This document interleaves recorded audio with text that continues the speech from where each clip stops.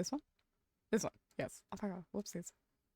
I feel like I do this every stream. Nope, wrong one. You want that one. Do I want that one? No, I don't really want that one. So I'm gonna mute that one so you guys cannot hear that one. Okay. I'll stretch. Hang on. Hang on. Look!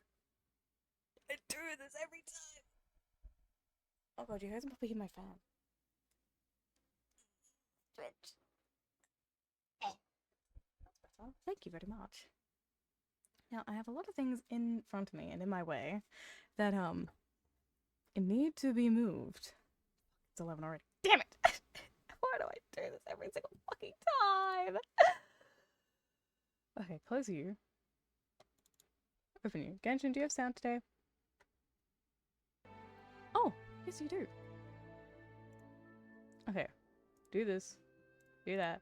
You do this. You do that. And then, and only then, shit.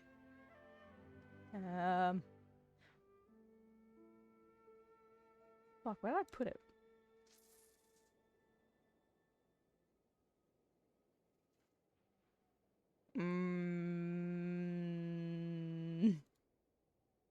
There it is. I found it.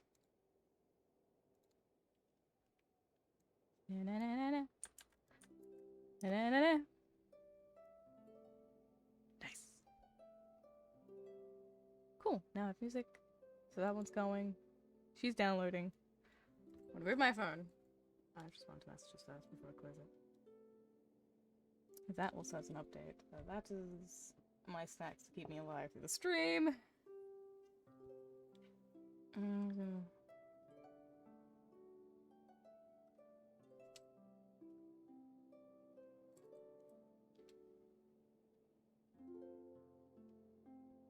Press open. Fuck, I can't spell. Just lil silly guy. No. She's still down. And we'll update that game on my little tablet. Please stop taking all of my space on that thing. Here. Oh.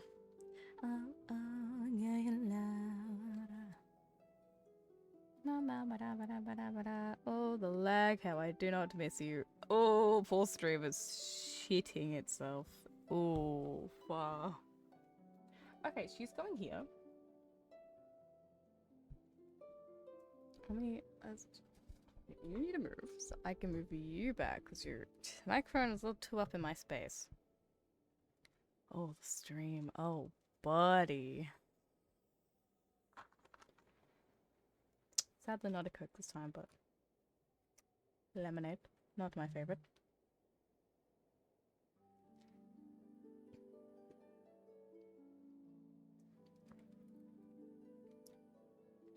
Delicious. Down. With the light, please.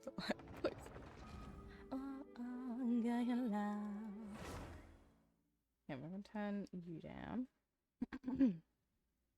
Okay, hopefully all my things are not in my way.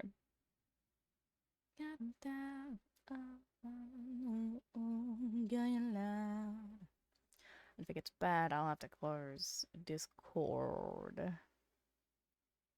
Oh my god, you're in my way too now.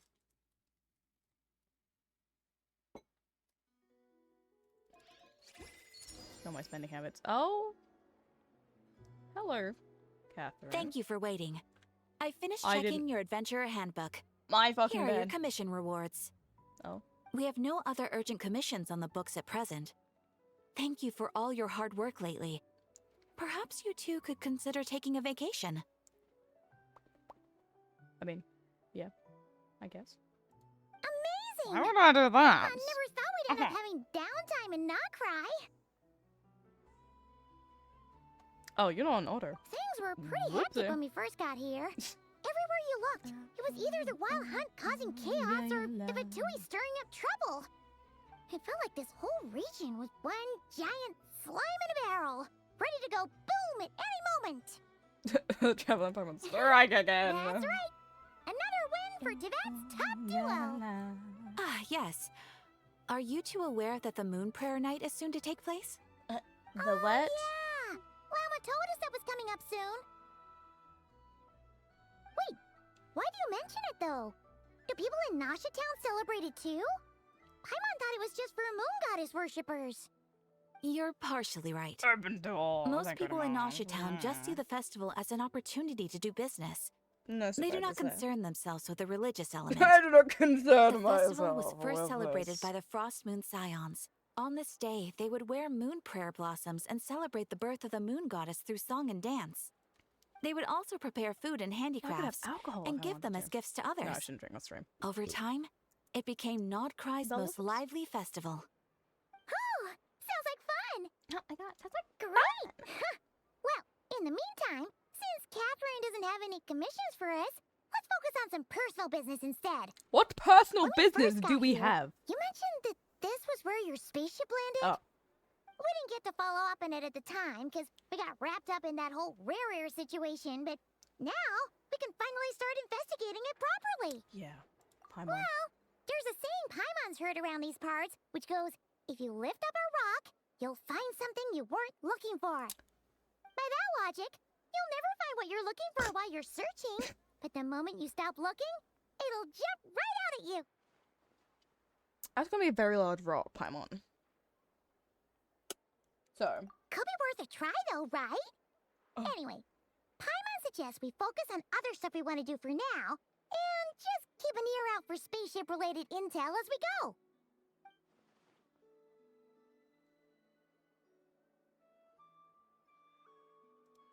let me see my girly Columbina. Yeah, since then, I don't know if I can do anything to gently help her, but she'll check. Could you know how? Exactly. Oh. Oh. Oh. Disgusting. What's wrong? You look super serious all of a sudden. Huh? Paimon gets why you'd be concerned about Columbina, but what does the doctor have to do with anything? Put up in there, I swear to God. Oh, that's true. And now that you mention it, we're definitely overdue for a showdown with the Fatui. Yes, we It are. is weird that he hasn't shown himself this whole time. What could he be up to? True. Being a bitch. Paimon would much Experimenting rather on my deal with cutie Marionette pies. anyway. She says the meanest things, but when it comes down to it, she doesn't seem like a bad person. Maybe it's the pressure of being a Fatus? Especially as a harbinger. Does she feel like she's gotta act tough to keep up appearances or something? That's what we're calling it? Okay. But then, every time we headed out with Rarier, she always wound up having to repair Polonia and her other robots. Oh, poor Colonia. That's gotta sting. Losing face always hurts more for people who care a lot about their image. She's probably still furious about it. Oh, Paimon, you better be. What? Ooh, Relax, she's not even here. What's the matter? Oh, nothing, Yes. nothing. Sorry, we'll be on our way now. Yes, we will scuttle Where are we along. again? Oh, yeah. Columbina? Right, yeah. Let's go see Oops. Columbina.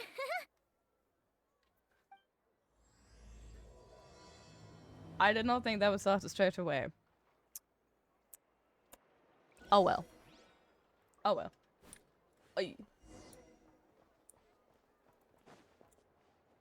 Okay, lots of things are yelling at me.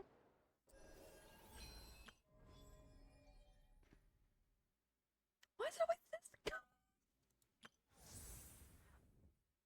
I'm gonna have to do your thing, aren't I?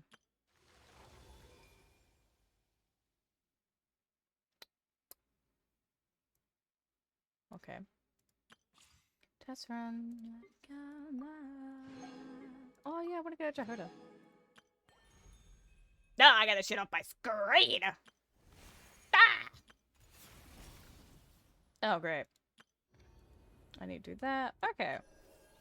Temper thyself. Inactivity serves no purpose whatsoever. Yeah, that's right. All the battle passes have refreshed. Lovely. Lovely.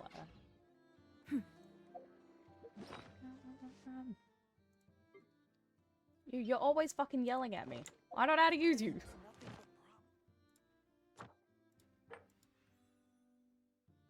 That's great. I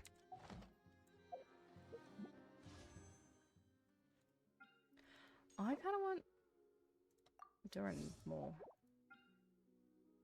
I also want to get Jehoda. I'll do a temple, see what happens. I like the Jehoda. Jehoda, please. I don't want you. I kind of don't really want to Venti either.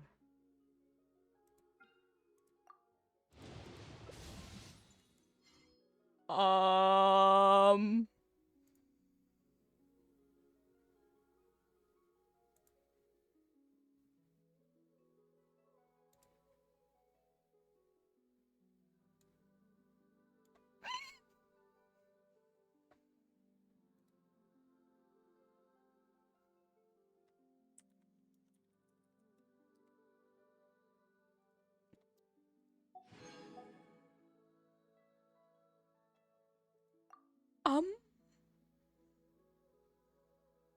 5, 10.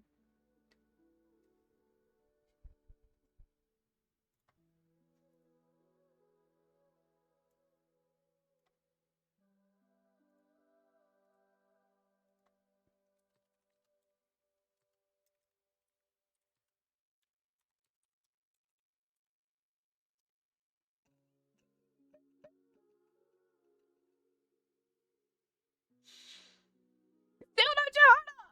One more. Thank you. I don't want to do more, please.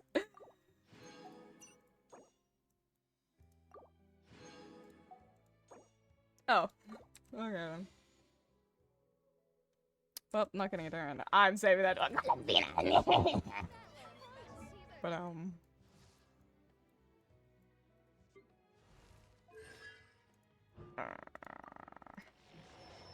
why couldn't it have been Mona or Kajang? She's so close. Hey, I have a Jehovah's Witness. She's so stinking cute. Oh my god. Oh, love her. Oh. You are mine now.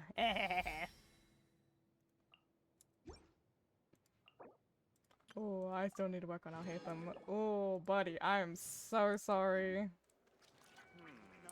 I better get me some alpacas. There's tons of work. Everything over to Snitch. Oh my god, I'm overstimulated. Ew. Get out of here.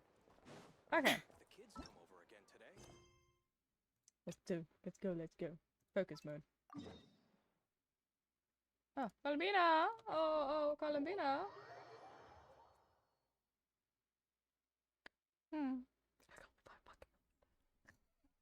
5, 10, 15, 20, 25.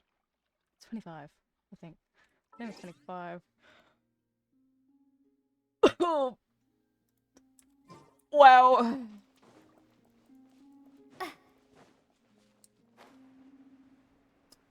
My Genshin luck is never this good. But also, I'm going to have a Columbina! Oh, shit, she's singing!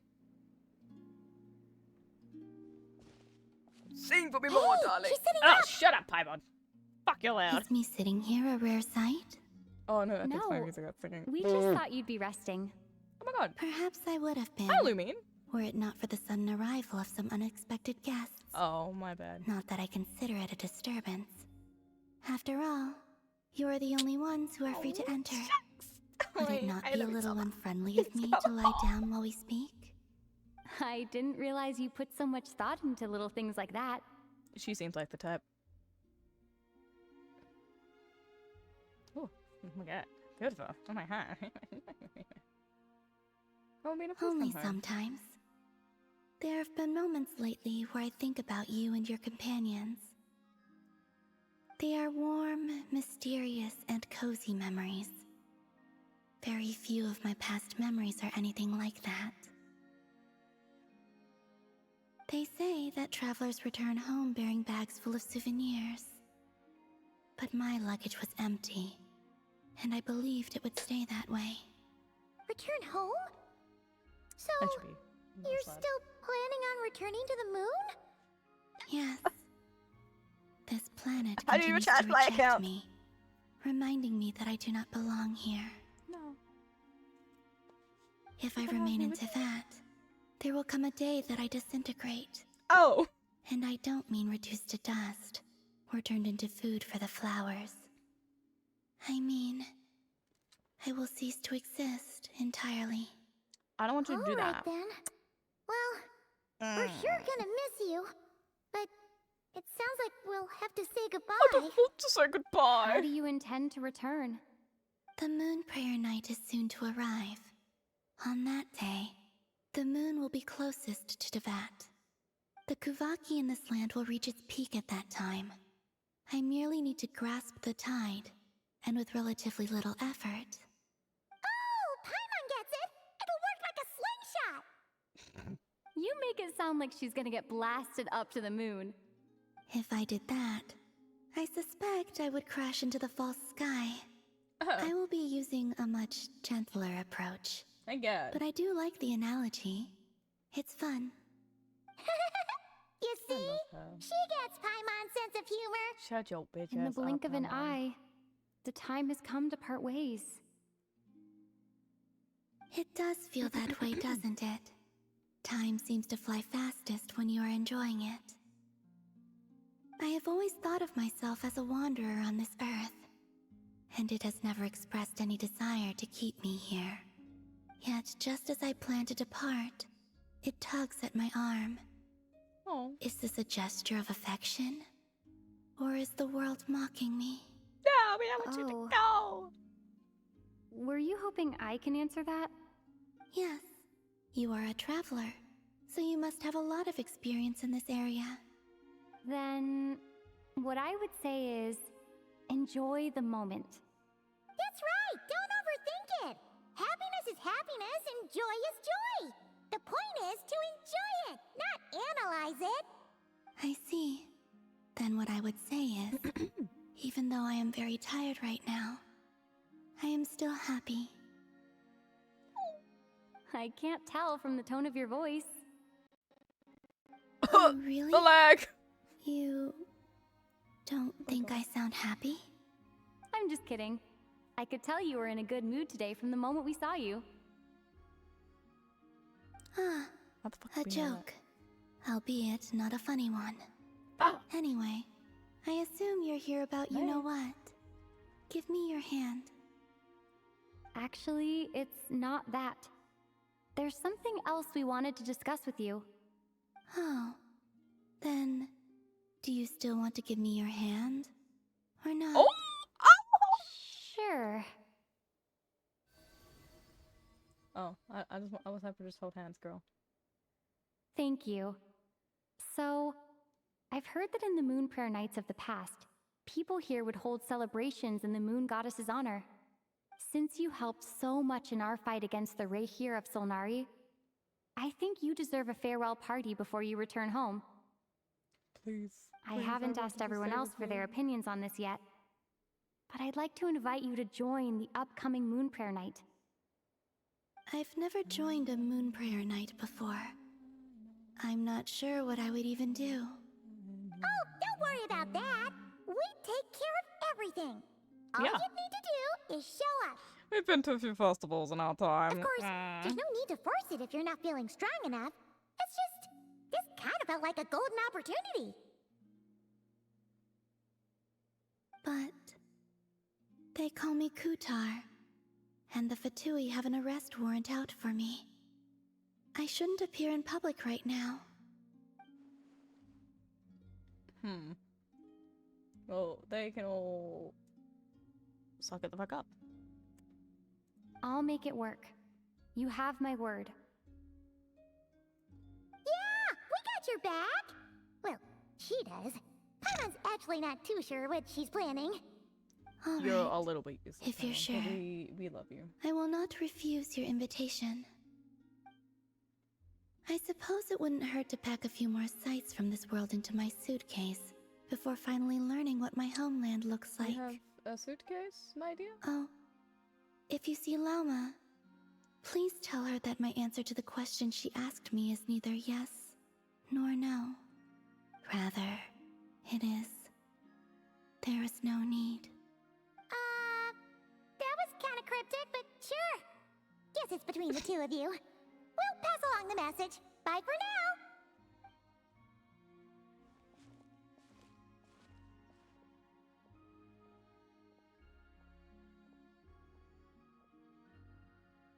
This place is so fucking pretty. And also, I do not know. Oh.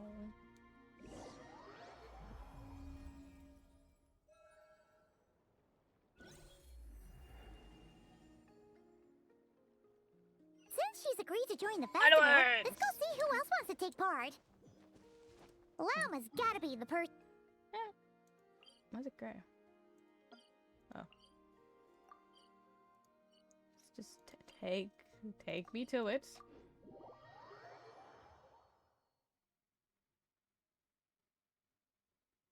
Also, what exactly is your plan to keep her safe? I'm not sure yet. Ah. I'll figure something out. Oh, I'm not a What? Are you lesbian. serious? My lesbians together? And Paimon even That gave you baka. her public. That's not my lesbians. Hey, Lauma, it's us. Hi, Baka. Huh? Varka? What are you doing here? Beats me. I had a bit too much to drink last night, and when I woke up, I was on Hisi Island. Mr. Varka is helping to oversee Nasha Town's preparations for Moon Prayer Night. He is here to go over some details regarding the decorations and custom cloth designs.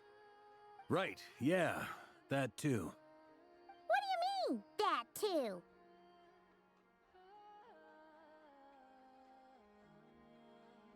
Yes, celebrating this festival is a long-held tradition here in Nodcry. On this day, the crescent moon at the top branches of the verdant crest turns into a full moon, and the moon prayer blossoms bloom with a special radiance. Our people take these to be blessed omens. It's an especially welcome event coming off the back of all that nasty business with Rare.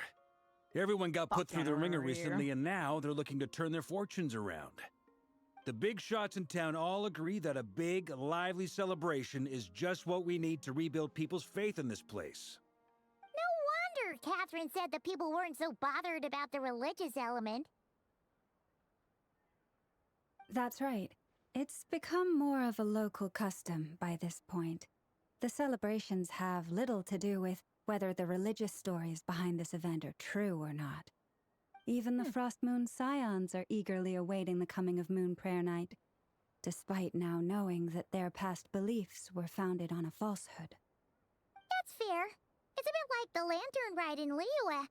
It's a chance for people to enjoy themselves, not debate the existence of the Adepti. Oh, one other thing. We just went to see Columbina. We went ahead and invited her to take part in the festival this time. Hope it's okay. Wait, so... you mean she agreed to it? Huh.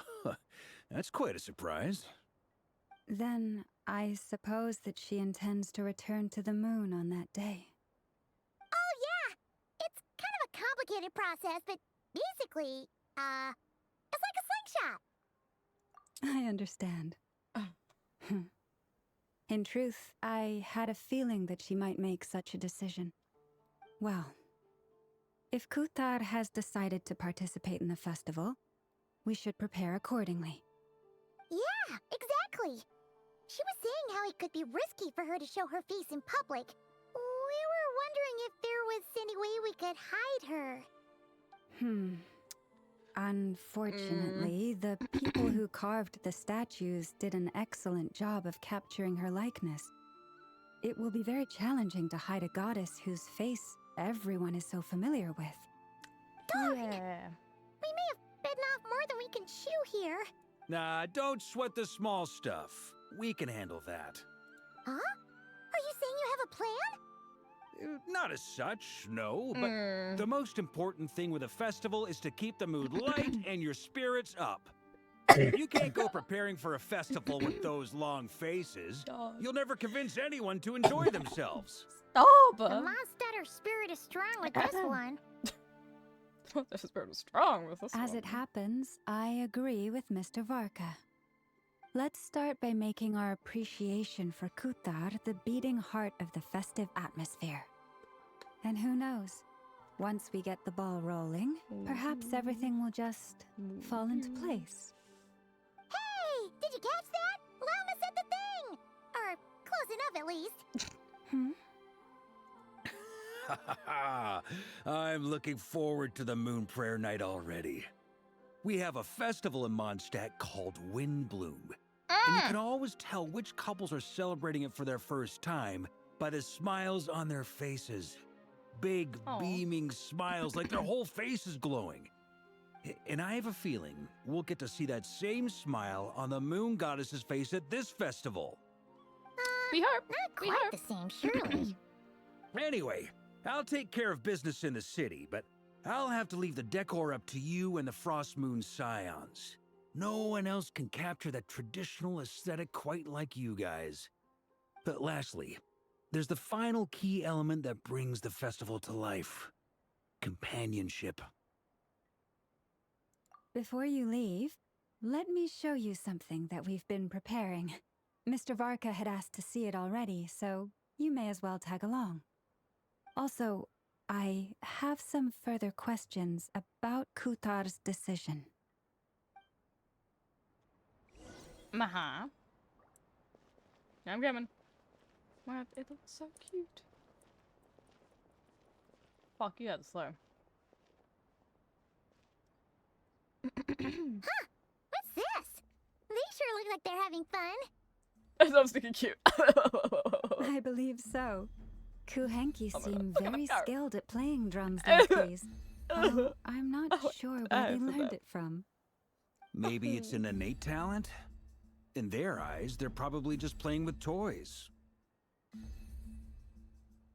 That's so stinking cute.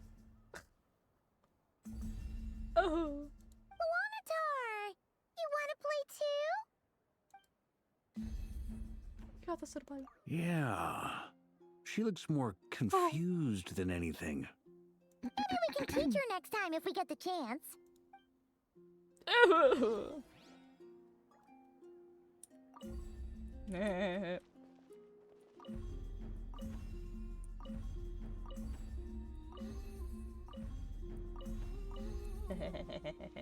What are these Sup? floaty things? Moon veils. We hang them from buildings in the city during the festival. When you look So at the pretty. sky through them, it creates a lovely misty effect. Yeah, you're right. Yeah. That's too fucking slow. Like, God. Everyone seems hard at work. They're preparing items for Moon Prayer Night. For instance, the sculpture being made over here, Mr. Varka and I were just finalizing the details of where it Beautiful. will be placed. Ah, there she The fuck's is. lifting it up? I didn't know the finished article would be so large. Not to worry, though. All the necessary arrangements have been made. Just let me know once it's ready, and I'll get some people to ship it over. You have my thanks. And over here, we are preparing a very traditional confection. Oh, look at all these colors! It looks great! Can Paimon You try got a fucking away, Paimon. Of course. I have a feeling you'll like it a lot. What a greedy Yeah, bitch she is. Sweets and treats are Paimon's favorite. If you included those in the Feast of the Moon, I bet Paimon would have joined the Frost Moon Scions by now.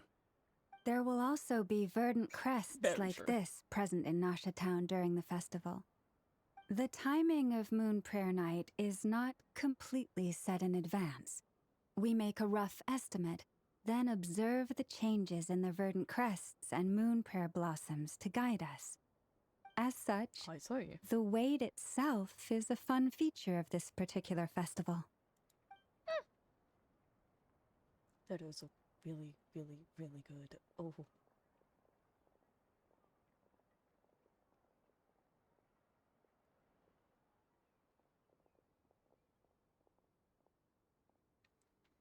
Let's talk here. To tell the truth, I am very surprised to hear that Kutar is willing to participate in the festival.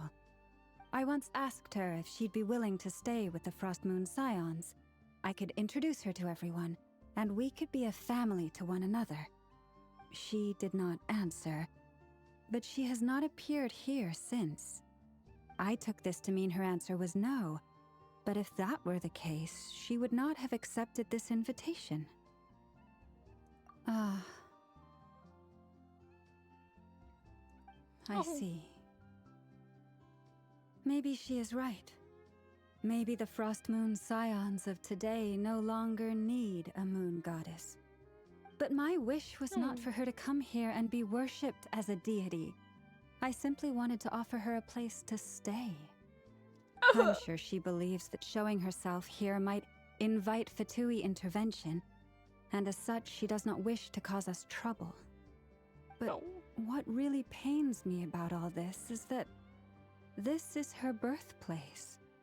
She ought to belong here, yet no one has been able to grant her shelter. I think I'm qualified to weigh in here. When someone's about to depart on a long trip, what they need is blessings, not burdens. We should wish her the best, not make the journey harder than it already is. Anyway, she's agreed to attend, hasn't she? All we need to do is simply respect her decision. I see your point. Yes, she will soon depart after all. Our job is to leave her with some happy memories. Besides, who's to say her journey to the moon is a one-way trip? It's not like she can't come back and visit if she wants, right? Paimon agrees wholeheartedly. Yeah. Festivals are all about having fun, so let's keep it simple. All right, I'm gonna head back to Nasha Town soon. Want to come with? I'm guessing you have some other folks to visit there. Flint. Sure thing, let's go. Bye for now, Wilma. Thank you all. Goodbye.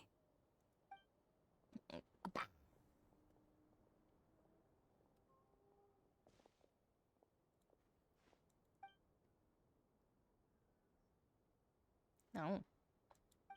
Yeah. Bad words.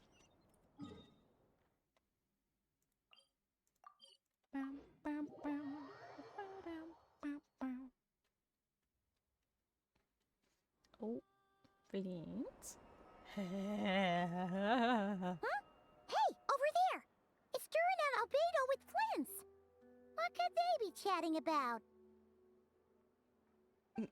Oh, Alberto sticks out like a... Your guess is as good as Wow. mine. Oh. Ah, Grand Master, and the Traveler and Paimon.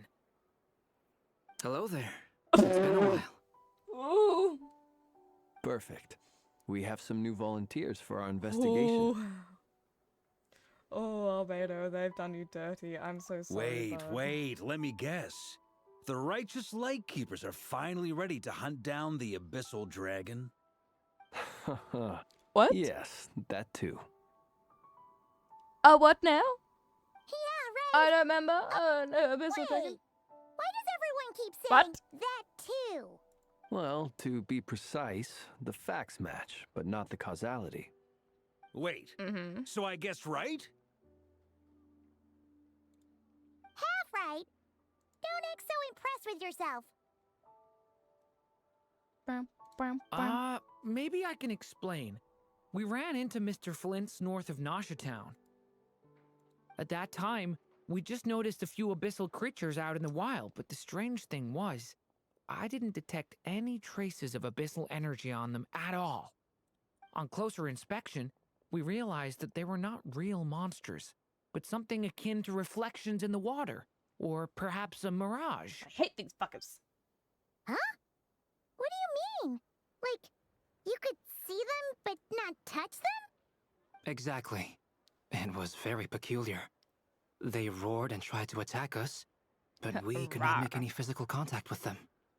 I think I've heard of things like that happening in Nodcry before, but I don't know much about it. Yes, it's a known phenomenon. Mirage-like illusions tend to appear in Nodcry in the run-up to Moonprayer Night. From a distance, they appear quite real. I myself thought that Misters Durin and Albedo were locked in battle with abyssal monsters when I first arrived. But after sharing intel and investigating a little further, we can confirm that these illusions are harmless. All the Mirage stories I've heard are either animals, rocks, or small Rocks. houses. Abyssal Okay. monsters, though? That's a first. It's a first for me, too. So I'm planning to look into it further just to be on the safe side. I intend to inspect a few more locations. What about you two? Any plans? Alice contacted me a few days ago. She'd like me and Durin to assist her with an experiment. But we lost contact shortly after receiving the message. I'm sure that comes as no surprise to anyone familiar with her. We don't know when the wind will blow, yet when the wind blows, we will know. That, in a nutshell, describes how Alice operates. I'm not That surprised. tracks. Okay. Well, I suggest we investigate this Mirage business in the meantime. It's piqued my curiosity, and I'm pretty sure I know someone who will already be 10 steps ahead of us. Well said. Who the fuck is 10 steps ahead of us? Right? I zoned out. Whatever's happening in Nodcry, she always seems to be still the talking first about one Alice? to know. Okay. Let's go see what she knows. We can invite her and her Let's talk staff to about the Overwatch. festival while we're at I heard that. I heard it, but I did not see it. Oh. Oh, Nepal.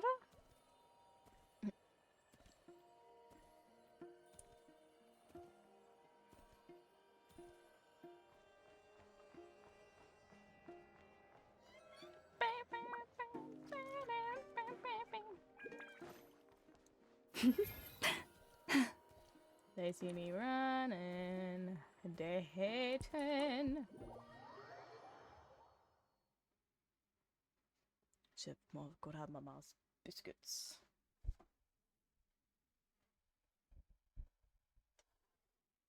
Hold on, mama. Can I angle that so it doesn't hit it? Yes. You're right.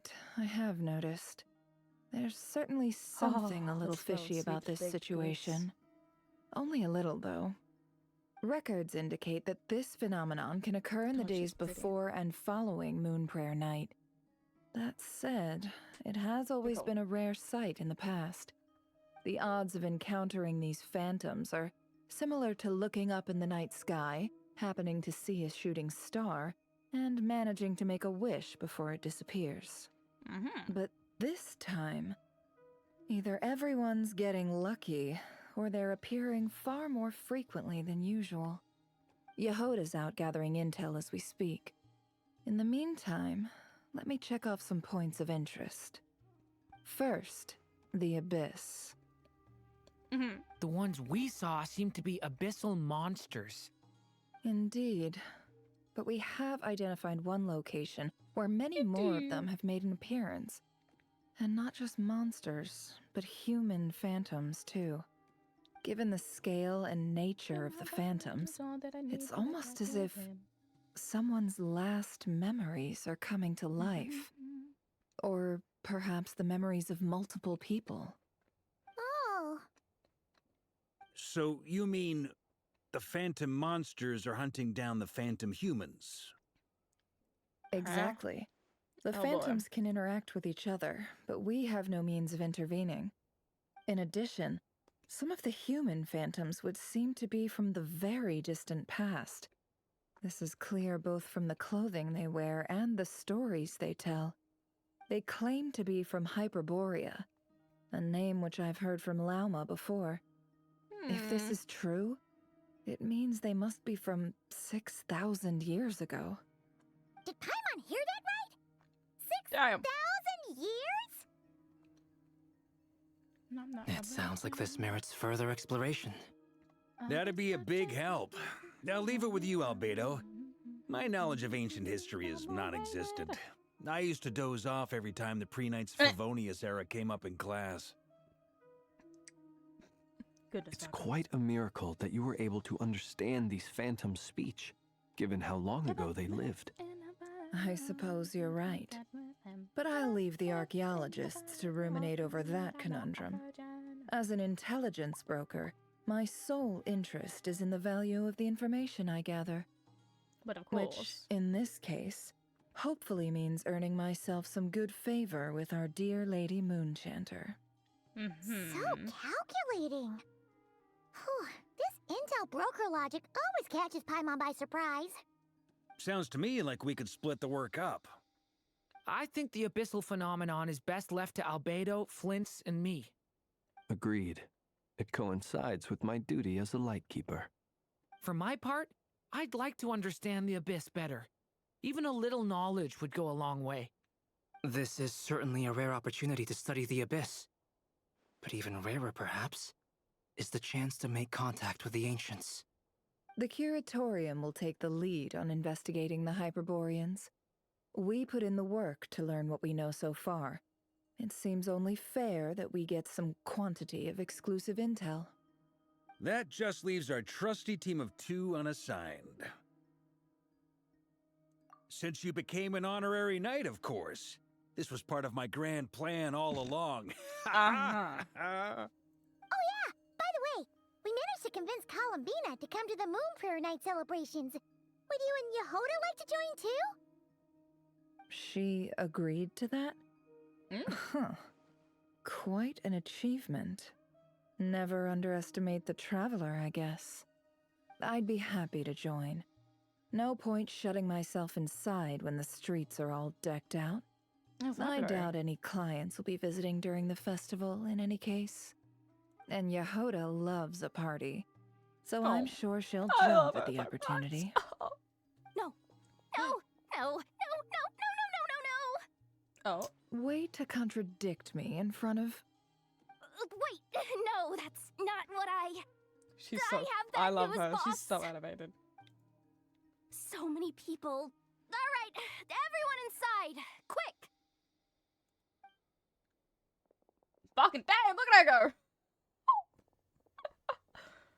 Hell yeah, This queen. is gonna sound crazy, but hear me out.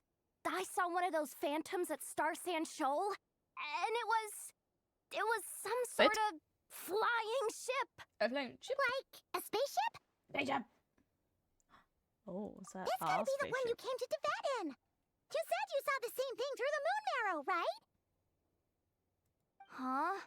You already know about it? Ugh, I thought it was gonna blow people's minds. Turns out I'm the last to find out. Oh. Wait. Back up. You came here in a spaceship? Now my mind is blown. What's it like on the inside? Was it like flying through space? I want to know everything. I love it so much. Yep, exactly. Huge discovery. You're the best. Second best intel broker in the world. After your boss, of course. Wow. Really? Oh. Well, I don't know if I'm all that, but... I guess that decides where we're heading next. Ship. Come on, don't look at me like that. I know the spaceship doesn't have anything to do with me, but you don't want to leave me as the only one twiddling my thumbs, do you? It would actually be quite Please? entertaining if I did. Fair enough. You can tag along. Oh, In fine. that if you case, so must. let's meet back here to discuss our findings once we're done. Let I me wish hang out with everyone my a baby boy productive Durinball. investigation. That is my baby. That is my son.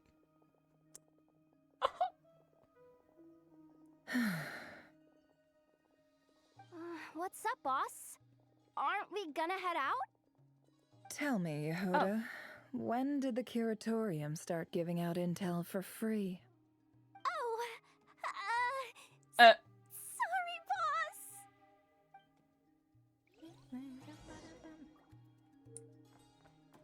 What, you still back there? We can't unshare information any more than water spilled on sand can be put back in the bucket. I'll just have to balance the books some other way. Oh.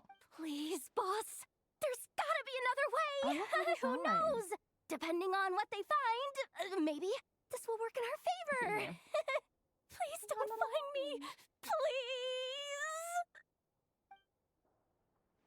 Bye, ladies. Oh, it's like I can print the thing. Ah, I have not done that. Ah, I really should.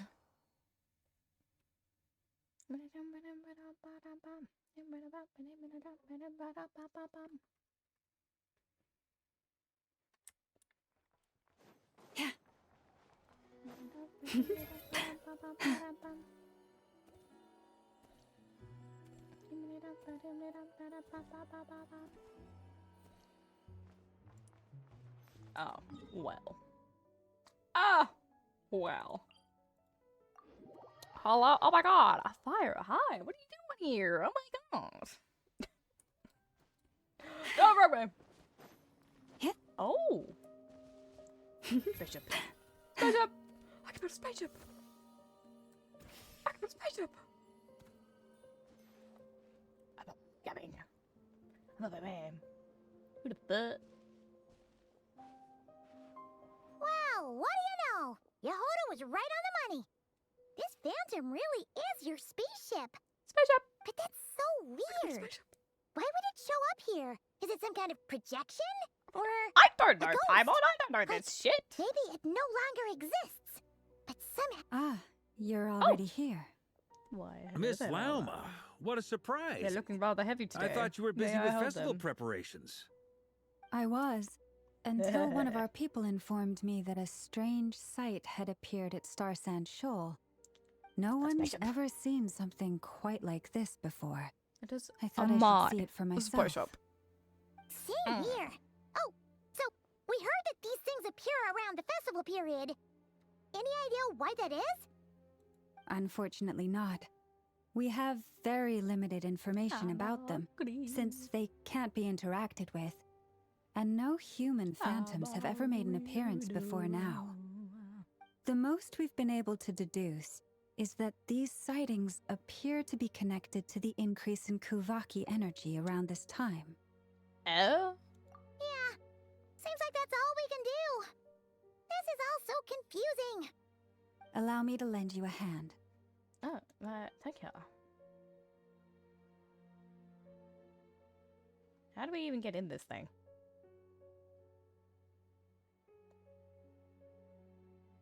Are we going to Honkai Star Rail next? Oh my god. A dear? Oh my god, a dear. No, I've been awake for 2.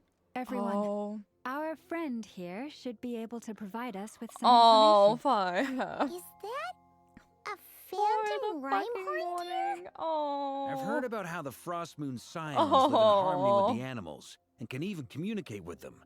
That's coming I in hope you're handy feeling now, for a little sure. bit better now. Sometimes it's better out than Okay. keeping it in. Yes, I understand. Then how about this? Gotta respect playing Genshin, you know. Gotta respect it. Because, good god, there's a lot to do in Genshin. I was through that rock. Oh, it's Definitely. leaving. Mm-hmm. It appears to share our curiosity about this giant I mean, spaceship. it's a giant spaceship, So of course. I asked it anything if would it be wouldn't mind curious. investigating along with some friends. And In return, I told it about some nearby spots where the wild fruit grows abundantly. We may live in a different era from these phantoms, but I trust that the terrain, climate, and ecology here are more resistant to the effects of time than some things are. Let's give them a moment and hope for the best. Hope for the best. All back together. I can't believe Must have been Vodka a has fucking lot of nerves. fruit. Indeed. Now let me ask them some questions.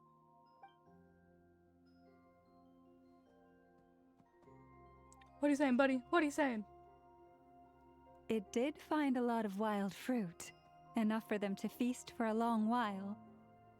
This Mom. puffin circled in Oh. the air several times, You were so teeny but didn't tiny. spot anything out of the ordinary. Certainly nothing to do with the spaceship. Huh. Well, it definitely makes sense to get a bird's eye view.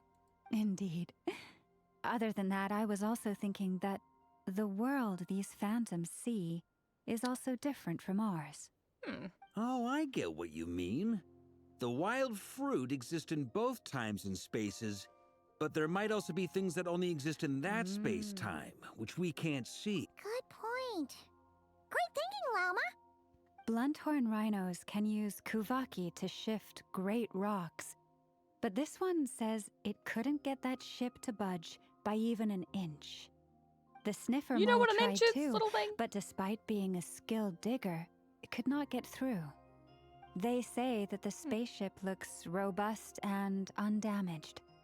It seems completely impervious to any and all Why most of attacks. these animals know these words? Whatever lies within is well defended from harm. So, just like us humans, there was nothing they could do about this spaceship either. Yes. Still, they deserve our thanks. Absolutely. We and are all the best grateful kind of for head all your pets. efforts, dear friends. Now go and enjoy your feast. Oh, I've noticed some other human phantoms gathered nearby. Come on. I gotta talk to him now. Wow.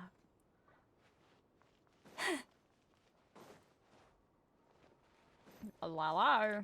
Oh. Oh! Well, damn. What is this thing? I've never seen it move, and there's no way to get inside. That's what I'm Goodness wondering. How knows. do you get in My grandpa out? says it's been sitting here at least since his grandpa was still alive. Been there for that What long? about his I grandpa? the fact that I know. Did he say anything to your grandpa's grandpa about it? Huh? Oh, I don't know. you feel sorry. In all likelihood, it Godly was here power. back then too. Hard to imagine yeah, something it's this not- huge could move.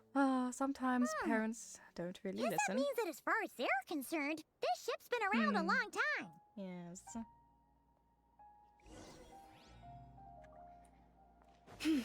Oh. No, good on you for getting that bucket. Come for on, seeing it. brothers. If we can get even a small chunk off of this thing, it's gotta be worth a fortune. Today is the day we strike it rich. Strike it rich. You mean Paimon? Yes, brother, I shall join you. Yes, Let's brother. Make our fortune. We should go with them. What the? This thing is crazy tough. I can't even scratch it. What's it made of? Sorry, brother. Looks like we'll have to seek our fortunes elsewhere. Enjoying yourself? Oh, absolutely. he I was is. just seeing if I could influence this phantom's perception by playing. But nope, no dice. Not us. I'm sure we're all starting to build up an idea of what's going on here now that we've spoken to some of the people. These phantoms are reenacting real historical events in Nodcry. It's almost like we're in some kind of interactive stage play. We can talk to the actors, but the plot is fixed, and we can't influence it. I pulled. It makes sense. Oh, when I History is set in stone. I was gonna like The kind of objective quote facts unquote of the try past for cannot Durin. be If I changed. get him, I'd be like, okay. Paimon If totally I don't, thought you were just okay. goofing I kind around of wanted earlier. to hurt him more. But I know actually, it's not smart you're pulling for a doing 4-star. some I serious know that. investigating. Of course I was. I did 2 Anyway, at this point, temples, I think maybe we're forced 3. to conclude that although the Phantom spaceship is right there in front of us, we aren't going to learn much I about lost it my from these 50-50. people. Which I'm incredibly happy about. And then just my pity was 5, 10, 15, 20 before I started pulling. So yeah. But no, now I'm saving my guarantee for Columbina. She will come home. I will have her. I just have to hope she runs soon, because there are other characters I also want to get. But I also really, really, really, really want a Columbina. So, eat it up, eat it up. Who's messaging me? I will look at it when I am done streaming Spock, yeah. Don't be discouraged. If nothing else, this is proof of the ship's existence. And think about it. So many people tried to hack their way inside, but no one could I mean, get the door wouldn't open. have complained if I had It's a made door. of very tough material. I don't To know. me, Actually, I'd that have says to see that what we'll either find the ship teams itself Durin or the could story work with. behind it. It's just a matter of time. What? Fire, what do you mean? Fire, what do you mean? Fire? What do you mean? What do you mean? She's not gonna be playable in... It's 6.8. What do you mean? You're lying to me, please. You're lying. Huh. Every now and then, when Varka gets serious, he actually does seem like Grandmaster material for once. No. I wonder how the others are doing. Let's head back for now. No. What about Nicole? Sounds good. Because Also, drinks are out of on me. everyone if Team else? Knights of Favonius is the first to finish. I really wanted Alice and Nicole. Wait, we And have a team Colomina. name now? I have all the others that I really, Am really I wanted. in Team Knights of Favonius as well? Damn right. You're Lana. very welcome to join. We've even got a cathedral ready for you. Isn't that technically blasphemy? You wouldn't dare make a joke like that if Barbados was in earshot. Nah, I'm sure Barbados doesn't mind a little harmless blasphemy once in a while. Yeah, Vandy does not give two shits about.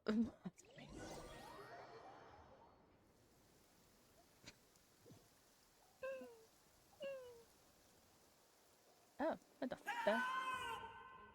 Oh. Oh, no! Get away! Doran, you can't.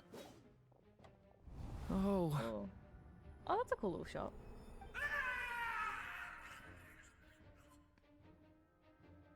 My sweet baby Doran. I know it's hard to stomach, Mr. Durin. But as I'm sure you've noticed, there is nothing we can do to intervene in that which unfolds before us.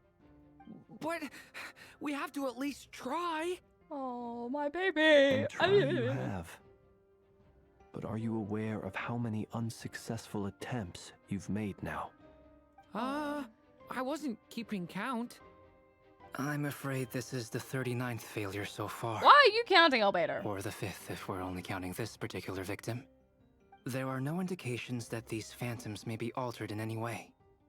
No! Fire, no! You seem to have calmed down a little. I'll make us a Why fire. would they? You should rest and have some water. We got a lineup of all these characters Feeling any better now, Mr. Durin? at the very start. May If she's I not ask a going few to be questions? playable, why put her there? Be my guest. What exactly are we witnessing here? What happened to those people? My guess would be that we are seeing Nodcry during the Conrian Cataclysm. I'm having Would that be accurate? trust. I'm having trust that she's going to Conria. be playable. That is correct. As you know, once the Abyss senses even the tiniest crack, it floods in and spreads like wildfire. There was a time in the distant past when it permeated all of Nodcry, causing immeasurable harm. Fuck you, Horvath. The people Damn paid a it. terrible price to heal this land. Then, 500 years ago, the whole of Tevat suffered an abyssal disaster. Once more, Nodcry was dealt a devastating blow. I see.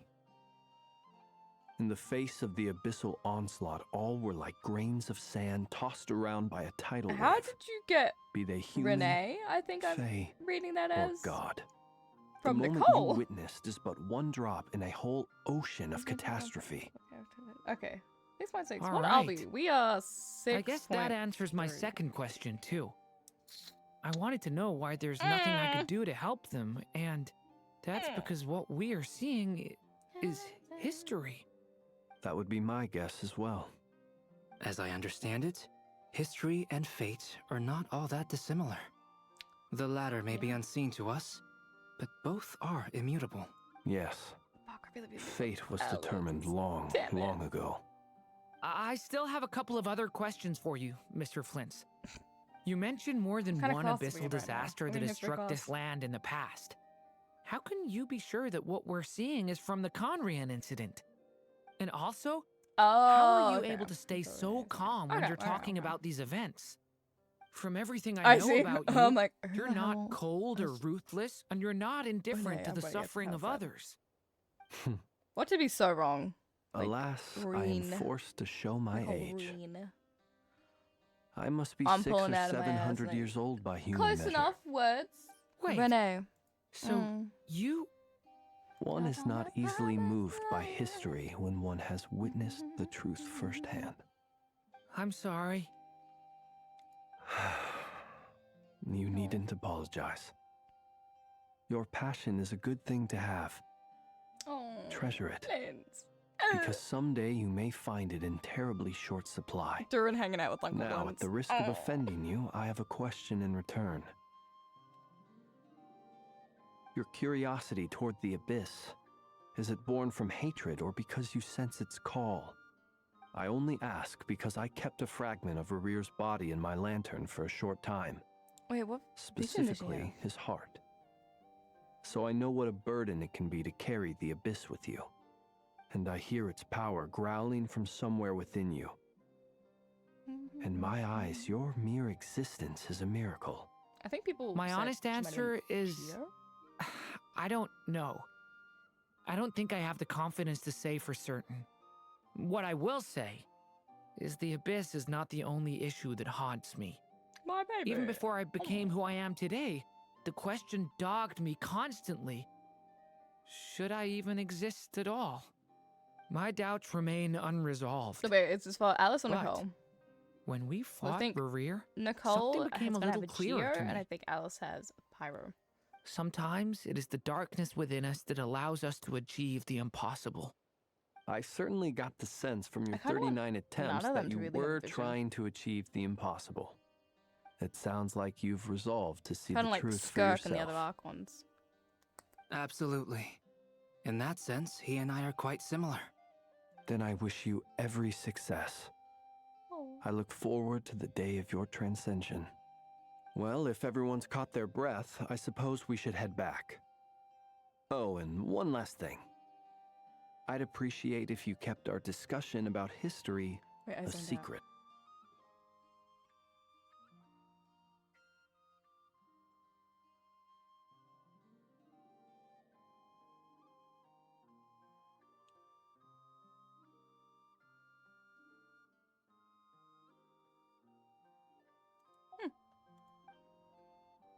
Oh. Nicole, like, she has a Pyro vision? Incredibly, our separate investigations gonna led us hurt all to the same her file. conclusion. Hooray for consensus! And I love her. Everyone's like, go up in gameplay links. Please, I'm waiting. I'm waiting. Oh.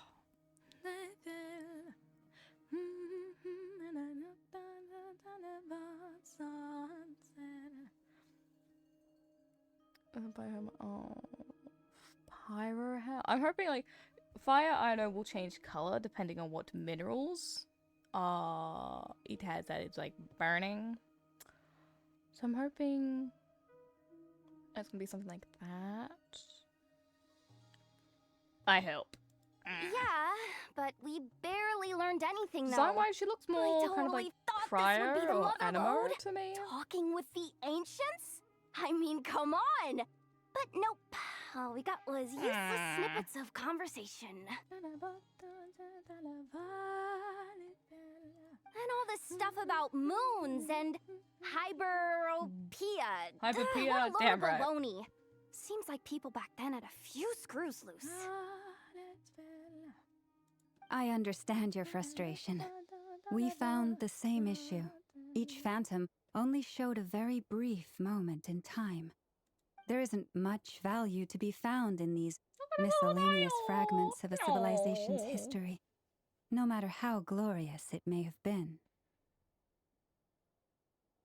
If there's a silver lining, it's that these phantoms are harmless to the present reality. They shouldn't get in the way of the festivities. Festivities. Paimon agrees. And not just because it's the first thing she understood in this whole conversation. Yes, Paimon. You look disappointed, Nefer. Is something the matter? What do you think? We all worked our tails off, but the only one to gain anything from it was you, Lady Moonjanter. And that's a problem.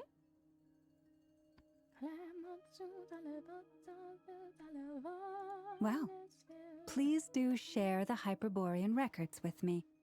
I will gladly inscribe them in our people's documents.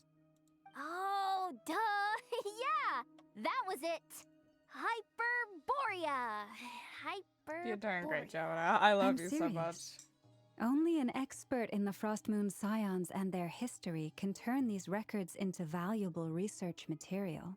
The alternative is to let them gather dust on the curatorium's storage shelves until the pages turn yellow. Nefer, The lesbians you're are fighting. wise enough to know that cooperating and sharing the profits is the best course of action here. Lesbians, they're fighting. Well, that goes without saying. Sure, let's do that. Goodbye. Huh? What do you mean? Who the hell is that? What do you mean? Didn't you What? say we aren't supposed to give out intel for free? Sorry. The hell's Shutting Goodbye? up. Shutting up. Now is not a good Is time that to the push horse Nefer's adeptus or Fuck. Anyway, back The, to Moon Prayer Night. I'm thinking that we fuck should ass prepare Bob something a little special, Tingyun. aside from the usual Not decorations Tingyun. and so on. fuck You mean Xing- a Xing- parting gift? something? Nothing wrong with food. I know his Although, his brother. I know there was talk about does the White food Horse go bad on Adeptus the and his brother being playable at some point, and another Perhaps a lantern Inazuma would be a better character. choice. It might be dark up there. That is all I know. It could prove difficult to light a lantern on the moon. Magical stones might serve that purpose better. Magical stones? what about a clockwork mecha model from Fontaine? I've got a whole bunch at home. I use them for fighting practice in my free time. None of these sound like things she would be even remotely interested in. But we don't interact with her enough to know what she likes. Yeah. It would really save us the guesswork if someone could find out what she's into. Don't look at me. Whoa, Fuck. what the? Traveler? They're all looking at you. I think that's meant to be the White Horse Adeptus. Great! Haha, problem solved. Now, I need to stop by Dory's. Gonna need... Who do we need from?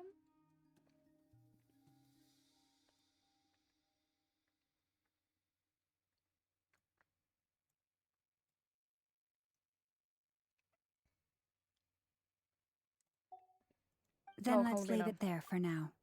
We all have our own business to attend to. Traveler, if you find out what Kutar likes, let us know right away.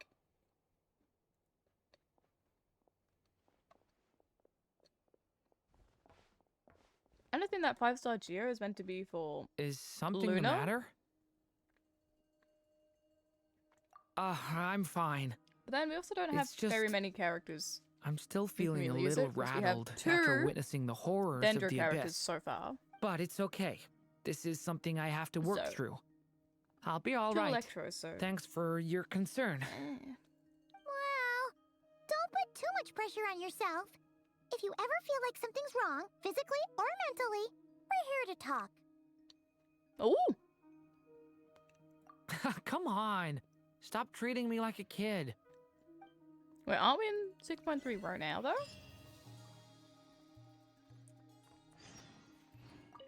Which is why we need a lantern guaranteed to work on the moon.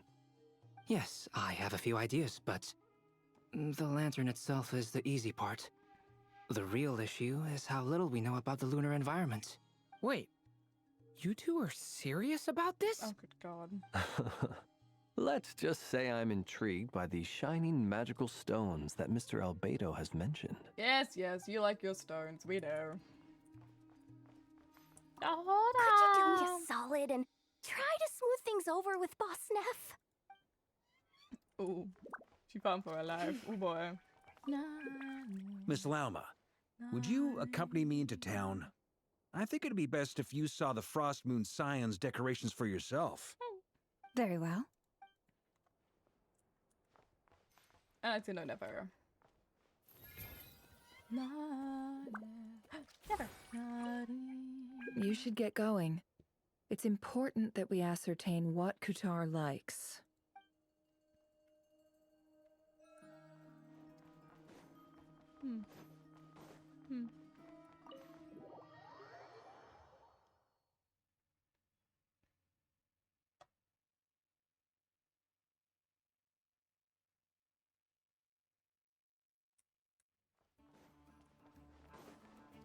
Having thoughts, thinking thoughts.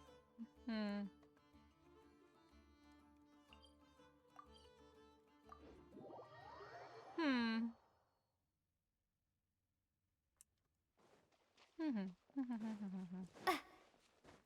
Oh, it's a little bit pinker in here.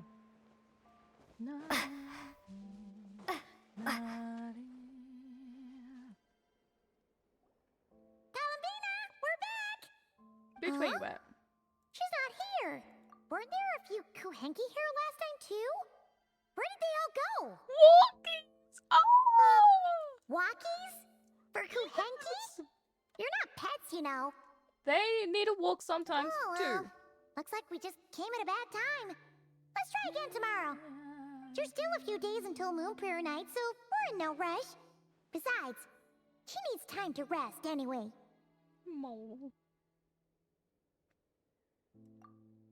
Wait, who's running next banner after Durin and Venti? Calamina! Are you back yet? Oh, Oh, pinker in how here. strange. Looks like she still isn't here. Right? It's not like her to spend so much time outside. Especially since she's worried about attracting unwanted attention. What about Luonatar? Luonatar, you there? Hey! Do you know where Columbina went? Sorry, didn't understand. But if you know where she is, could you take us to her?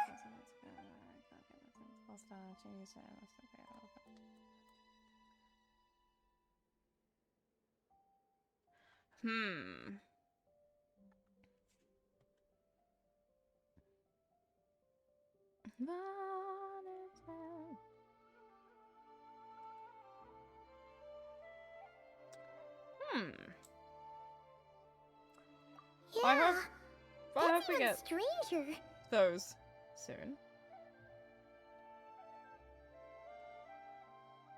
Oh, phase 2, yeah, Jalona and Veressa. I am not fucking pulling for Veressa. What about him? I already have Oh. one, so. That's not good news. They change color when Columbina gets weaker, right? And they look super pale right now. Good idea. She might know what's happening.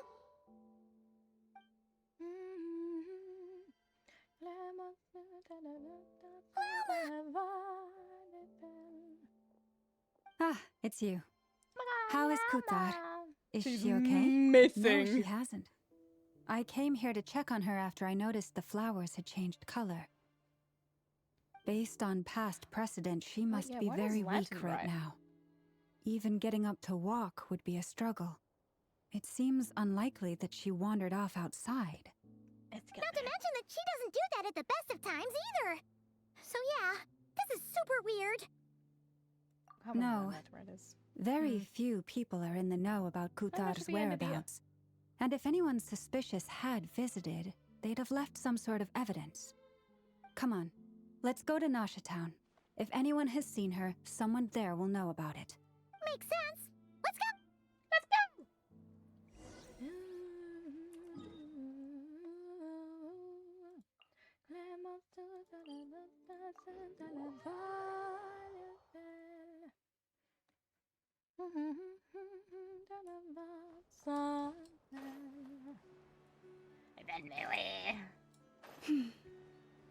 Stars? Alice! Alice! Alice! I'm on my way! Alice, sweetie! I'm coming!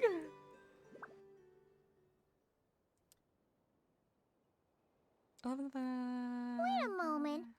Is it just Paimon, or is this doll kind of suspicious? It's never been here before, right? Wait, photo of her No, in-game. I don't Wait, recognize you wanna it. put that in my Discord? Blink, blink. What the Alas, your free and easy adventure time is over. Adventure time? Now, Now prepare get your to friends. face You the can't find final anything. boss of Nod That's why I gotta Cry. watch the new shit. Adventure time. Whoa! Where'd that voice come from? Not sure, but it's definitely Oh hostile. my god, mama. No, no, no, not that way. The final boss is right here. You shooting me? The sniffer mole? Schmitting me? That's the final boss? Surely not. Also, That voice does sound familiar. Okay, the jig is up. I'll stop Yeah. teasing you. It seems I've managed to leave quite an I love indelible you. impression, even though you've never seen my face. Oh my god, she's so Nothing proud! could make a great mage more pleased with herself. Oh! Oh, she just a fucking camera!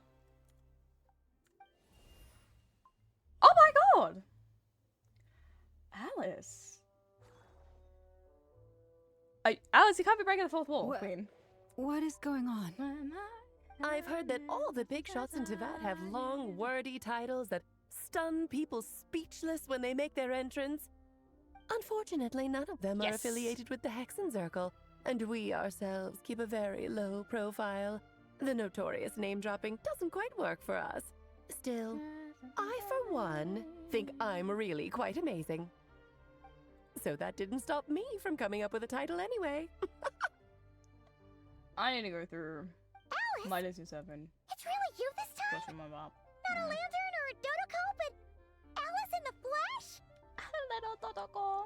Oh, that's right. And her So, friend. what do you think? How does it feel to finally meet me? Ah, she's beautiful. You look like... Oh, that's the first thing you thought. A little surprising, but that actually makes I me very love her. happy. Oh, Because I that love her means so much. that when Klee grows up, she'll be just as stunningly beautiful as her mother. Deborah!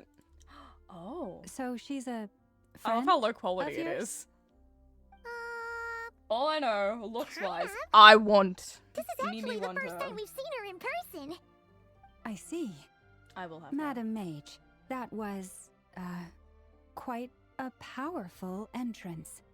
I certainly won't be forgetting it anytime Her soon. hair has patterns in it. Oh my god. It's okay, Lalma, don't force it. Paimon will do the honors. That's right. She's a good person, just kinda... unpredictable. Well, what is the human heart if not unpredictable? Hmm? If we could not do as we please, how would we differ from machines? I am Lauma, So fucking Moon Chanter of the pretty. Frost Moon Why can't all Scions. this be playable It is a 6.x? pleasure to meet That's you. not fair. Oh, I know. Before you got here, I Yes, spent a good yes, you please. 15 minutes getting up to speed on Nodcry's present situation. In other words, I've read the whole in the last episode part, so we can skip the pleasantries. Fair enough. Well, Miss Alice, I can already tell that you have quite a unique personality. He'll get used to it. Paimon sure is. So anyway, what are you doing in Not Cry, Alice? She's so fucking Oh, I thought I told you already. This time, I'm the final boss. Oh. Fine with me. And what a formidable foe I shall be. Powerful, confident, decisive, and good luck finding my weak spot. You will never succeed. Oh, drat. My one weakness, and you found it in an instant. Oh. Fate has been dealt a devastating blow. Thus falls the great Dodo King. Dodo King. Why are you playing along with this nonsense? Nice. For fun, Also, she does of want that one. course. Okay, cool. What's wrong, Paimon? Oh, Are you huzzah. disappointed in me? Am I a gigantic letdown? Gigantic letdown. Never, my lady. You seem like a busy lady. And this is the one time you've shown up in person. Paimon figured it would be for something more high stakes than just goofing around. You're quite right. I'm here in Not Cry because something big happened. Something big enough it caught the attention of the Hexen Circle. Oh. It I concerns don't know how I feel the about three the moons, front of her Teyvat's dress being so borders, short. and of course, And her thigh highs. the moon goddess you are currently searching for. Kind of. Why don't we discuss this over a pot of tea? The fuck? pot of tea. My main reason for coming on this trip to Teyvat was, of course, to have some fun. But I do technically have a job to do as well, namely, maintaining the stability of Teyvat's borders. I'll skip over the complicated parts, but to sum it up, abyssal energies are all that lie beyond Teyvat's border. We'd find ourselves in a real pickle if they ever made it through. And the phantoms you've been seeing are a sign that the border has been disturbed. No wonder they tend to show up around Moon Prayer Night. Is it because the real moon is now so close to us that its power can cross the border? In part, but only a negligible amount passes through. Just enough to influence the verdant crests and so on. And as you've noticed, there has been an unprecedented number of phantoms appearing this year. The influence of the moon beyond the border cannot explain this. No, there is another far greater factor at play. The trilunar syzygy. A trilunar syzygy. Eons ago, before the heavenly principles came to Teyvat, it was the then 3 moon goddesses who controlled the laws of this world. The rest that you deserve. Glad you're feeling a little bit better. Aww. I hope you're feeling a lot better when you wake up again later. After a good long sleep. Good night, have a good sleep.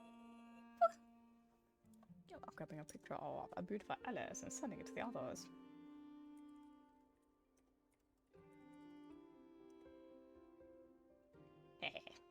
Oh, that's exactly it. The 3 goddesses split these powers amongst themselves, promising never to consolidate them into one singular body. This was meant to keep the world stable.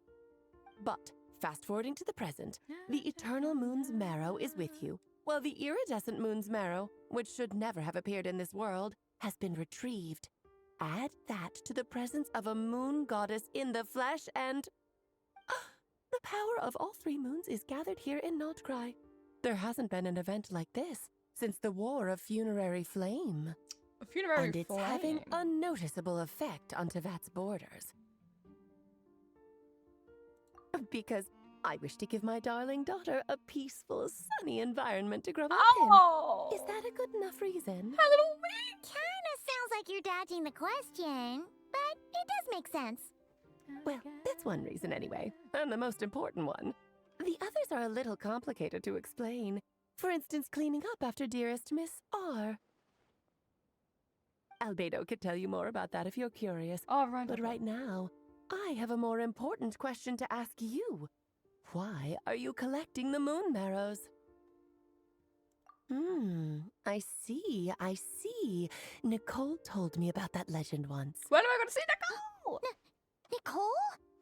You mean Meet Anne? Oh, so you remember. Yes, of course. That was a story about fate, her area of expertise. But back to the story of our dear moon goddess. I'm afraid her intended method of returning to the moon is unlikely to work anymore. What does that mean? She may be missing, but she hasn't gone anywhere. She has disappeared. Oh. Oh. Fuck was that? I have this in the corner.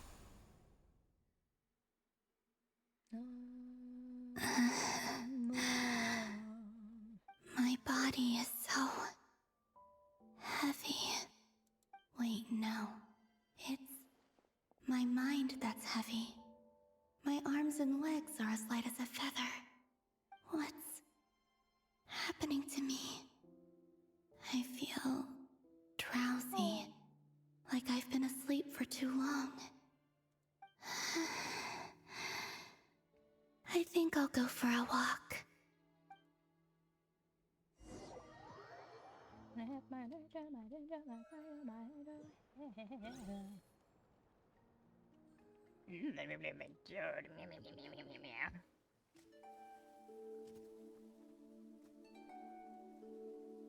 Are you out for a walk too? Huh? Oh.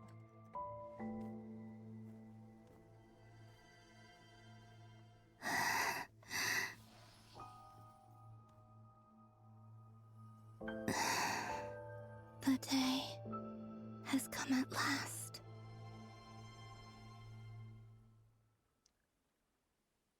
Oh, Colin.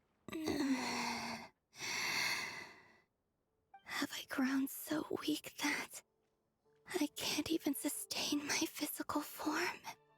But Moon Prayer Night is nearly here. I was so close to returning home. Death is near. Is this how it ends for me? Will I return to the moon after I disappear? Or... I don't want it to end like this. So far, at least, I still exist. Even if not physically, I can still feel. But as my power wanes, I'm sure that too will fade. I suppose I might take one final look at this world. The world where I was born.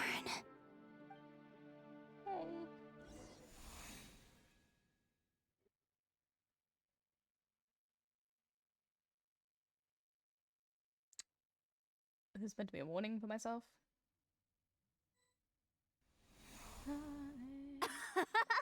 Come on, come on! Wait for me!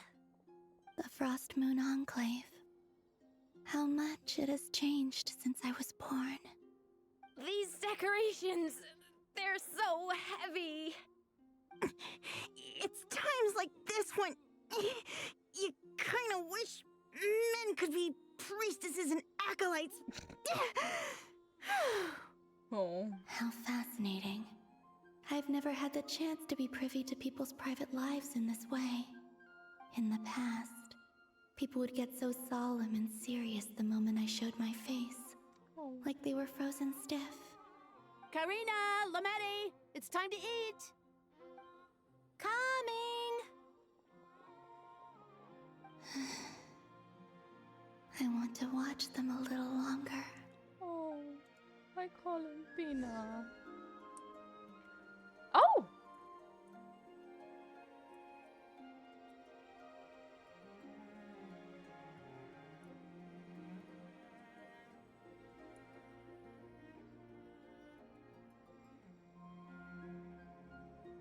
So just fill these balloons with air, right?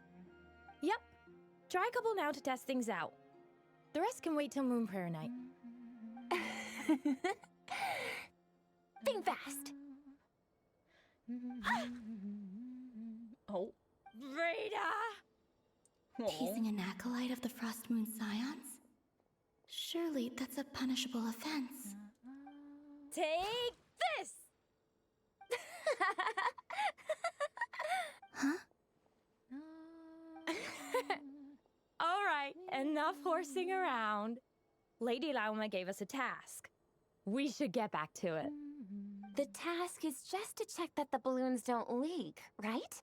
Doesn't matter if we fill them with air or water. Yeah.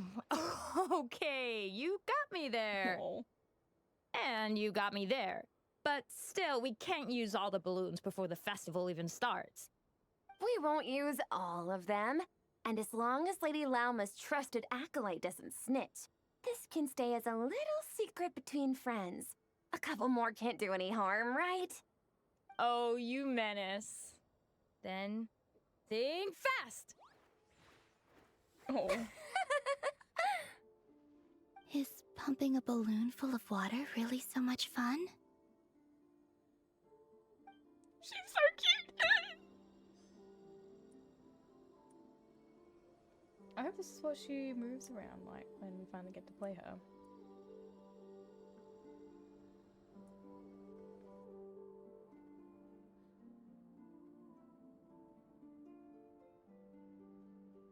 I'm sure you're both tired from playing all day. Come on, eat up. A plain, humble meal. That has always been the way of the Frost Moon Scions. Huh? How come Lametti got a midsummer berry dessert? Oh, I always get Lockaberry. I don't mind sharing. You can have a bite of mine if I get to have a bite of yours. They're sharing food? I've never shared food with anyone before. Even at the Harbinger tea parties, everyone just ate off their own plate.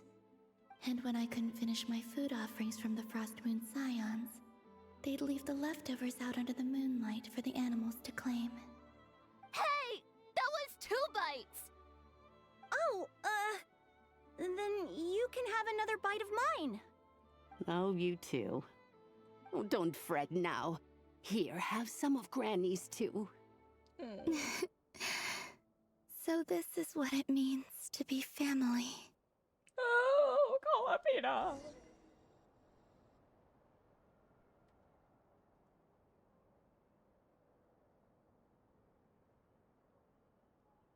I'm seeing so much that I'd never usually get to see. They'd never act like this when I was around. It's nice, being able to just watch people in peace in these final moments. What a rare opportunity. I think I'll go take a look around Nasha Town, too. Maybe the Traveler will be there. That's shit time.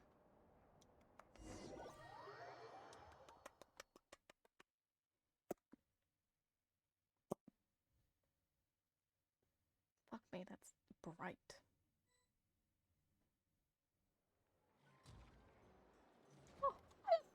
After the War of Funerary Flame, the moon goddesses were no longer recognized by Tevat.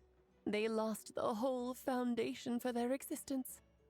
That's why the moon goddess's strength is fading. She cannot withstand the world's rejection of her. To be more pedantic about it, the moon goddesses did something to offend the heavenly principles, and that's why they were ousted. Something of a recurring theme in Tevat's history. Yes. Theoretically, speaking so candidly should put me in their crosshairs too, but they can't tell me what to do. I'll say whatever I want. Anywho, the Moon Marrow energies were but a drop in the bucket for her, and that battle against the Ray Hair of Solnari only weakened her further. Fortunately, it happened close enough to Moon Prayer Night when the Kuvaki concentration here is high. That's the only reason she managed to survive this long. What do you mean, fortunately? You said she disappeared. We're too late. Oh, what a headache. I thought this was all common knowledge. I guess I have some more explaining to do. Okay, buckle up. It's time for another lecture. I love her.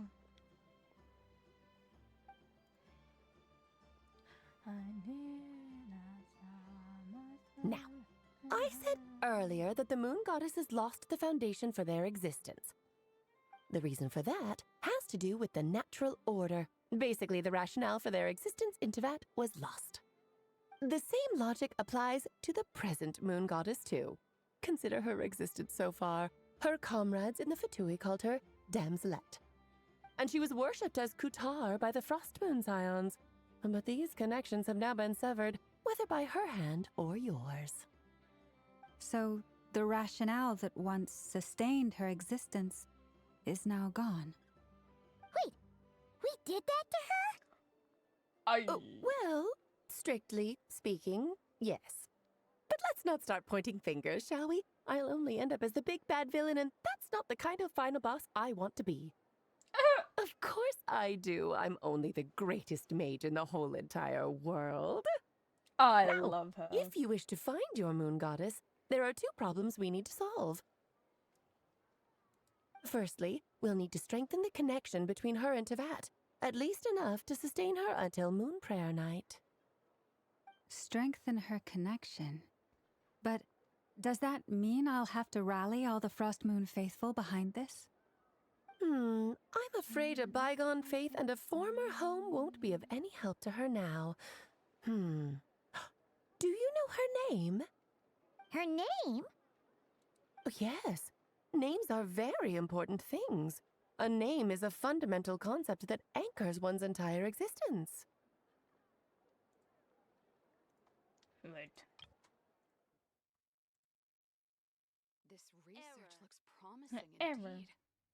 Natlam's specialties are the best in the world. It almost goes without saying. Her name? This land holds nothing.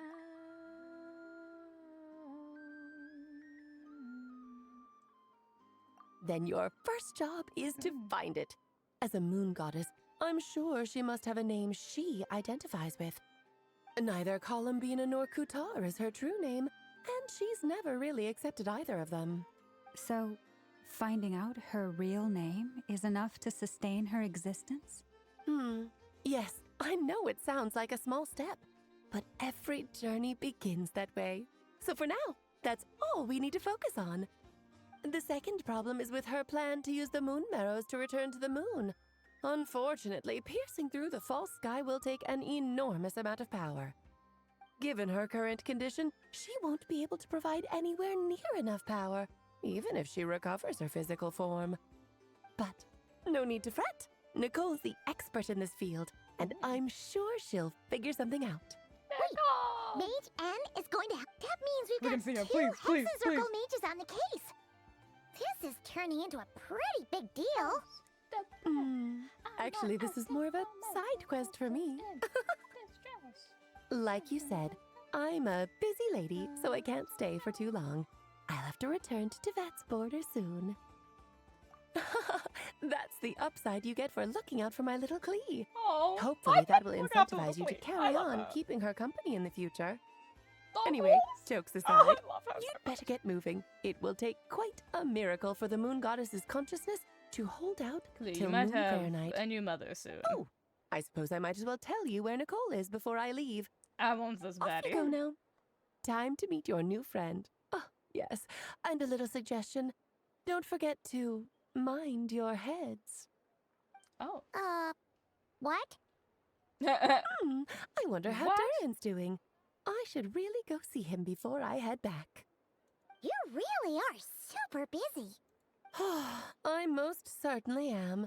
There's so many children I have to keep tabs on just in Mondstadt. Durin, Albedo, Venti, Varka. Girlie, some of those aren't children. Klee didn't make the list, huh? Klee didn't even make the Of fucking course list. not. Klee is my pride and joy. I have no qualms about her, because she's the best child in the whole wide world.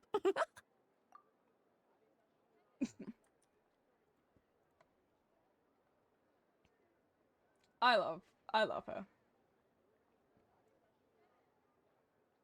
I want her.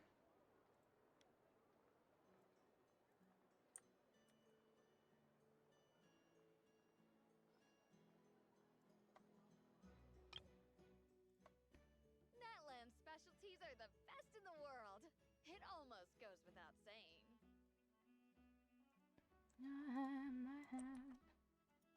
This land holds nothing but promise for adventurers from all walks of life. Wouldn't you agree? I better get me some. Yep. Klee's a little angel. Little angel. I'm glad you agree. Well, all the best. See you when I see you.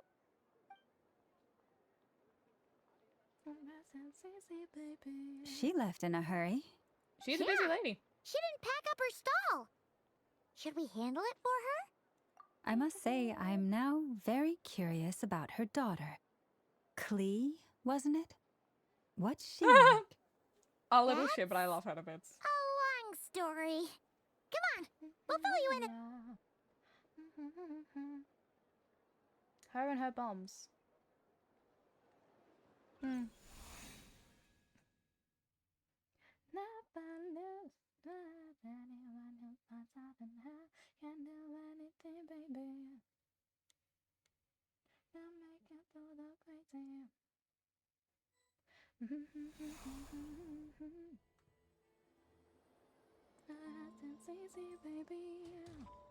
What a lively place. I've never experienced Nasha Town like this before. Hey, you old geezer! You Your old palace rusted geezer. through! Who are you calling old geezer? Are they quarreling? I'm looking right at him! You've really gone downhill since giving your daughter free reign in the workshop. Can you even swing a hammer anymore? It shouldn't take you days just to fix a single chair. You might as well use that hammer to massage my back for all the good it's doing.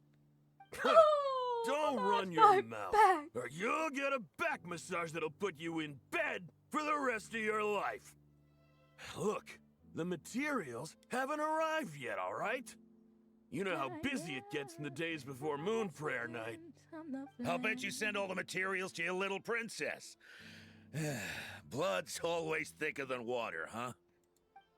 All right, you've made your point, Uncle Kusky. As soon as the materials arrive, fixing your chair will be the #1 priority.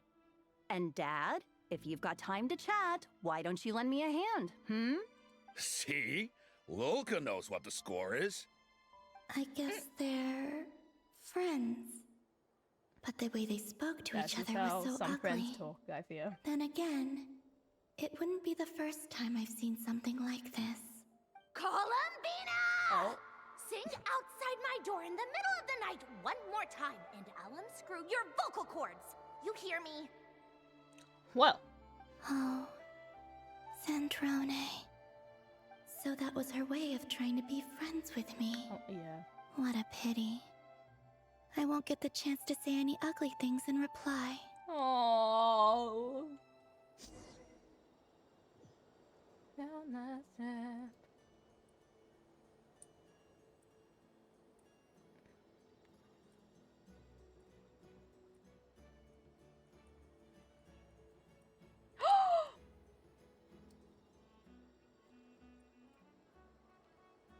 Box popping out the female's voice.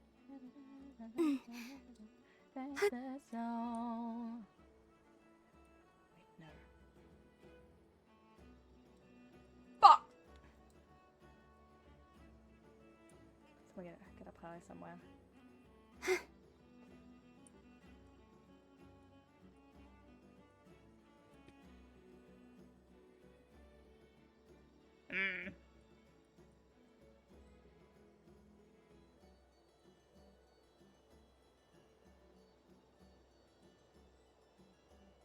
Oh, I want her so bad.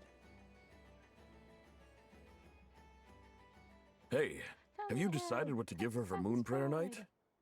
I sure have. She's gonna get the surprise of her life when she's least expecting it. Then I'll whip out the ring and pop the question. The surprise of her life. What a fun turn of phrase. Cool, I get the picture. You can spare me the gushy details. Ooh, looks like we have a customer. Hello there, ma'am. Would you like some Moon Prayer Night candy? Huh? Is he talking to me? Can he see me? Oh. Here you go. Oh. Oh, Columbina, my sweetie Come back anytime. pie. Right. Now, where were we? Oh. I don't know why, but I still held out hope. Oh!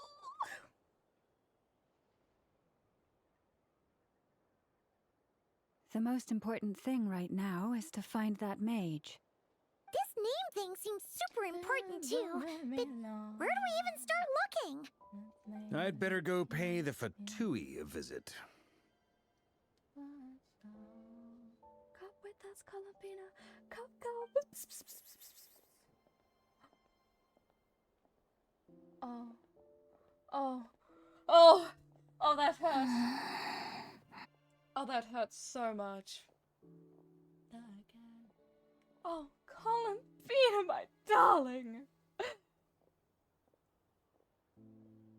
Columbina?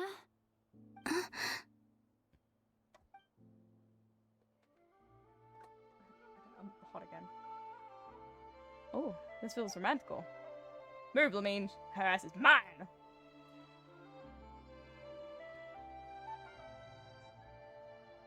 Traveler? She's here. I can Let's feel go! it. This is no time to be spacing out.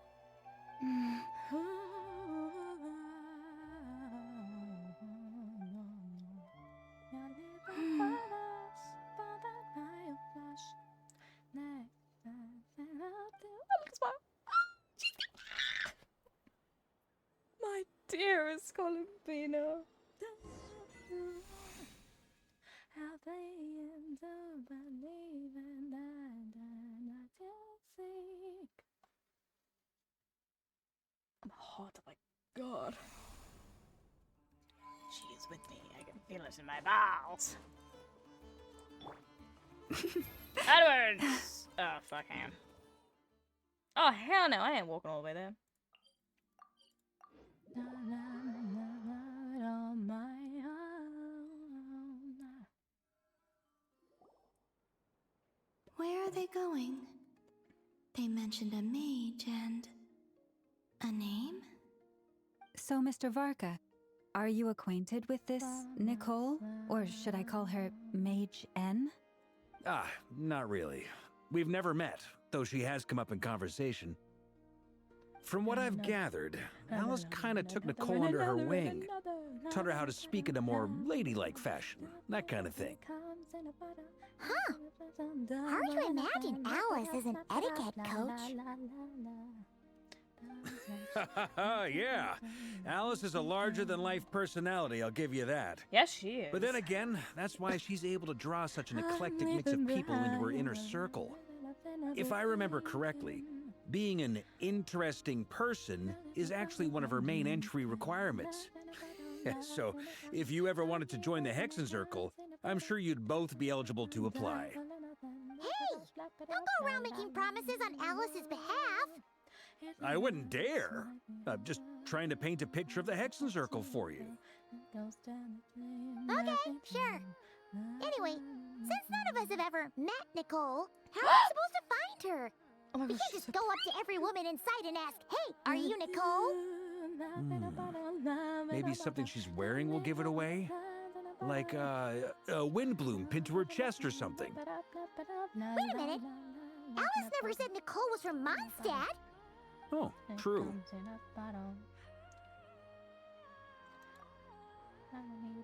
That would be this young lady, then? She looks so pretty!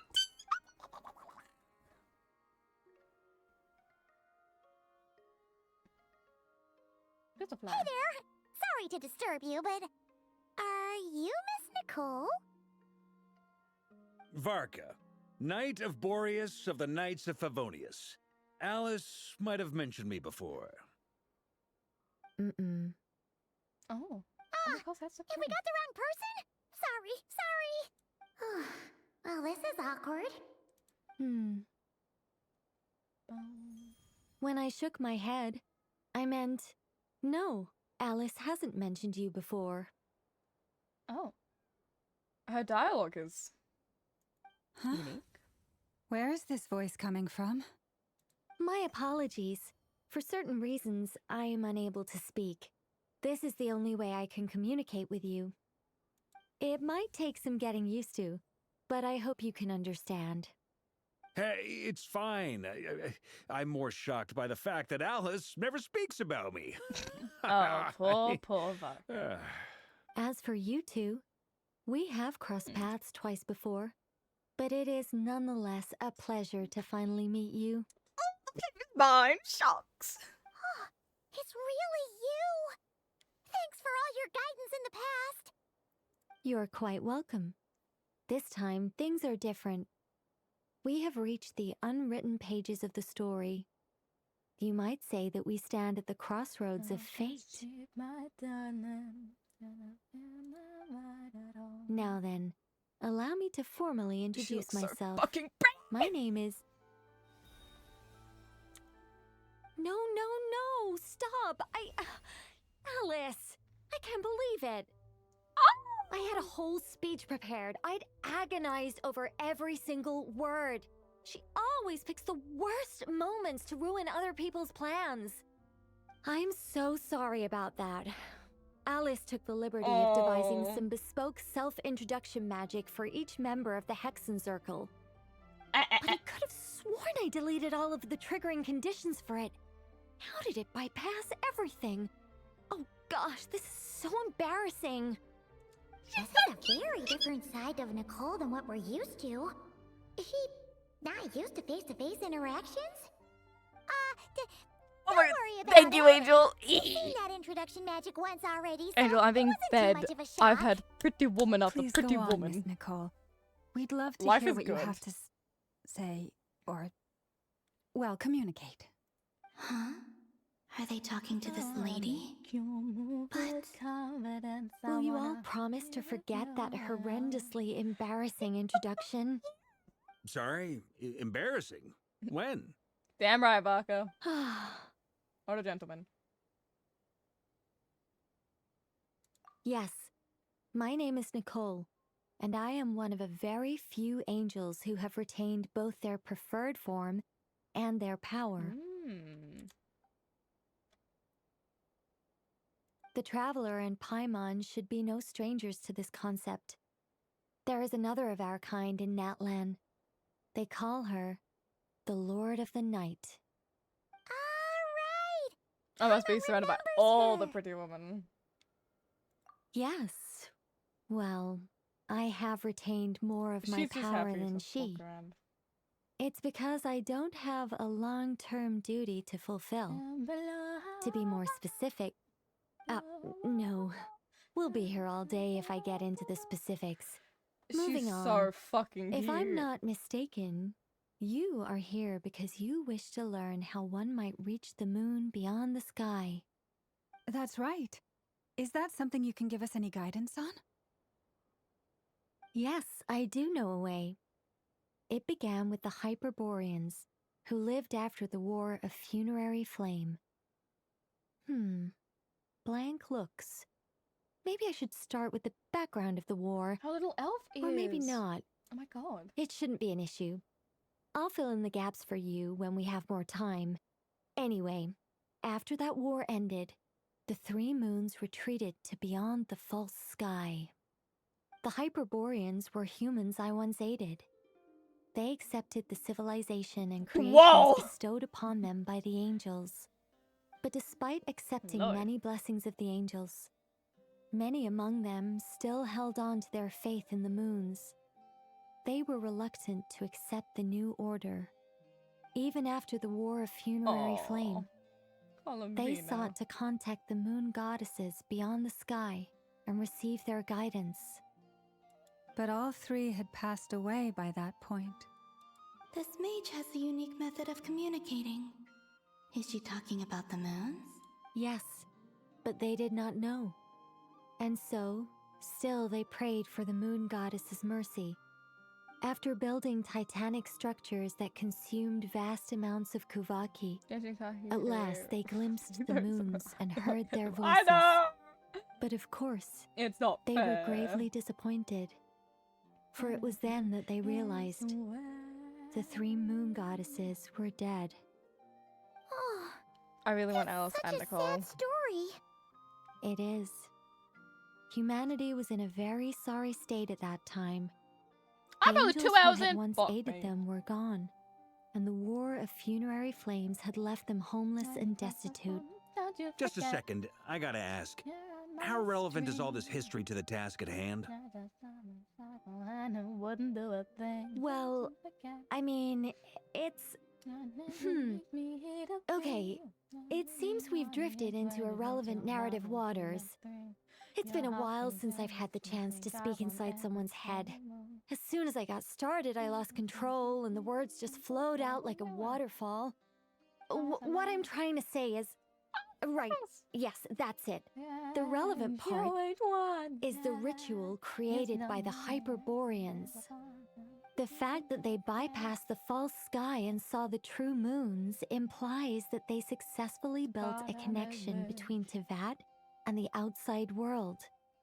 Which means, with enough Kuvaki and a sufficiently stable connection, it should be feasible to send one person over the border. Okay, so they built some kind of portal? Oh, yes. A portal. Yes. Is something wrong? You sound... I just didn't expect you to summarize it so well. It turns out I could have said all that in one word, if only I'd managed to think of it. No, please, it's fine. This is invaluable knowledge.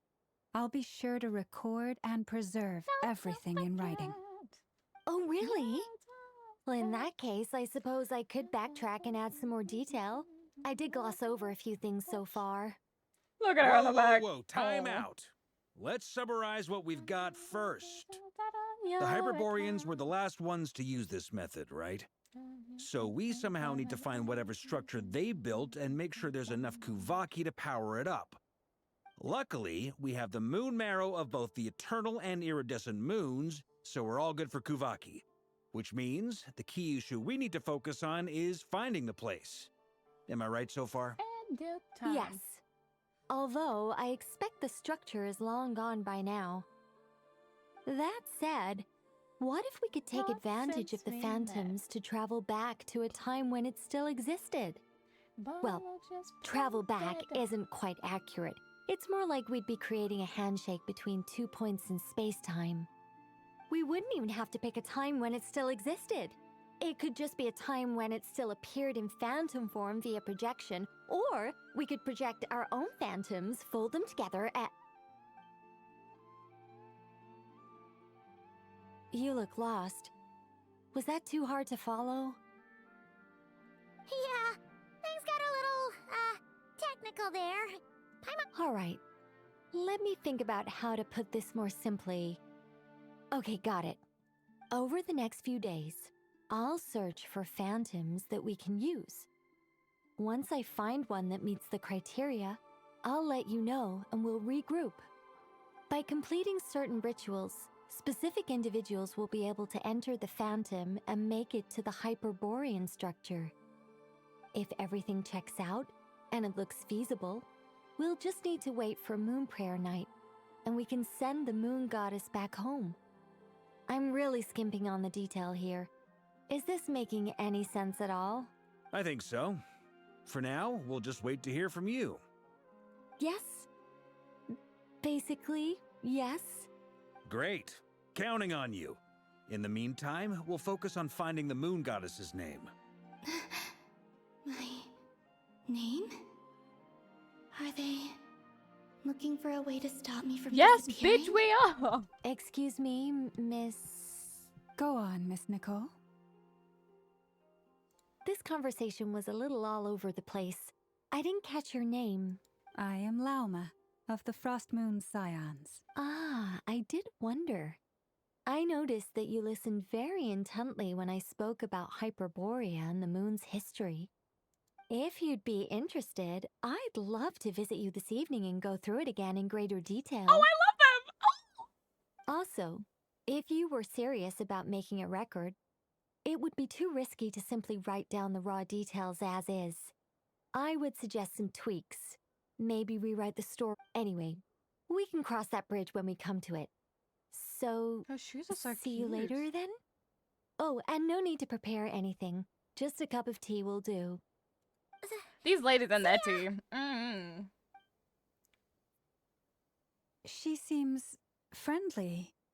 It's just... It's so nice to find someone who's actually willing to listen. I've been dying for a chance to finally go through all this systematically from start to finish. Any longer and I'd probably start forgetting it. Aww. Now Paimon gets why Alice told us to mind our heads. What did I tell you? Oh, look A at lot my of quirky girl. people in Alice's orbit. Now then, the next order of business is, where do we start looking for the Moon Goddess's name? Maybe the rest of what Nicole has to say might give us some clues. Once I've heard her out, I'll summarize the salient points and share them with you all. I'm also inclined to review our other documents. Yes, our faith was first established by our Hyperborean ancestors, but many of the more factually accurate records are from after Kutar's birth. Sounds like we're gonna follow Calamina's journey through Devat, huh? In that case, we'll start by heading to the Frostmoon Enclave. Sounds like a plan. Take this with you. I'll see about getting in touch with the Fatui. It'll probably just be Arlecchino and Sandroni again. They're the only ones who would want to help. Thank you, Mr. Varka. If I have to, I'll go find Don't child. He'll mention be it. willing then. Honestly, I'm more comfortable dealing with the Fatui than prying into the details of a young lady's childhood. Oh. Catch you later. Fuck her. I should follow them, just in case there's some way that I can help.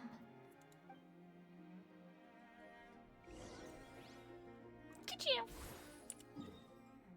La la la la la la la.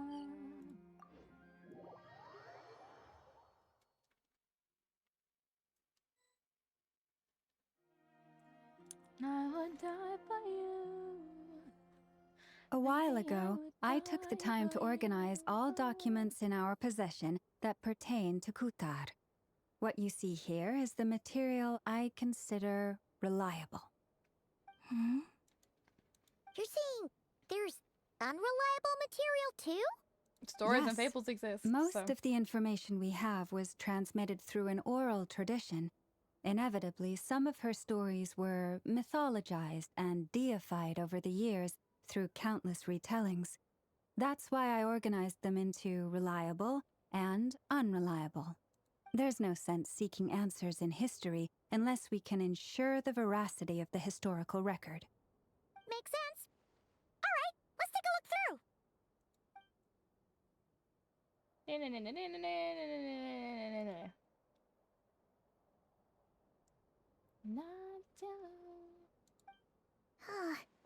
Almost all these records refer to Kutar instead of Columbina. Although neither of those is her real name. Paimon's not sure what point she's... What we can gather from these records is that the Frost Moon Scions worshipped her as a god, placing impossible expectations upon her. I cannot fault them for their earnest faith, but for all their devotion, worshipping her day in, day out changed nothing. I imagine that none of it resonated with Columbina. It wouldn't surprise me if, even back then, she had already begun to reject the name Kutar and everything it represented. Lama speaks the truth. When I heard them call upon Kutar with hope and expectation in their voices, they may as well have been calling upon somebody else.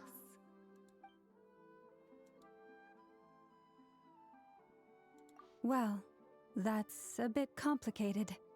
I looked at the level of detail, perceived authenticity, prose style, and how realistic their portrayal of Kutar seemed to be. Amongst the Frost Moon Scions of today, only I know of her existence, and I alone have spoken to her face to face. As such, I know that there are certain things she simply would never do. That being said, I have sensed some changes in her lately. Changes? Me? Seems like this is getting us nowhere. For what it's worth, why don't we... Sure. Give me a moment.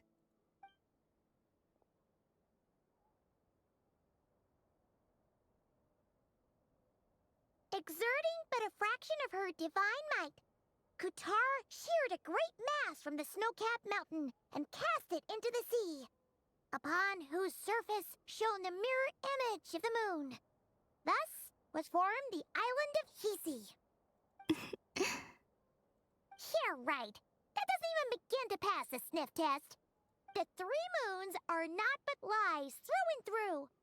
Only one moon has ever shone for us, and Kutar is her name.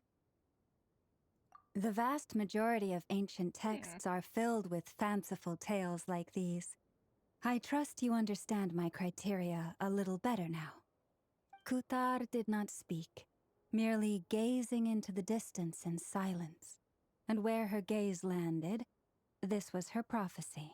Clearly, whoever wrote this text never even met Kutar. Otherwise, they'd know that her eyes are always closed. What about you, Traveler? What are you reading? Come on, let Paimon see. The child wished to build a wooden nest with which to shield a fledgling bird from the cold. But being so young and lacking in strength, the child could not snap the branches from the trees. Kutar was passing by. Upon seeing the child, she summoned forth a Kuhenki, who built a beautiful nest for the child. I remember that. Not knowing the meaning of Kutar's divine intervention, the child dared not to respond. and thus ran home to call their parents. But Kutar was gone.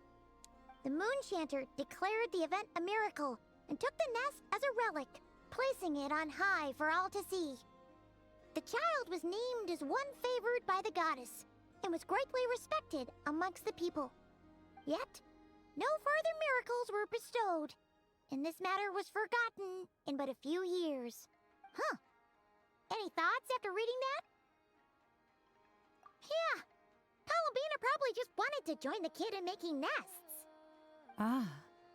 I'd originally considered this a fabrication, because Kutar did not perform any similar actions in subsequent records. But now that I think about it, it does seem like something Columbina would do. Yep. She didn't know how other people would interpret her actions. She was probably worried about making things difficult for people. So, she gradually stopped joining in. Yes. Oh, that's so sad.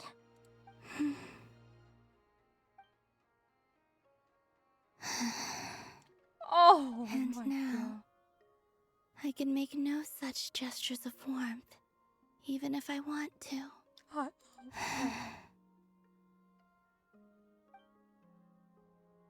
Still no name. That's a bit of a shame. But we did learn some interesting stories. That's gotta count for something. Farkas said he was gonna set up a meeting with Arlecchino and Centrone, right? Let's go back to Nasha Town and see how he's doing. I'm gonna PE first. Hold me.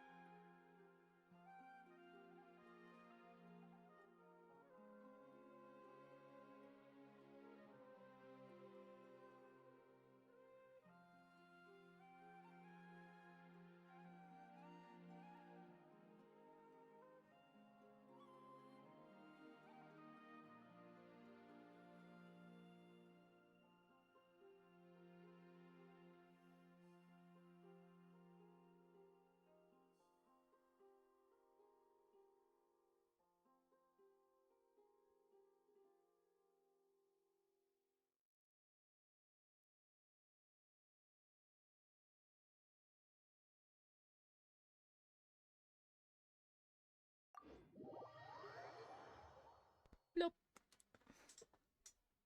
Where am I?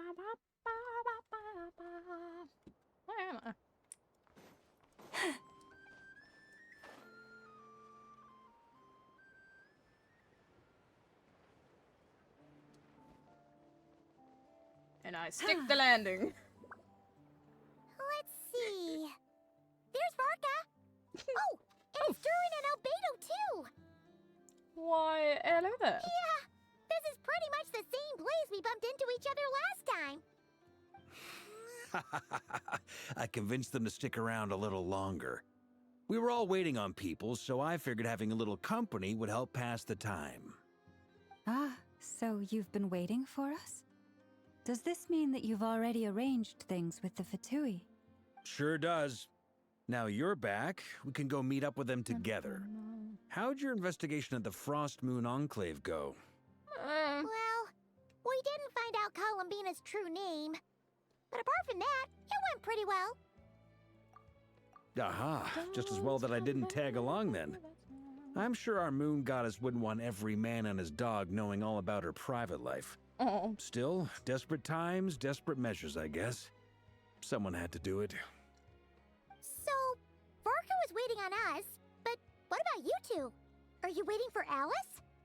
Oh, no. We already met with her. We discussed that experiment I mentioned to you last time. Oh, and she also handed me this communication device.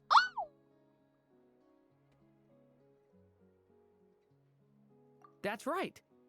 I understand she informed you about the relationship between the phantom phenomena and Tevat's borders, yes? She wants me to help her with some more experiments on that front.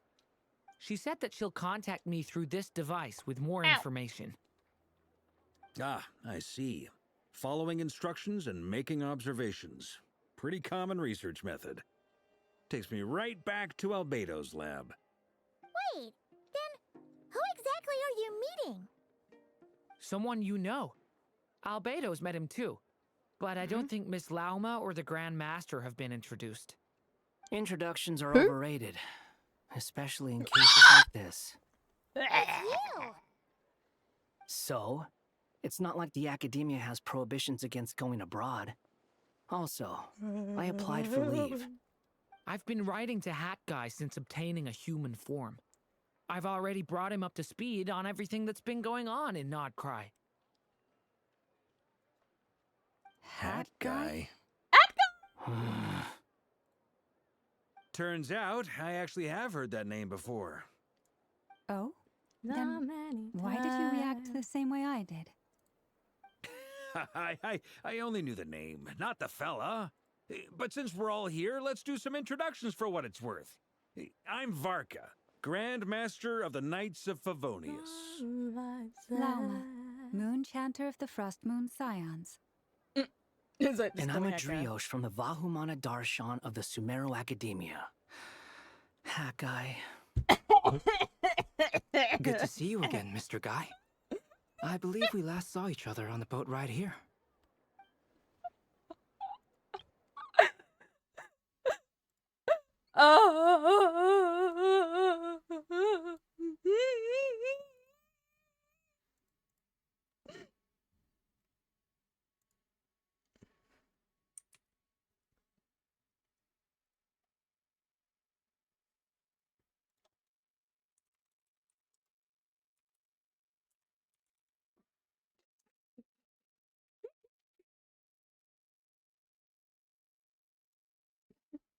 Oh. Mind you, Oh. the only reason I came here is because there's someone I want to look into. Oh, I will happily help you shove feetsies up The his Doctor. Also known as Dottore. Get his ass! Second of the Fatui Harbingers. From the tone of your voice, it sounds like there's bad We ate blood him! between you. I was reviewing our archives and noticed that a lot of information about him was missing. Left a bad taste in my mouth. They don't fucking lie. That's I'm all on there the is to it. OS. Dottore, or Zondique, as he was then known, once studied at the Academia, but he got kicked out before he could graduate.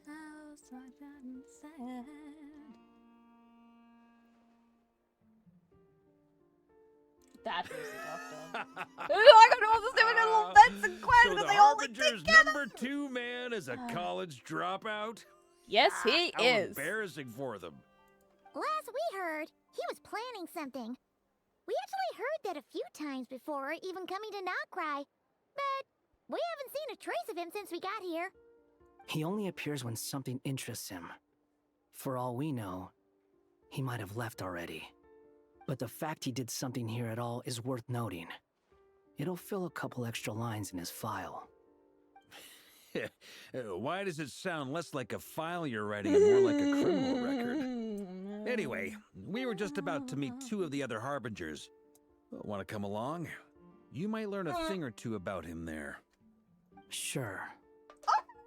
Even though they're Harbingers, well, they're old acquaintances of ours, so, you know, when you talk to them, try to be... I got it. The Frost Paimon, Moon Scion's relations with shut the the fuck up. Fatui remain tense. Forgive me if I do not attend. In that case, we'll continue assisting Miss Alice with her experiments. Good stuff. Everyone's having a fruitful time.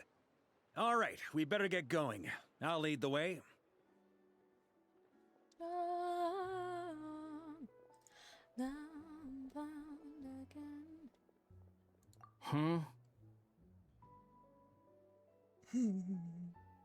Well, yeah, that's obviously part of it. But I'm not the only one who has a score to settle with him. Kali does Neither too! you, nor Lesser Lord Kusanali, nor I want to see him meddling with things again.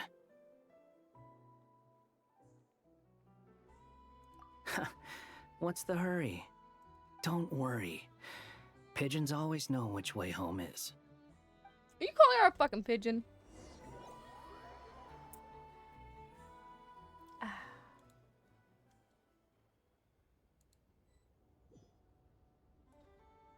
Oh. You made it. Who is this? A scholar from Sumeru. They call him Hat Guy. He's an old friend of the Yeah, Travelers. he's an old friend of... Wait, this is the academia representative you wrote about? He doesn't exactly look the part. I believe Yeah. this will prove my identity. You'll notice it bears the seal of the Sanctuary of Surasthana. Well, what do you know? So it does. All right then. My mistake. It's fine. I expected as much. Fucking press. Damn, we're still zooming. So, as I mentioned in my letter, the Academia's got its eyes on Dottore. But this matter remains top secret. Apart from those assisting in the investigation, the fewer people who know, the better. If anyone asks, I'm here in Nodcry to pursue my personal academic interests. Gotta say, Varka, you did pretty well to keep all this under wraps for so long. Sounds like you got in touch with the Academia about this way back. You flatter me. Where do I even start? Remember that time we fought Rerir at Star Sand Shoal? He sure let me have it then, didn't he? I'll bet Dottore had that all sketched out, with me as his convenient little pawn. He could not care less about us if he tried, but hey! The feeling's mutual. Does Dottore really strike you as the sort who values his relationships with his colleagues? Nope. Fair point. Definitely not. Which is why I always keep my guard up whenever he starts making suspicious moves. To that extent, our motivations align. On top of which, I consider you trustworthy people.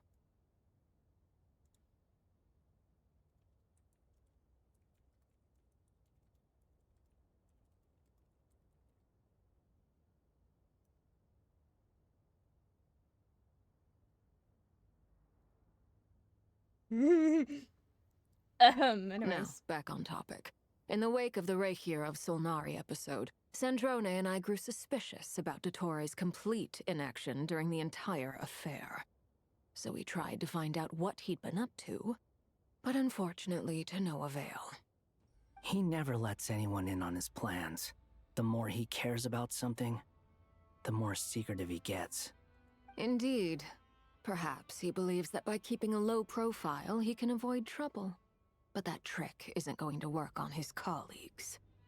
Yeah, I mean, he's been researching the ancient moon's remnants. And he's been trying to get his paws on the moon marrows. Only an idiot would believe he doesn't have something more planned. With this in mind, I returned to Snezhnaya and relayed my thoughts to Her Majesty the Tsaritsa, entreating her to have him recalled. That's pretty direct. Damn right. Did the Tsaritsa agree? Please. Yes. I made it abundantly clear that the Fatui's business in Nodcry is almost concluded, and we do not need 3 harbingers in this territory. Accordingly, Dottore has returned at her orders. I imagine he is continuing with experiments, which no one besides he would ever have any interest in. Common sense might mean nothing to him, but he's not stupid. He knows that no good can come from opposing the Tsaritsa. Smarts alone won't get him all the way. He needs the Rooster's resources and Regrator's Mora, both of which the Tsaritsa can strip from him by waggling a finger. But doesn't he have a track record of publicly following orders while going against them in private? He probably has it down to a fine art by now. Wouldn't put it past him. We worked together on a research project once. Only briefly, but it was enough to show me that we're fundamentally different people. He has no interest in doing things methodically, stage by stage. His thoughts jump all over the place, and the moment his curiosity is satisfied, or he gets the results he wants, he disappears. She's so pretty. The only similarity we share is that once we set our minds on doing something, we will see it done, whatever it takes. Oh, we definitely saw some of that in your battle with Rerir. You got so competitive. Ugh, do not remind me. Yes, ma'am. Then My I believe apologies, we ma'am. all concur. Dottore will not simply give up. Fantastic. Now this is turning into a whole day of unpleasant memories. Ugh. Are you talking about the moon marrow stuff? He also strikes me as the kind of person to disregard experimental regulations, ruin all the equipment, and go way over budget. Then leave the first person he can find to deal with the fallout. Exactly. This one time, he was running some high-temperature experiment and the substance exploded. But does he care? No. He orders his subordinates to open the device so he can observe the results, which causes the gas inside to leak out. That gas was poisonous. If I hadn't been there, who knows how many people might have died. And after all that, he left while I was still cleaning up after his mess. What a waste of time, he said. Waste of time? The nerve! He wasted my time! You've been bottling that up for a while, huh? Hat guy, I must say, you seem awfully familiar with internal Fatui affairs. Especially when it comes to Dottore. Thank you, Lady Harbingers, for providing such valuable information. I have no other questions for now, so I'll be on my way. Wait, what? This You're motherfucker. just gonna leave? You're welcome to join if you want. Go, I'm join. I will join. Ugh. Just when Paimon thought he'd finally mellowed out. He makes quite the impression. I'll say. I've met tons of headstrong people, but not many of them would join me in bad-mouthing the Yeah, tour. Sandrona likes him. Anyway, Damn right. back to the main agenda. Barca, you said that Columbina has gone missing? Or rather, disappeared. Yeah. We're working on building a connection between her and this world. The simplest method is to find out her real name. I've actually asked her that question before, but she said she didn't know. Considering our relationship, I doubt she was lying to me.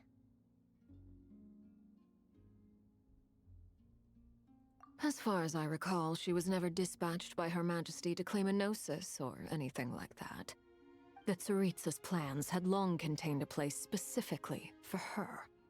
I always thought that was weird. What could she do that the rest of us couldn't? Knowing what we do now, it's probably something related to Kavaki, right? More than likely. When she first arrived, Columbina would often go to Her Majesty and ask when she could start the task assigned to her. But Her Majesty always gave the same reply. The time has not yet come. So she spent her days in Snezhnaya No doing wonder why you got basically fucking bored. nothing. The Tsaritsa has summoned a beautiful blind maiden to be a harbinger, giving her the third seat by virtue only of her enchanting voice. It was a dumb and stupid rumor, but the reality of the situation made it hard to refute. And what happened after that? I imagine she stopped caring. She no longer seemed to care why she had been recruited, and Her Majesty never gave her any missions, so she just continued to sing in the flower garden. For my part, I was busy. So busy, in fact, that watching someone be that idol had me fuming. But still, I got the sense that she had long been used to a life of other people claiming she was needed when she wasn't. Oh. I just felt that having a place to stay would cost me something eventually. And so I waited quietly for the day that I would have to pay the price. And on the other end of that spectrum, you had me. Someone once told me that I had the lousiest work and the toughest luck. That's a good way of putting it. I forget who said it, but those words have always stuck with me.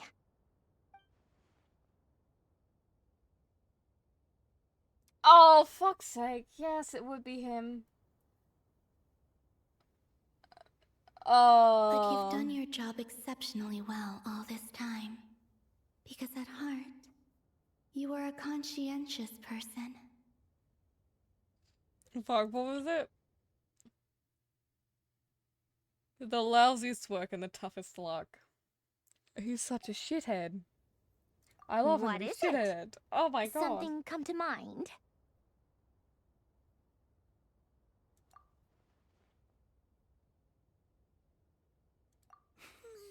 That makes sense. Nothing screams you are needed like your name shouted from across the town. Well, good luck with it. But if you ask me, Columbina is still the most shoutable name. Yeah, I'm it's just your so favorite thing used to to it shout. now. After all the arguments we've had, I can't be bothered trying to remember another name for her. Nor I. Sandrone. Harlequino.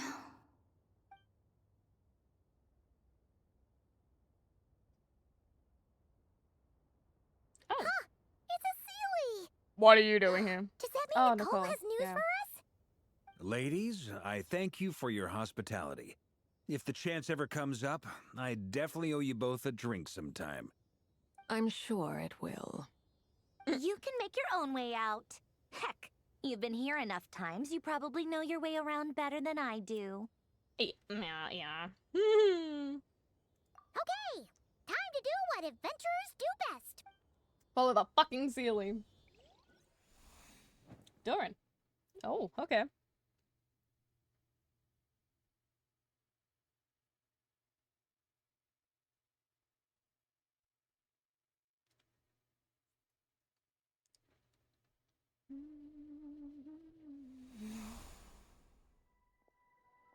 Here you are. Oh my god, both Duran's moms are here. Oh my god. Oh, hat guy. How come you're back so soon? Did things go all right with the Fatui? Fine. Totori's been summoned home by the Tsaritsa. Couldn't get much more than that. How about you? Any progress with the investigation? Unfortunately not. We've tried everything. Different phantoms, different locations, different points in history. But the results were the same each time. Abyssal monsters roaming the land. People crying out in despair, with no hope of being rescued. Every time I see it, I can't help but think, is this what it was like in Mondstadt when Dragonspine Durin attacked? And if I fail in the task I've been given, will I create yet another tragedy? That's just meaningless speculation. When we encountered similar phenomena previously, I tried to interfere with those illusions, using sounds and lights to guide them. However, we could not change their fates. At most, we were able to extend their existences. The events of the past are like fate that has been written into Irminsul. There isn't a living thing in Teyvat that can escape its past. But Miss Alice instructed us to try to find ways to change the outcome that these phantoms face. It's an impossible task. Can't you just refuse? Since she asked us to do this, I feel like it can't truly be impossible. Or if it is, well, mages can make the impossible possible. I could not have been born as Durin otherwise. But you also said that your past 39 attempts were fruitless. That's true. But you're still going. Yes. After this many futile attempts, surely you realize that you're not doing this because you still believe what some mage told you. It's because you want her hypothesis to come true. It's something you wish for deep inside. So, think for yourself about what you want to do. As long as you don't believe it's futile, it isn't. Yeah. Previous experience indicates that we cannot touch the phantoms, which limits the effectiveness of our interventions. If we want to clear this hurdle, we need to break this rule somehow. Same thought here. Following the same rules means repeating the same failures. Reducing ourselves to mere playthings of fate. So you mean we need to figure out a way to make contact with them despite knowing that we can't? Yes, and I suspect that's something only you are capable of. Everything in Teyvat is logged in Irminsul, but the withering that once occurred in Sumeru was a sign that the Great World Tree was being corrupted. This corruption allowed things that should not have existed in Teyvat to appear. This is tantamount to rewriting reality to an extent. You're saying abyssal power might be able to affect those phantoms? No one's ever tried it before. If you're gonna try it, it'll take courage. And you have to be confident that you can control it. Is anyone there? Has anyone seen my daughter? She's missing. I have to find her. I hear someone inside. Spargana? Are you... Ah! If I can use my abyssal powers to warn him that there is danger here, maybe it'll change his decision. Maybe he'll stay away. Yes. The important thing is not the nature of the power, but rather how you use it. To intimidate and obstruct. Sounds about right for the Abyss. Let me try. I should be able to influence that thing. I get to do it? Oh. Bye! Have you seen the little girl? Gilly goodness. What? This isn't the time for that! Just run! Where are all these monsters coming from? I hear someone inside. Spargana? Are you in there? And this just like the world in which the event was like and for example using it on a stone pillar would create a barrier between it will turn choice and action with you.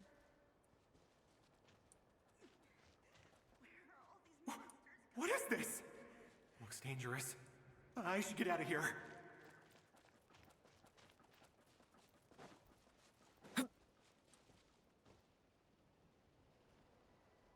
I don't know what I'm doing. He really left. Ha! We did it! Don't celebrate too soon. Follow him.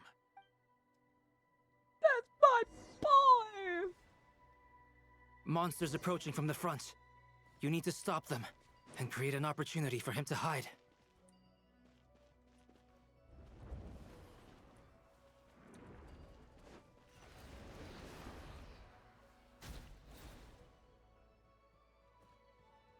Help me!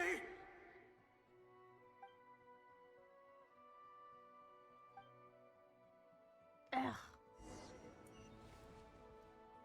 Monsters approaching from the front. You need to stop them and create an opportunity for him to hide.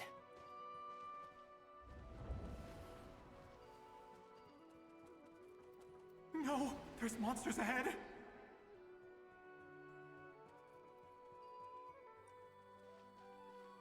Wait, is that the barrier I saw earlier?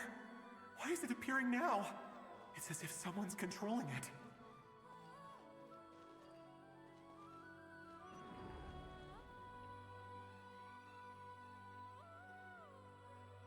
The monsters are gone. Is it safe I am now? God. Oh yes.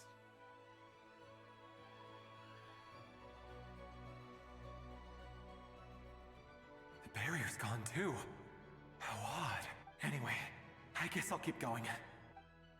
Quickly, let's keep up.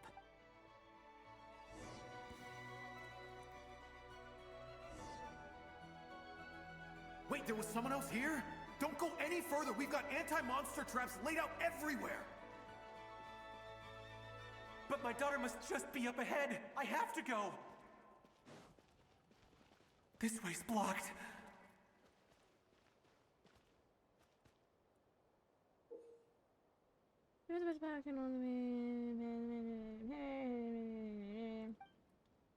We might be able to. Did I just kill him?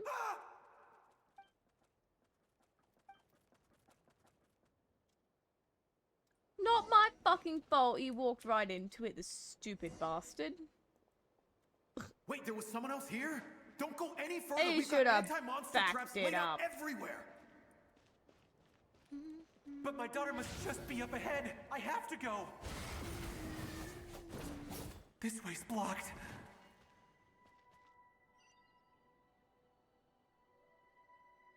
We might be able to use the explosives over there, but we need to take care not to hurt him. I'll use the barrier to keep him at a safe distance. This barrier seems to be helping me somehow. Me, I'm playing God. Hey, hey, wake up! Oh, no good. Gotta keep moving ahead.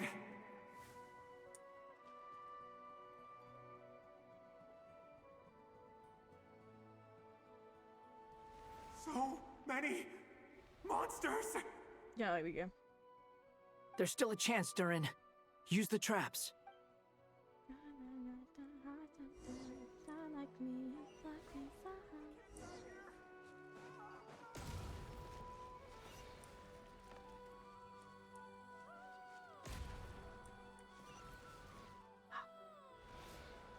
Help me! Oh.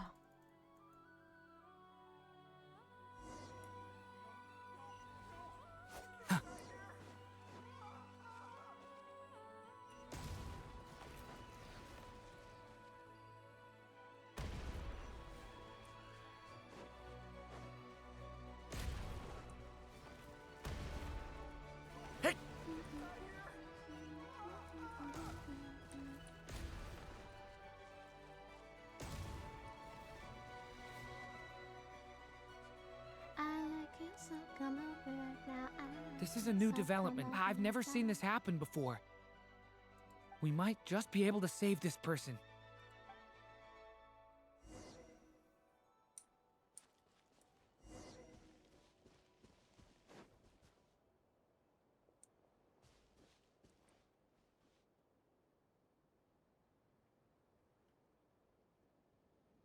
Hello there. Have you seen my daughter? Spargana's her name. She's carrying a large backpack. Get out while you still can, you fool.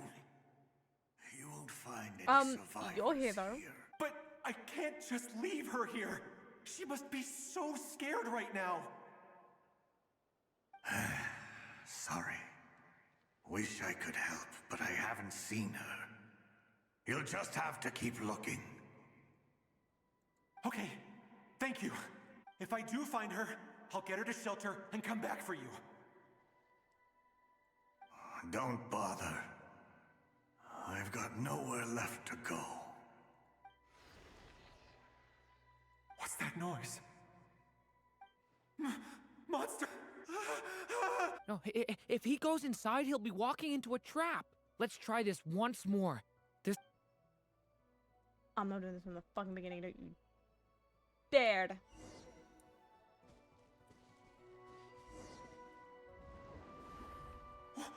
Why? How will I know where Spargana's gone like this? You know what? I'll trust this strange barrier. It's gotten me this far after all. Hey, you're fucking welcome, bud. Come on, hurry up. What? What's this? Hey! Let us out! Spargana, are you there?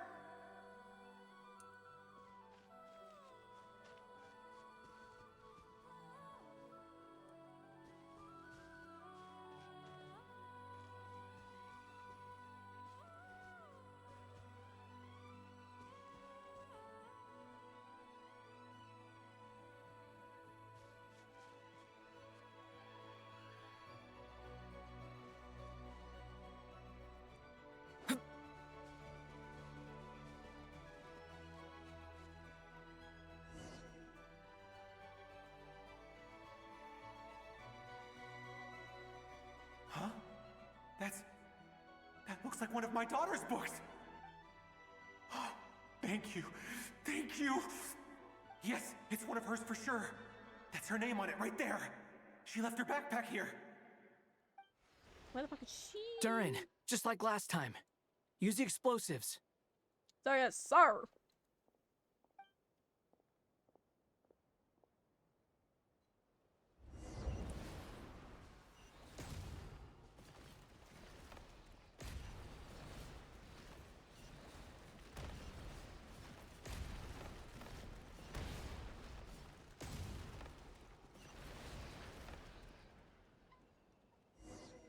Yo, me don't think I win that.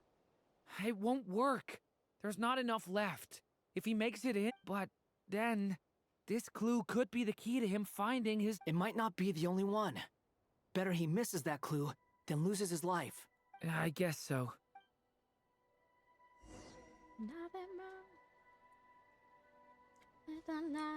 Stop him, Durin. We can't let him get any further in. I did. That's my daughter's book! She's passed this way! I've searched and searched and searched just for this! I no longer have anywhere else to go.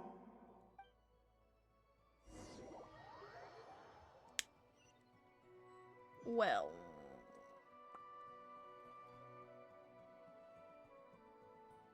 I'm sorry. I'm so sorry. He refuses to go anywhere else.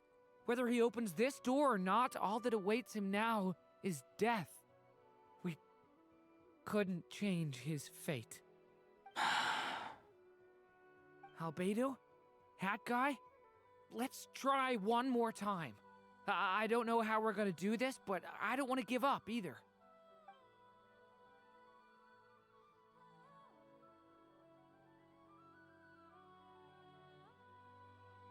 Why am I here? What's going on? All these scenes running through my head. Where are they from? Huh? What's going on? His reactions have changed. How many times have Hold on a fucking second. What's happening to me? Huh? Wait. Who are you? You can see us now? I feel like I always could, but that I only just realized you were there. I'm sorry, I don't know how to describe what I'm feeling. But you were the ones guiding me using that marked barrier, right? I haven't done anything yet, but those monsters, those deaths, they feel like memories. Like things I really did experience. I won't find my daughter. In fact, I'll ultimately die trying to find her. Isn't that right? Well, no, it isn't. Yes, it is. Yep. Even so, we're trying to find a way out of this. You've not seen my daughter either, have you? It seems she really isn't here.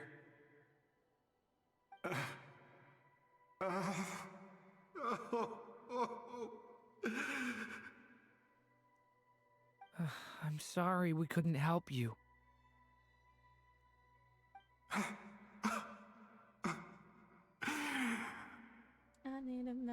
I'm just tired. Maybe this is destiny. Maybe it doesn't matter how hard I search. How long do I have left? Experience says 15 to 20 minutes. 15 to 20. Thank you for all your help. Let's rest a while. You look exhausted too. Now's not the time for you to start pitying us. It's not pity. I'm just realizing that I've only got 10 or so minutes left. You know?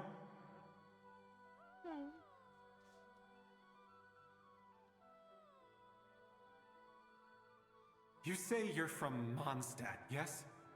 A place with windmills, where people enjoy limitless freedom? And you're from Sumeru, where they've built an academy into a giant tree? Yeah. Yes. It seems you've never heard of either place. Those names are unknown to me, I'm afraid, yes. Have you heard of Hyperborea? I have, but I heard that it was destroyed in the distant past. I see. That was where my ancestors once lived. What about Delphi Pytho? Was it later rebuilt? I've never heard that name. Then what about Salvindagnir? I have seen that name on stone tablets on Dragonspine.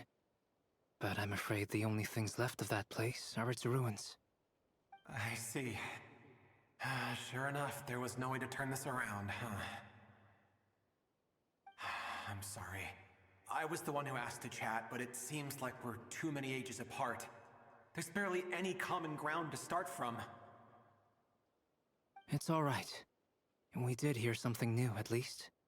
From how you speak of your lives, things must be going all right for you, I guess. They are. Mondstadt is a place of freedom and happiness. There's a lot of good people in the church and the Knights of Favonius, and even outsiders find that it's an easy place to feel at home. We have festivals a few times a year. Everyone gets together to drink, sing, and be merry. Sumeru is a lot more uptight. Not really the kind of place where you can relax. It's a nation fraught with problems wherever you look. But if all you want in life is to seek knowledge, I guess it's pretty much paradise. That's wonderful. In other words, after this all-devouring black tide passed, humanity did not merely avoid extinction, but rose to build prosperous civilizations anew. I mean, I can see you all right now. That must mean the future isn't a total mess, right? That's true. Well, time's almost up. Let's part ways, I think. Might be best if you don't waste too much time on me. The chances are slim, I know, but I'd like to spend these last few minutes looking for Spargana. If things work out, I'd love to tell her about what I've heard. May we meet again. Well, or not, most probably. In that case, may your wishes come true.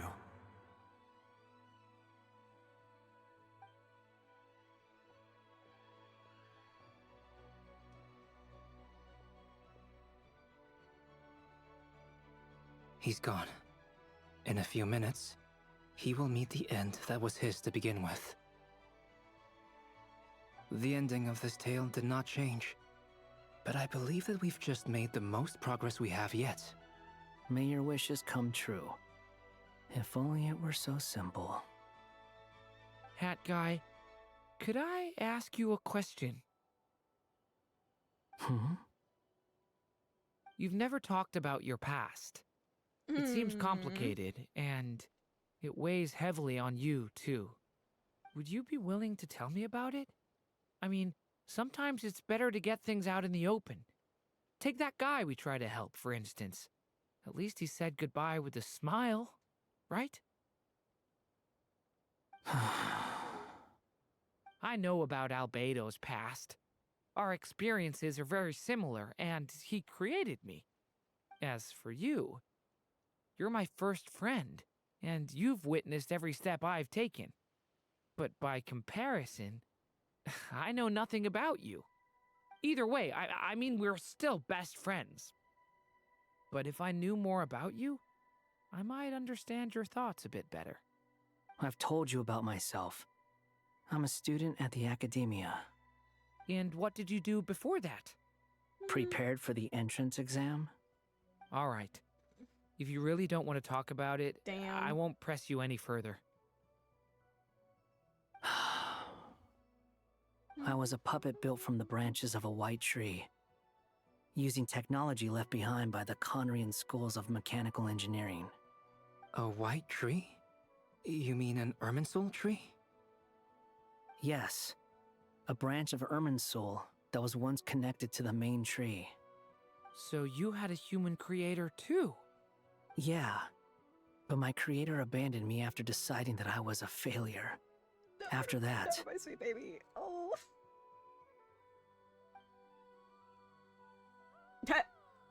Please give him a skin of his balladeer outfit. Durin. Resisting the influence of the abyss, suppressing the urge to destroy, trying to do the right thing.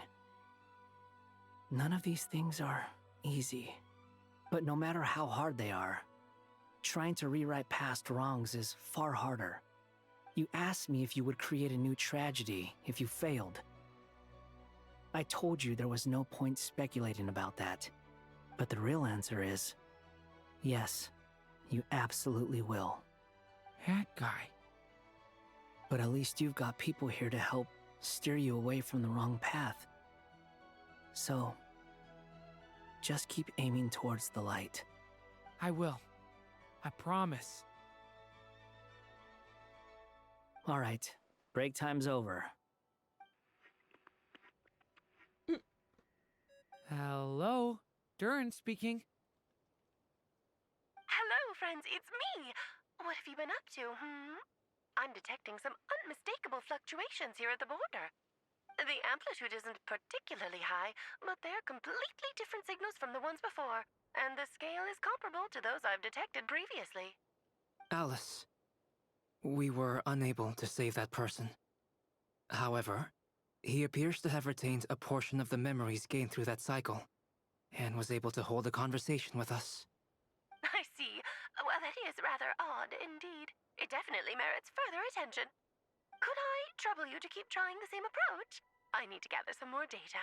Counting on you. I should probably have Nicole come and check this out as well. Oh.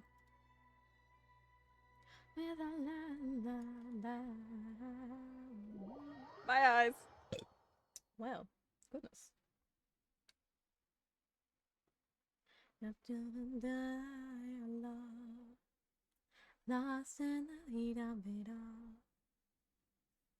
Oh, ooh, Nicole. There you are.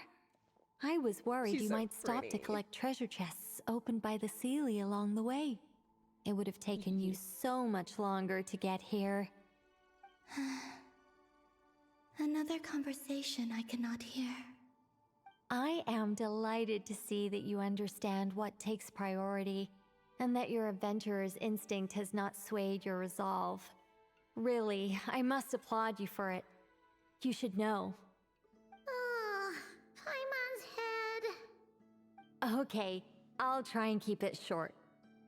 My senses are telling me that this is where we shall find the entrance to the ruins.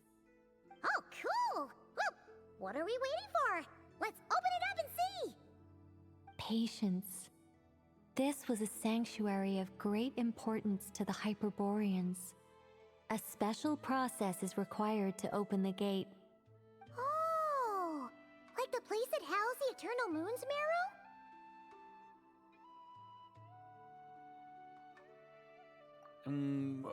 Okay, so what's the plan? Need us to do anything? And just a short version, if you can. Ah. Alright then. I was planning to start with some background on the invention of these techniques. Are you sure you don't want to hear it? It's quite informative. Remember what you were saying about priorities? Fine. Simply put, we need 3 human representatives to successfully undergo a process of Kuvaki resonance. Think of it as a test from the 3 moon goddesses to see if the entrants are qualified, with the most recognizable qualification being Kuvaki. Pretty sure Lauma would ace that test. Oh, wait. But we need 3 people. I also have no doubt that the Moon Chanter would be qualified. But we would need 2 other people with the same constitution. Therefore, the most feasible method is not so much to follow the rules, but to figure out how the test functions and find a workaround. I've done some research, and it turns out the mechanism is rather crude. We'll simply need humans to stand before it who have sufficient Kuvaki energy within them. I'm with you so far. How do we get the Kuvaki in them? The easiest way would be transfusion. Take some Kuvaki from Nodcry's soil, put it into the bloodstream, and get it circulating in the body. So we're going to cheat on the test? Precisely. There are other methods, but this is the simplest one. Cheating the system is much easier than trying to hide from it. Huh? Ah! Sorry? Does the idea of cheating upset you, Miss Lauma? No, that's not it. I suddenly had an idea. Oh, what is it? It's about Moon Prayer Night. I figured out a way for Kutar to join in the festivities. Huh? But as Paimon said, we need to have our priorities straight. Let's get back to the test. I'll follow up with Nefer on the festival arrangements. Oh, okay. Anyway, is this really the best method we have? A Kuvaki transfusion sounds dangerous, no matter how you slice it. If you think that's dangerous, wait till you hear the other methods. I'd be more than happy to go through them if you'd like. There are several. No need, we're good. Let's go with this one. Very well. Kuvaki transfusion it is. Now, I should mention that the risks can be greater or lower depending on individual compatibility. It would be rash to simply infuse the Kuvaki and hope for the best. If the body rejects it, the reaction can be quite severe. The symptoms are similar to another condition that some people living here suffer from, known as congenital Kuvaki sensitivity. So, before we execute our plan, I will perform a simple test of my own to see who is compatible and who is not. Once that is done, we will have to complete the resonance process as rapidly as possible. The participants must remain stationary while the Kuvaki circulates and bonds with them, and they mustn't eat or drink anything. What? No eating or drinking? That's some hardcore fasting. They'll all be monks by the time they're through. 3 days. Oh, that's so long! And we still need to find 2 more people who are not just compatible, but also willing to volunteer. Fasting? What are they talking about?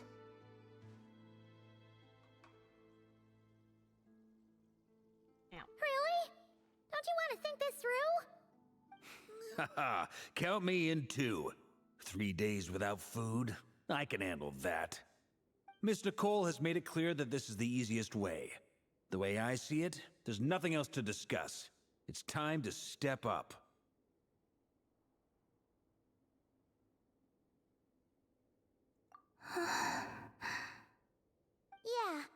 you're right.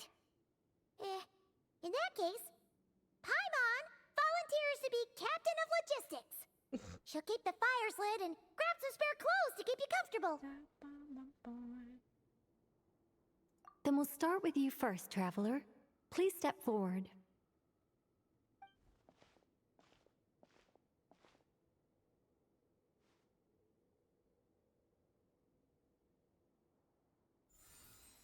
Oh.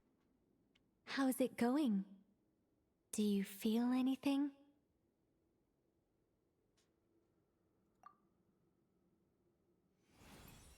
How about now?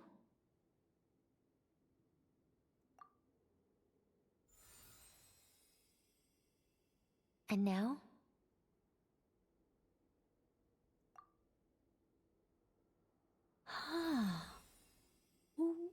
What about now? You guys, it's not a competition, you know. All right, I'm officially impressed. Even as a descender, you can withstand far more than I imagined. It's like I summoned a giant stone titan to arm wrestle you, and your arm hasn't even moved Or an inch. just cool like that. In my last attempt, I infused 5 times the amount of Kuvaki required. Yes, safe to say, compatibility won't be an issue for you. You're eligible to join. You're next, Mr. Varka. Sure, here goes nothing. All right, I'll start where we left off. 5 times the required Kuvaki dose. Whoa, whoa, whoa, Yeah, his hey, face. hey, wait a minute. How's it going? Ooh, no, not great. I kind of want to puke. Feels like I've been drinking too much. A few bottles of wine, then a big stein of Dark Horse, with some hard liquor from Liyue mixed in. You think this is funny? I just lost to a young lady in an arm wrestling contest. I'm never gonna live that down. My apologies. I'll lower the concentration and try again. Oh. How's it going now?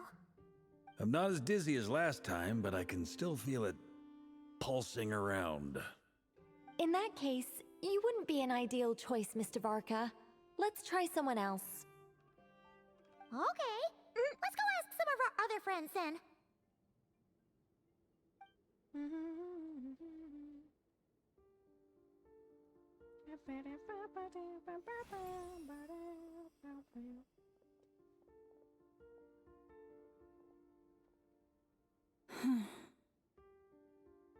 No surprises here, Miss Moonchanter. You're perfectly compatible. You may join. You may join. Oh, never. I'm getting a slight headache. Shame. You were so close. Whoa, time itching all over. Allergic reaction. We can't have that. Oh. Huh? I know. Well, are you gonna start a what? The Hexenzirkel is an organization that cares for and protects children. We will not have them do dangerous things. Not even tests.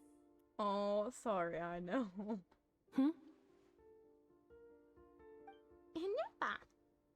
Is something the matter? She's not exactly The human. candidates have to be human. Sorry, girl. I guess that rules me out too. Huh. Everyone except the Moonchanter got beaten. Guess I don't need to feel so bad after all. I mean, looks like this isn't gonna be as easy as we thought. Perhaps I could ask for volunteers among the Frost Moon Scions. I'll see about talking to some trusted Lightkeeper colleagues. Itlua springs to mind. In fact, I think we had some former Frost Moon Scions join our ranks recently. Can you give me the scientific explanation for how the test works? I can probably make some kind of test bot. Then we can just zip through Nasha Town. going up to people and pressing a button to check their status. Wouldn't that be way easier? No. Wow! No elaboration for once. How about I contact the Knights of Favonia's garrison in the Wave Chaser plane? Shame that Lohan's already left. And that guy's even tougher than I am. Strange. The moon goddess is clearly revered by many people. So why is she on the brink of disappearing? She mentioned that the world has rejected her from the very beginning. And when we fought the Reikir of Solnari, it seemed like she exhausted her power for our sake. Also, Paimon's not sure revered is the right word for how people feel about her. Gratitude, certainly. For my part, anyway. It's basic reciprocity. She helped us, so she deserves our help in return. Yeah. Even though she looked like she didn't care, she still saved a ton of people, including me. A review of the relevant data leads me to conclude that Miss Columbina is a good person. Yep, you bet! They really think so?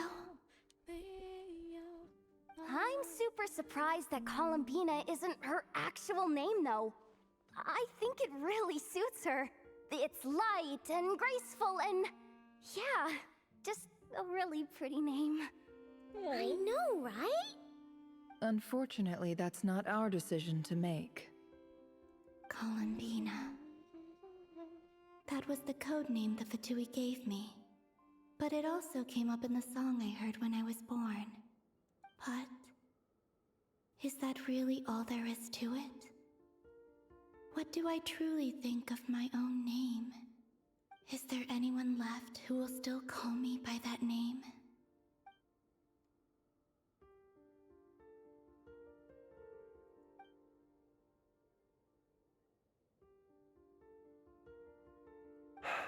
Moon Prayer Night is getting closer by the day. We're running out of time. We need to look for other candidates. Then allow me to try. Huh? What are you doing here? You contacted your friends via the Adventurers Guild. Sandrone has been keeping an eye out for something like that, so she informed me. Since I have the ability to accommodate a moon marrow, I should prove to be a suitable candidate. Arlecchino. When can we begin? I see. We can begin right away.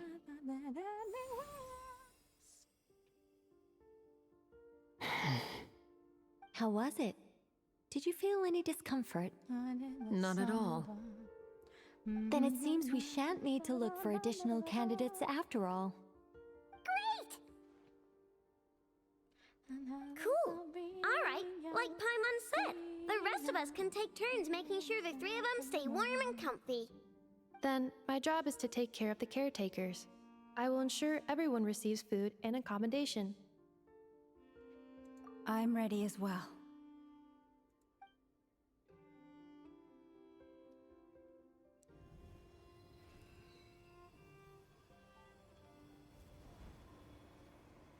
No, no, no, no, no.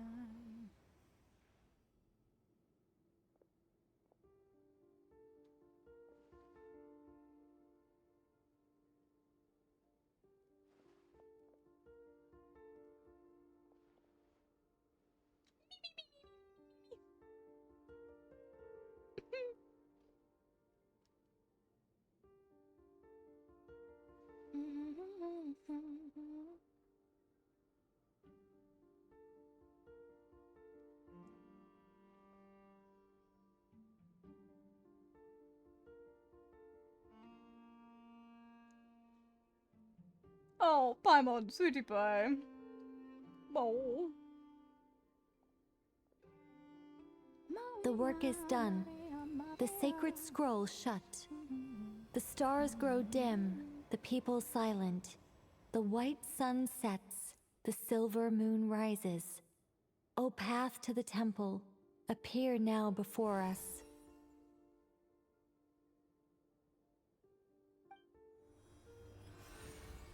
Wow! It really opened! So that's what all this is about. They've been trying to open this gate. Come, let us enter. It might be best to eat something first. Take care to chew properly and swallow slowly. It will give your body time to readjust to the digestion process. They will head in soon. They will need to enter this gate.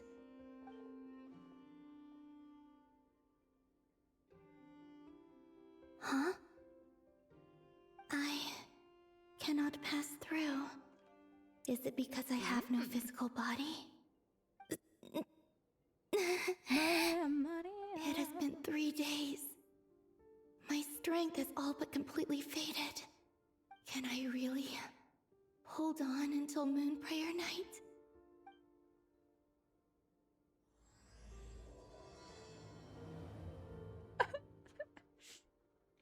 No, no, no, no, no, no. I'm gonna buy chocolate. That's sitting in the freezer.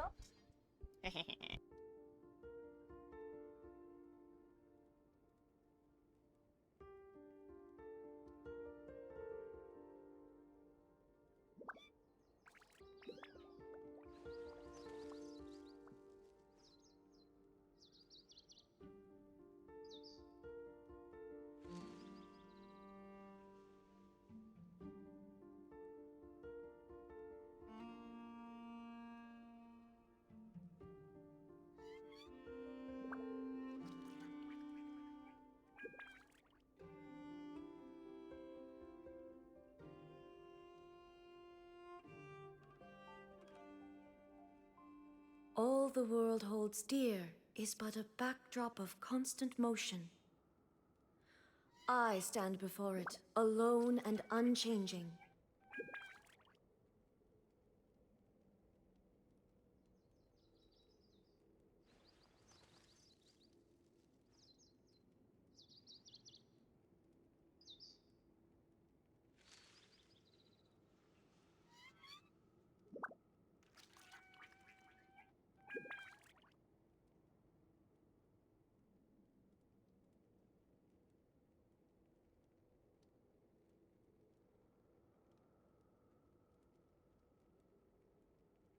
The world remains constant over the centuries, but human life is like the dew at dawn, or a bubble rising through water. Transitory.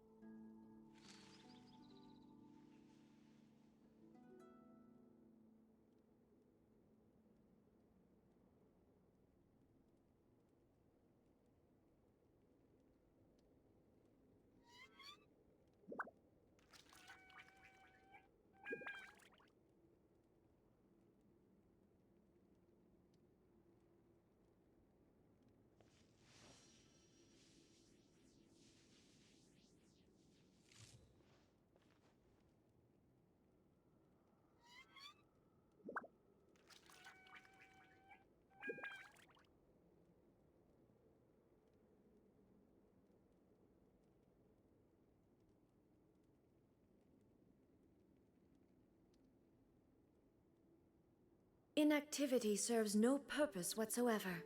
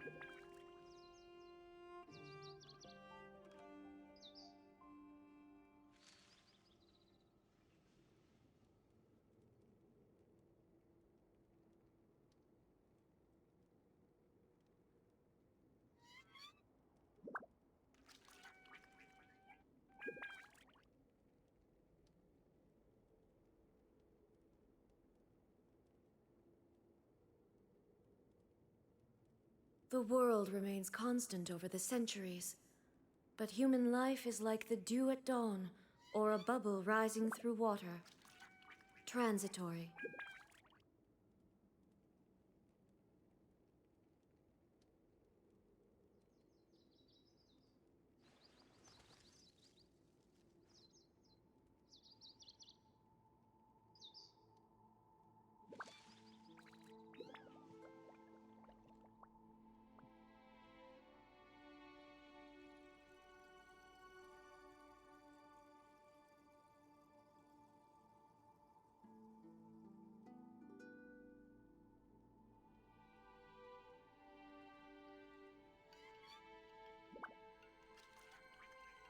Inactivity serves no purpose whatsoever.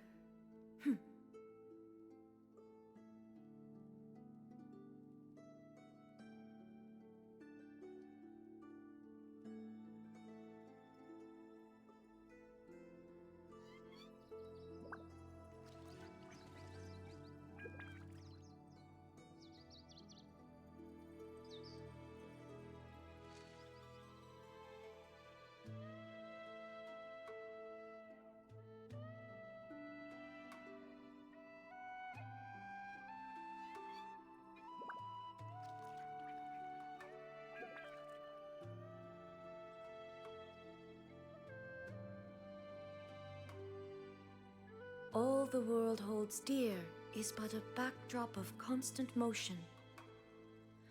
I stand before it, alone and unchanging.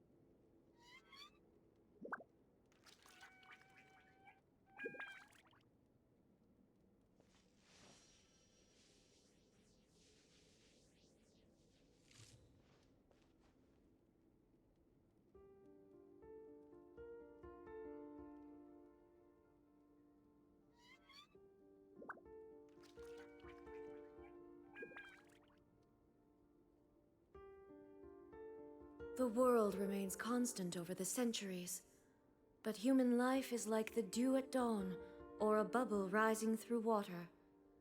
Transitory.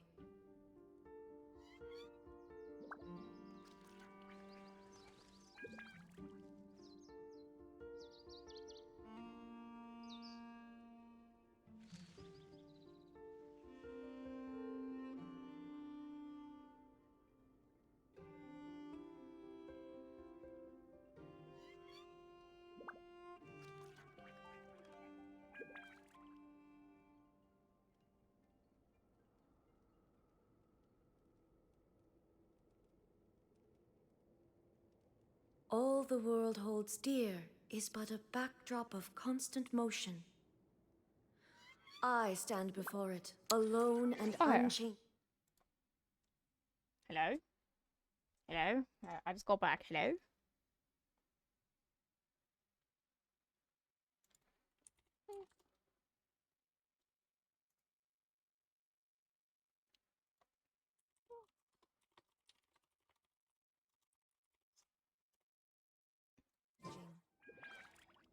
I'm doing absolutely splendid. I just went to the fridge and I now have my chocolate. My special chocolate that no one is allowed to have or steal. I hope you too are also splendid. Oh, it's shattered. Oh. Oh well, I'll come fuck it. You want fire? That's too damn bad.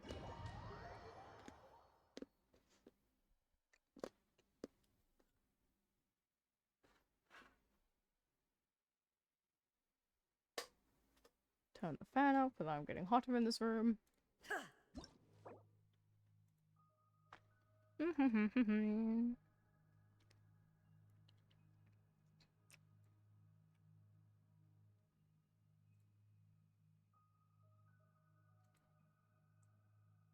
But a moment.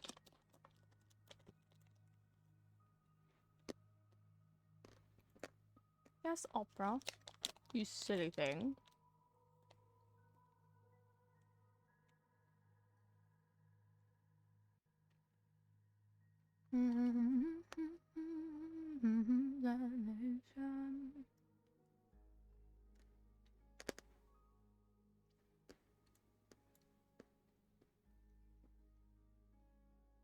I felt it reach the beach.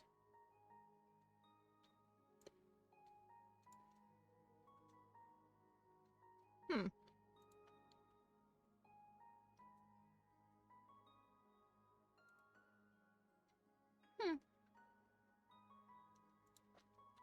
Anyways. Yes, baby, yes, baby, yes. Unless they want me to use an Alakino team. Are these people... Judging by their clothes, they appear to be phantom Hyperboreans from the distant past. That could mean they have some clues about the moon goddess's name, right? Fucker.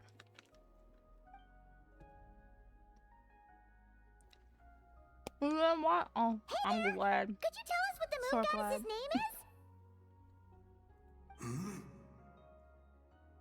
How the fuck would I say that Probably name? a weird question, huh? How do we explain this? The To every moons are box game? long gone, and their goddesses are dead. Their names no longer mean anything. When a new moon goddess is game born, being. we will surely know her name.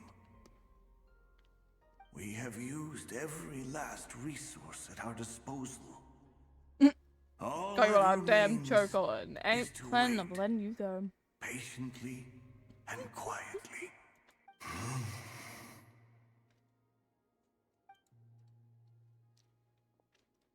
Were the people of the past all this devout? It looks like this phantom doesn't intend to converse with us any further. Surely the new moon goddess he speaks of must be Columbina. Alas, Kutar's birth came long after the age in which he lived.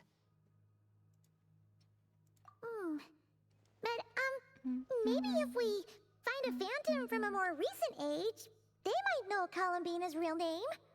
True. Keep an eye out. We should be able to tell which era they're from by the clothes they wear.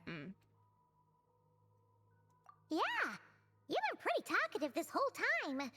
What changed? Oh, nothing. I'm fine. You all make good points. She's so pretty. When the Hyperboreans speak of moon goddesses, they mean the three from truly ancient times.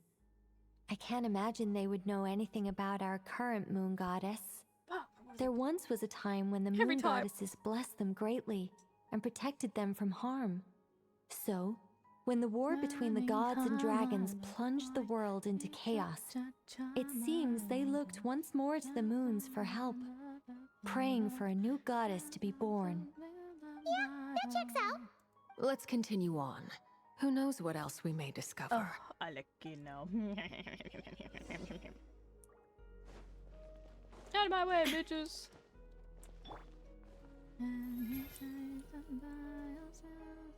There's a door blocking this path. Stop it! Stop it! Stop it! Not a problem. Try Stop this. Lava! I'm just fucking llama. Fucking useless, buddy. Fill the space ahead. Bitch, what do you want from me? Yeah. Good God. Waiting from Whoa! How did that door suddenly collapse? This device was maintaining the door's integrity. Remove the core, and the device stops working. That looks... Is this our destination? Impressive. More precisely, this is a device that will help us reach our destination. Oh, fuck Let's yeah! go. We still have a long distance to cover. He knows he cannot hide. Right, fucking here, don't even. For people he's forsaken, come on. Lord has alive. It's just a game of waiting. Boing! I dies. La la la la la la la la la la la la la la.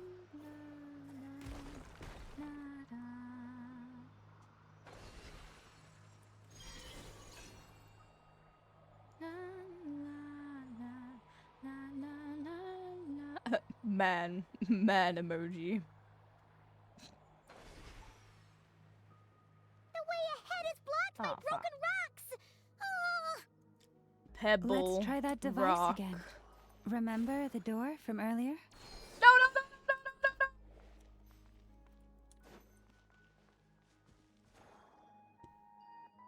Give me that.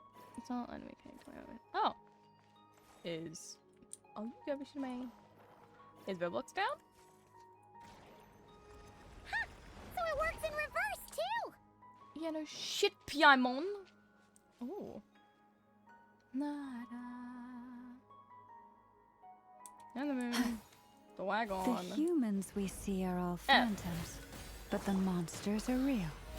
What a fascinating place. There'll be plenty of time to admire it later.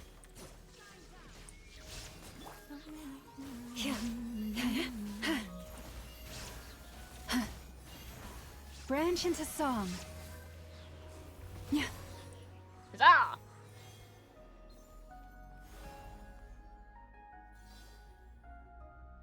Ooh, there's a whole bunch of artwork in here. Seems pretty old. Nicole, this is probably your area of expertise. What do all these paintings mean? Let me see. To understand these murals requires some knowledge of the history surrounding the War of Funerary Flame. I shared a little of this with Lauma before. Yes, I think I follow. The dispute between the Moon Sisters, the transformation by Nibelung. Oh no, it's no trouble. I'd be delighted to share the tale again. Shucks. Alright then. Tevat's 3 moons and their goddesses were brought into being by the will of Nibelung, the then ruler of Tevat. But when the heavenly principles came, they changed the world completely, down to its very foundations. The moon goddesses were nowhere near strong enough to challenge this entity. But the heavenly principles did not view them as heretical entities that had to be removed. Essentially, the 3 moons existed to keep this planet alive and operational, which did not directly conflict with the heavenly principles' aims. Nevertheless, the inherent precariousness of this arrangement would soon be revealed. Nibelung returned. Yes. He did, and thus began the War of Funerary Flame, a battle for dominance between Nibelung and the heavenly principles. Discord would soon emerge between the 3 Moon Sisters. One would voice the opinion that they should follow Nibelung, for it was he who first hung the moons in the sky. Another would argue that taking sides in the conflict would only bring the world closer to ruin. There was no telling where it would lead, especially since their creator had returned, bearing the perilous power of the abyss. Nibelung would eventually discover their disloyalty. He had all 3 imprisoned before transforming the moons into weapons with which to fight against the heavenly principles. What? Weapons? Yes. The very moons that had once defended the planet became instruments of death and destruction, striking terror into the hearts of all living things. And although the heavenly principles and the 3 Moon Sisters had once been at peace, it now seemed that the moons posed an unacceptable threat to Tevat. It is possible that the heavenly principles did not know of the goddess's imprisonment. If so, the weaponization of the moons would surely have been viewed as an intentional breach of the peace agreement. Regardless of who knew what, when, the heavenly principles shattered 2 moons and flung the other beyond the skies. Whether the goddesses managed to escape Nibelung's captivity after his fall, nobody knows. But this much is certain. From that day on, the moons no longer belonged to Tevat. The rejections slowly drained their power until eventually they passed away. So that's the full story. You say the moon ceased belonging to Tevat from then on. Why then would Columbina be born here? That is perhaps due to the lingering connection between the Frost Moon, which was not shattered, and this world. You could see it as the 3 sisters' dying wish. They never desired war. All they ever wished for was to protect this land. I see. If the final fate of the 3 goddesses is as you say, then Columbina faces the same grave danger. Our investigation has yet to bear fruit. We must hurry. You must hurry. Yeah, you're right. Let's keep going. Oh, just.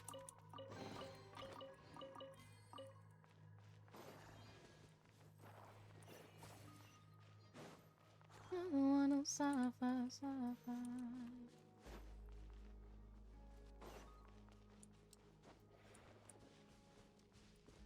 Oh, I have to fucking bring this stupid thing with me.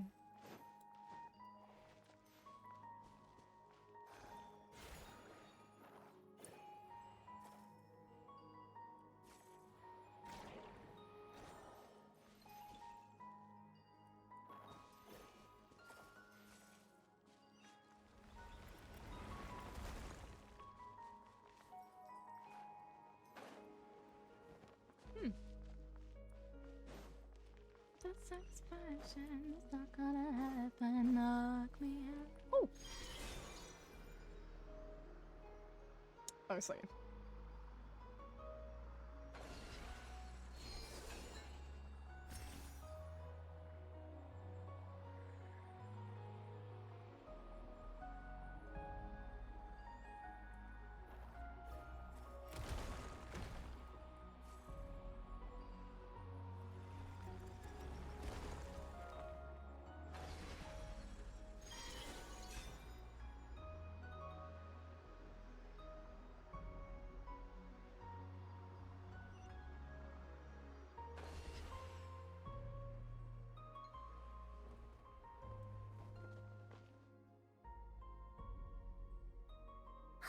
We're finally here.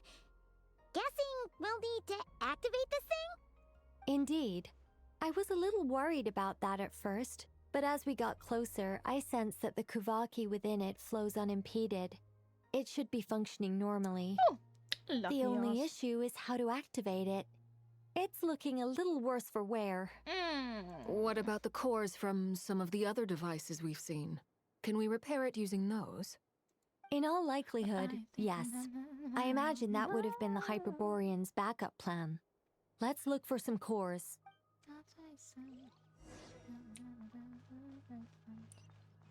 Yeah.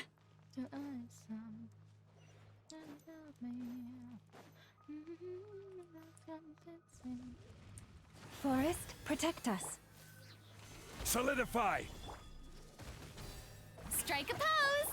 There is no escape! Yeah. Receive my blessing.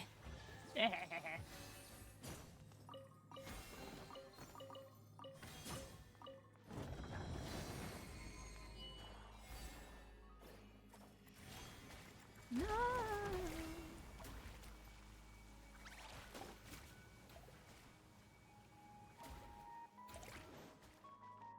God can save me now, my jaded. Leave me back naked. Paimon found a core! But how do we get across? Hold it. Walk up, then God. jump down. I can pass.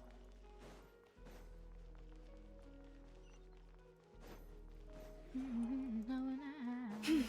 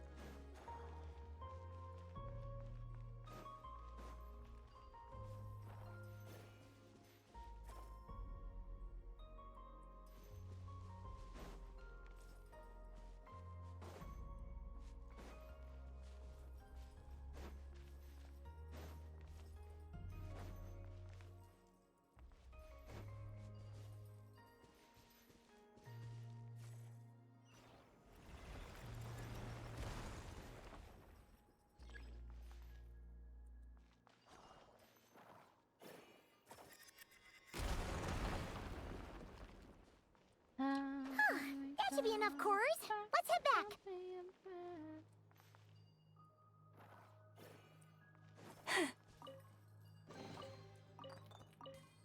Ow.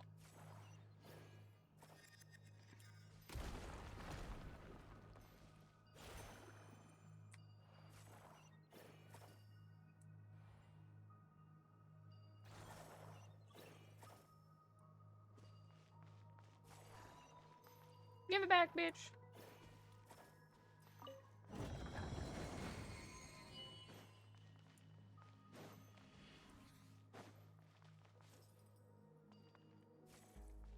Backed up and fine when we just said goodbye. Yeah.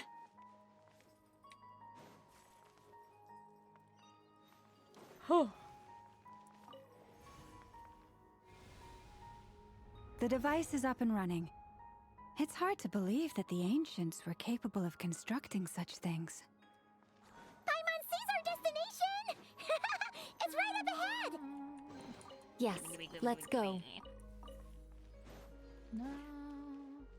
Touch.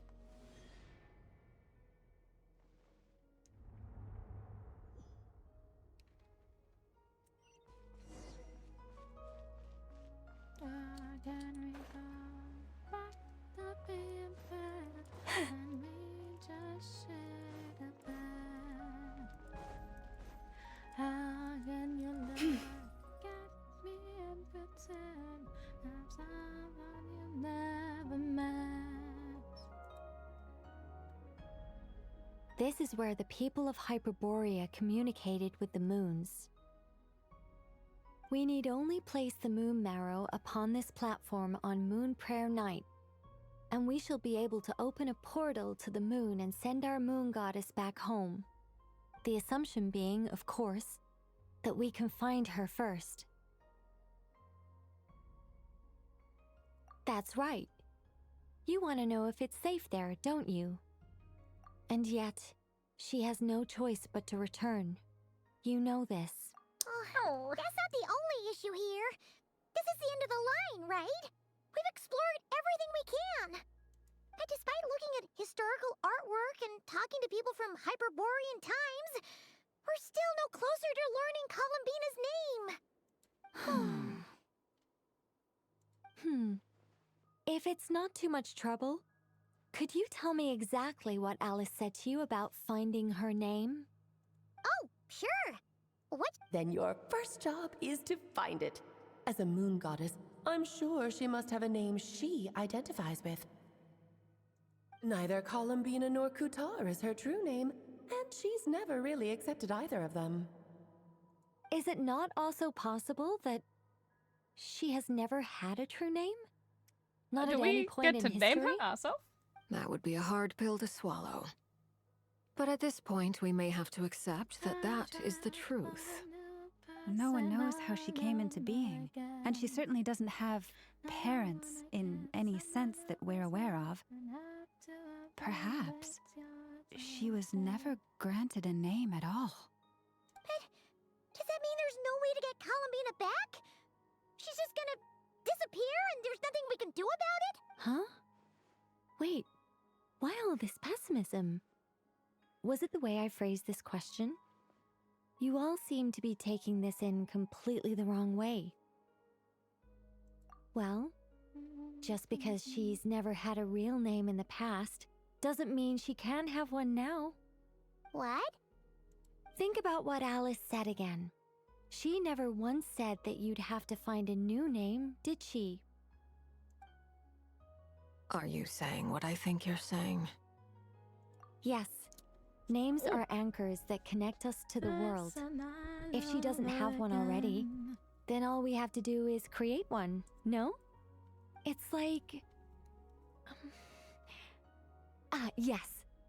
Traveler, when you first arrived in Teyvat, do you think you would have turned around if someone behind you shouted, "Hey, Hermione"? But what about now? I understand what you mean. Life is a long journey.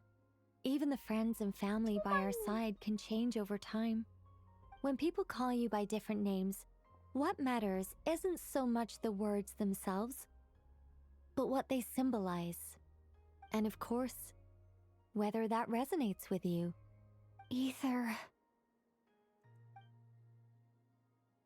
So, close your eyes and picture the moon goddess in your mind. If you were to call out to her in this moment, what would you say? Columbina. Columbina. Paimon would call her Columbina too. Well, she has long forsaken everything that Kuthar represents.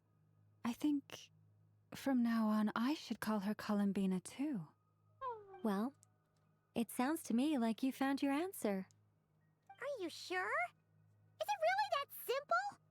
We haven't found her this whole time, and not for lack of trying. For a journey like this, the process is every bit as important as the outcome. Had you not searched far and wide, rejecting every other answer you were offered? How could you have come to an answer you felt was finally correct? Oh, it all makes sense now. This has Alice's fingerprints all over it. Are you suggesting that Mage knew from the start that Columbina never had a real name to begin with? I wouldn't be surprised. I can't say for sure. But I can definitely imagine her chuckling in satisfaction somewhere right now, saying, "Ah, what fun." What fun. Llama, your antlers! You should hurry. The festive moon has begun to rise. Do not worry, for when you called the name Columbina just now, I could sense that the power within was enough to summon back the moon goddess. The power within what? Yes. So, the thing is... She's so fucking cute! This is so annoying. I really want to explain how that whole thing works. Starting from the founding principles of Teyvat and... Oh, I could talk about this for hours, but... Deep breaths, Nicole. Deep breaths. You're an angel. A sober, sensible, solemn angel who has her priorities straight. Okay then. Sorry for asking. Anyway, you all need to hurry. Last thing, remember how it felt when you called out that name. Then it is agreed. By the name Columbina, we shall find her. Then we'll throw her the best Moon Prayer Night party ever! And at last, we will send her home.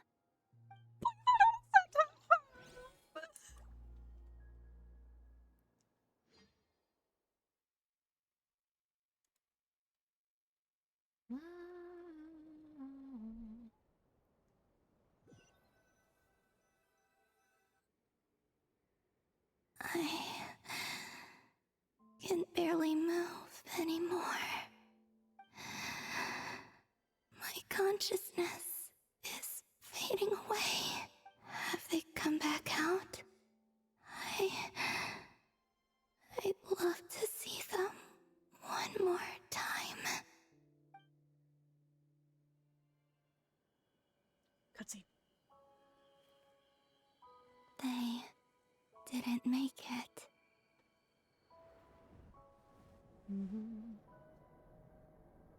Could you tell me your name?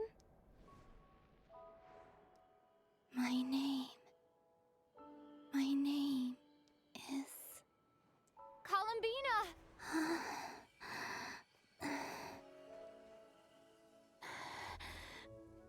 Oopsie, I'm Gia right now. Columbina! Are you here? Columbina! That's the name you gave when we first met. And it's what I've called you ever since. Columbina. It's a fine name. I have many fond memories of Columbina, and so do all of your friends.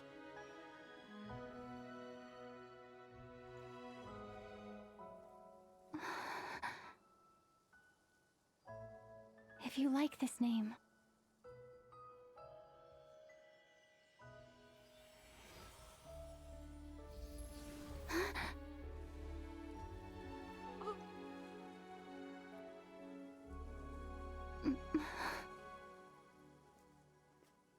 Looking for me?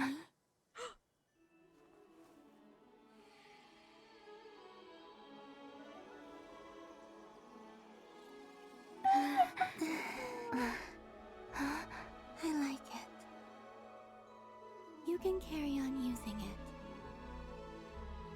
My name is Columbina Hyposelenia.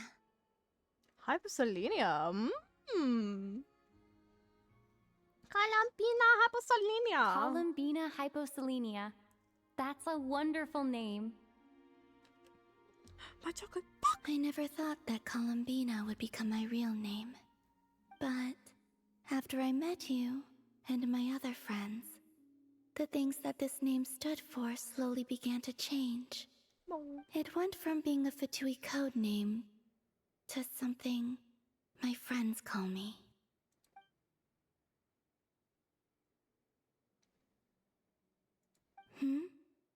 What is it? Why aren't you saying anything? I'm just so happy for you. Thank you. So, where's everyone else?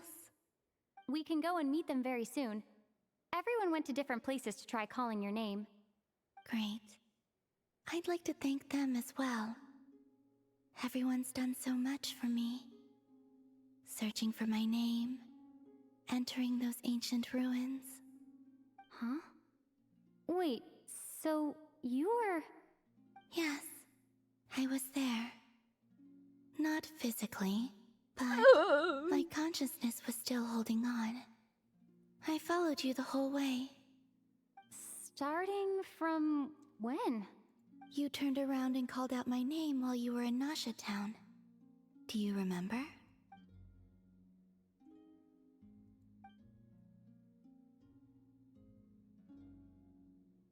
Let's go. We don't want to keep them waiting. Sure. In that case, come with me. But... Before that, could you call my name one more time? Sure. Come with me, Columbina Hyposelenia.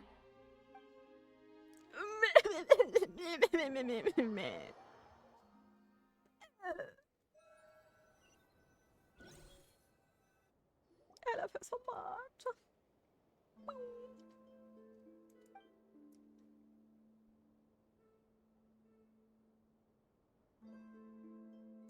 Let others to get the message. Columbina. Oh, this truly is wonderful. Oh! Dab her face. Llama. Hits. I can't breathe. Ha ha! Just in time for Moon Prayer Night. It's good to have you back, Miss Columbina. Yeah, we were worried sick. Thank you, my friends. With your help, I now have a name that belongs to me. Columbina Hyposelenia. Where's the second half from? You added it yourself? That's right. It means... Born beneath the moon. Yes. And by extension, it can also mean born beneath this world. A fine name. Now, as much as it pains me to interrupt this beautiful reunion, I feel obliged to remind you that the Moon Prayer Night celebrations in Nasha Town have already begun. Don't you want to enjoy the festivities? There's so much to see and do. And some of the ambient lighting and entertainments were sponsored by the kind souls in the Hexenzirkel. Nicole? Why have you turned into Dodoko? So you're Miss Nicole. Thank you for helping us, and for helping me find my name. It's nice to finally hear your voice. You're quite welcome. Guiding lost people to hidden treasure is what we Seelie do. And if you ask me, spiritual treasures are far more precious than material ones. Chests are all well and good, but this was what it's all about. Ah, so satisfying. Anyway, I had to go help Alice. It seems like she ran into some trouble. That's why I couldn't be here in person. But don't worry, we're with you in spirit. We'll be celebrating right along with you. Keep an eye out for the Hexenzirkel's festive stalls in Nasha Town. I think you'll like what we came up with. Alice said she even managed to rope B in this time. The Frost Moon Scions have also prepared various attractions. I believe Aino and Effa and their crew are setting things up as we speak. On that note, Nefer, about that request I made. It's all in hand. Yehoda is on site to ensure that everything goes off without a hitch. Wonderful. In that case, Traveler? Huh? Come on, Columbina. It's time to celebrate the best moon prayer night ever.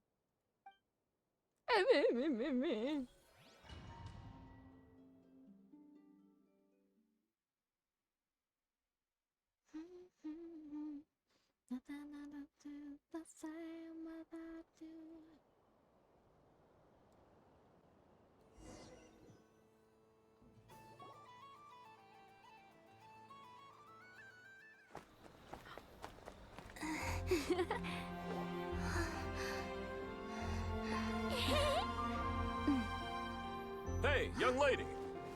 Would you like some moon prayer night candy? Happy moon prayer night. Oh, yeah. I almost forgot to say. Welcome home, moon goddess.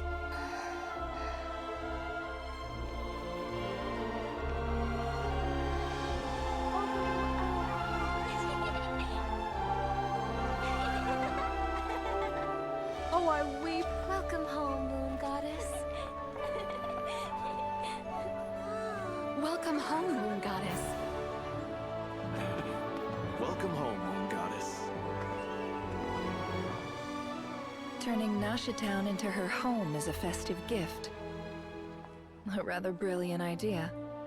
Perhaps this is what Nodcry, Columbina's home, should have been like all along.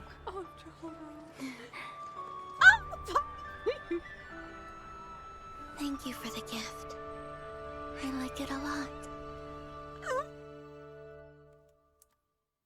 I hurt. Oh. This feels like the surprise of my life. Oh. I do.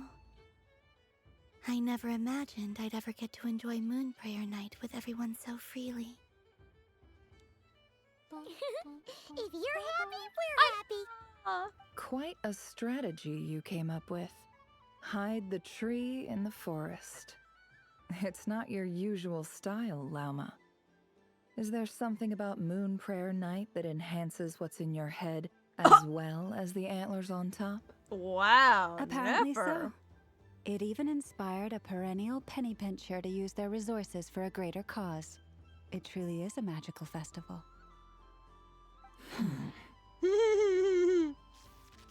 Oh.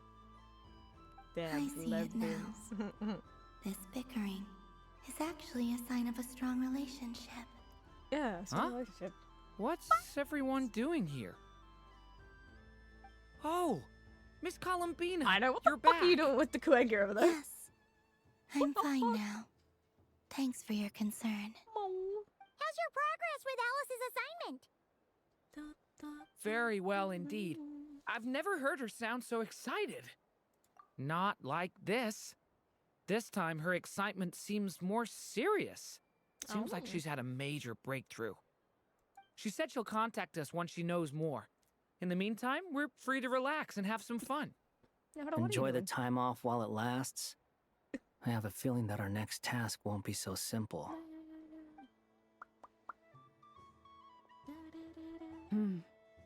I should go. I still have a few things to attend to at the Frost Moon Scion stall. And I think I'll take a look around. With any luck, this once-in-a-year festival will come with once-in-a-year opportunities. Hold up a second. Where's Varka? I believe he made a beeline for the flagship the moment he entered Nasha Town. Yep. Ah, that's Mondstadters for you. They know what they want when festivals roll around. Goodbye for now, Columbina. I hope you have a wonderful night. I will. Well, in that case, don't just stand there. Get out there and have some fun. You'll definitely get a warm welcome at every stall. Oh, also, take this map with you. It's a guide to the festival. Oh?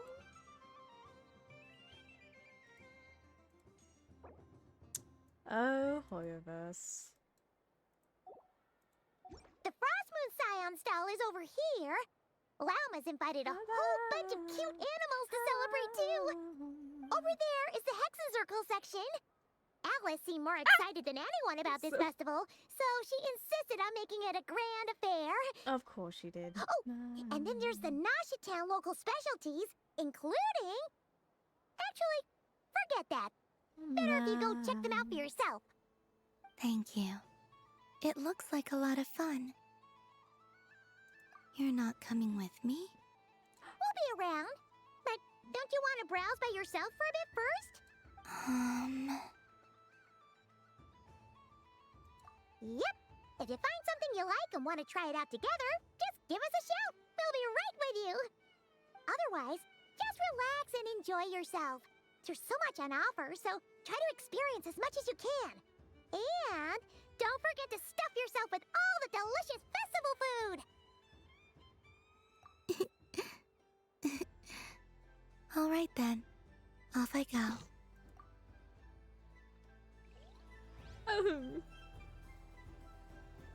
Where should I go first?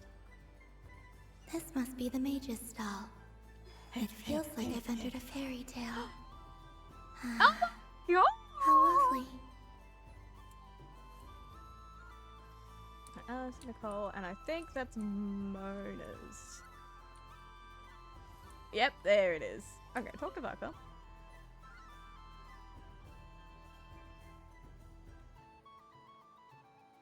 I wouldn't say it's unfair exactly. I mean, your voice goes right into people's heads. How would you explain that to the kids? You can't just explain it away as magic.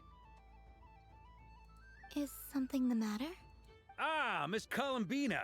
No, nothing you need to worry yourself about. Ah, impeccable timing. Stick around for a second, Miss Columbina. I need your input on something. This self-proclaimed Knight of Justice has yet to give me a satisfactory answer. I, for one, would like to hear your verdict on the matter. Hey, now, I left the flagship just to help you out, Miss Nicole. What's going on? So Alice and I are both using long-range remote control spells that work on similar principles, allowing us to attend this festive fair in Dodeco form. Sorry, let me backtrack a little. While similar, there are some key differences. Alice, being a great mage, wanted her Dodeco to reflect something of her own charm and mystique. So she adjusted the way its tail moves when it spins around. An entirely gratuitous move, in my opinion. I hardly see how anyone is going to notice that. If anything, I'd say that anyone who stares intently enough at a Dodeco's tail to notice such a small detail is someone we ought to be highly concerned about. I only say this to emphasize that my question has nothing to do with tails. Now that we're clear on that, why is Alice's Dodeco permitted to interact directly with the children celebrating Moon Prayer Night, while mine is not?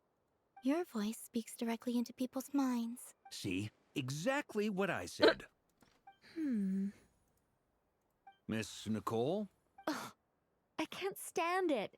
I know that probably makes me sound like a whiny child acting out in front of their parents. And it's a little embarrassing now that I think about it. But hey, I've said it now, I can't take it back. That would be even more embarrassing.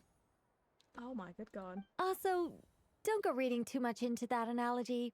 It was off the top of my head. I'm actually an awful lot older than either of you. Miss Nicole, are you saying that you'd like someone to play the game you've prepared? I'm not so invested in that.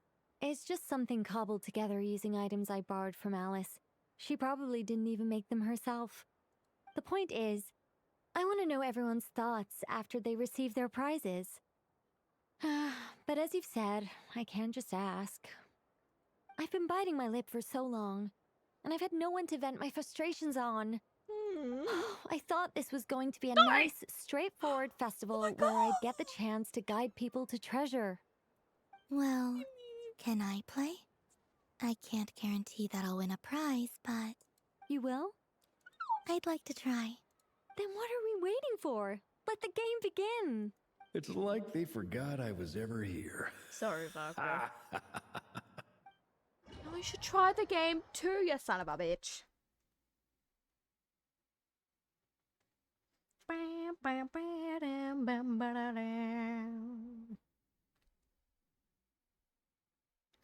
Oh boy. Oh.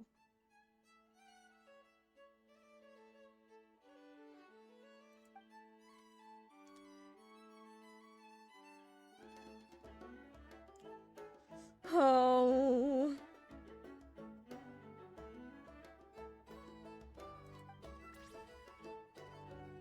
Oh, I don't know how to fucking do this.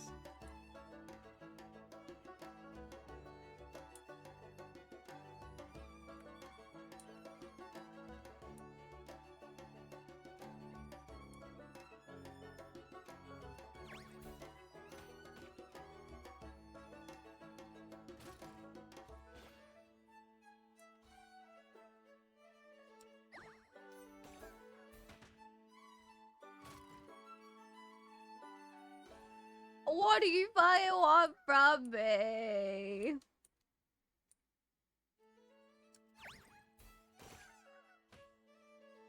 I need the fucking gold coin.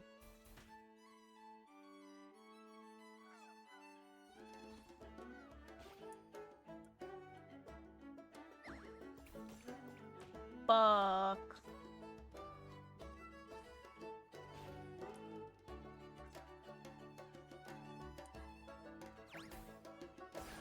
Thank you.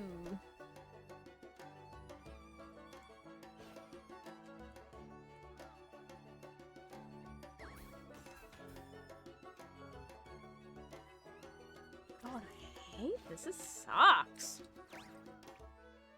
Oh, wow.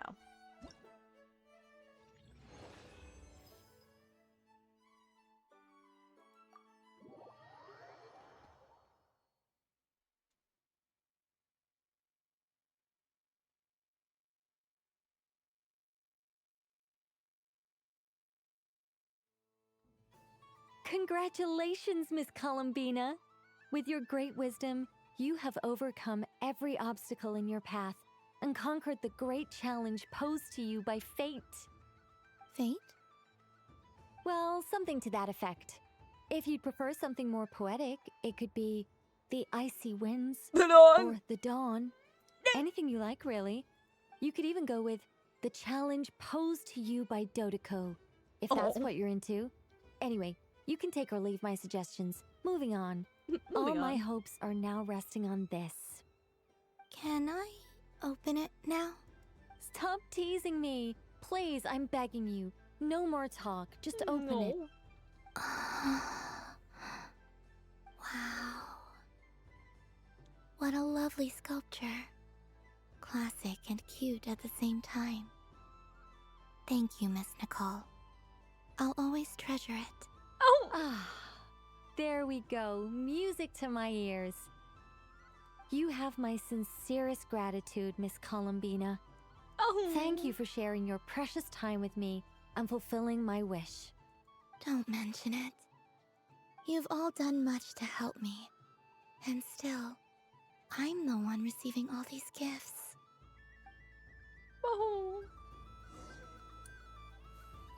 Oh, fuck, I still do the others. Oh, I'm gonna be here forever. Welcome home, Moon Goddess. Oh, you're the genuine article. Why is he looking up? Okay. Alice was right.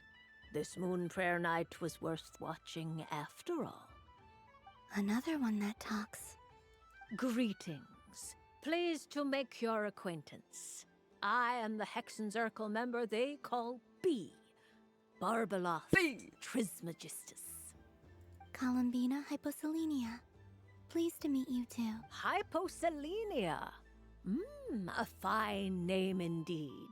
Now then, Miss Columbina, do you wish to hear a mage's divination? Divination. The Frost Moon Scions used to ask me what would happen in the future. Is this like that? From the perspective of the one seeking answers, perhaps. As you look to your journey ahead, if you seek to understand the unknown, resolve your doubts, and soothe the confusion in your heart, divination could be for you. The unknowns on my journey. Of course, if one wishes to peer into fate, then hydromancy is the more precise option. But that is a complex affair, and to relegate that majestic art to the status of a festive amusement would seem somewhat uncouth. Besides, hence, I shall use the suitably festive Luna Arcana to tell your fortune instead. It is more popular with the youth in any case. Lunar Arcana. Indeed. Unlike hydromancy, this will only display possibilities and trends. People like to think of themselves as creatures of agency and free will. Peering too far and too clearly into the future is detrimental to both body and soul. I'd like to give it a try. Of course you may. Come then, take a seat, Miss Columbina. Before we begin, are there any specific questions you would like to ask? Let's stick to general possibilities and trends, like you suggested. Ah, very well. Then I shall use the basic Lunar Arcana deck. Now, try to relax. Cast your mind upon the things you have experienced and the things you are soon to experience. I will shuffle the deck. Would you like to cut the cards yourself? You do it. No problem. Now then, to make things easier for the seeker, that is to say, you, I shall decipher the cards from your perspective. Oh. Yes. Oh, fuck.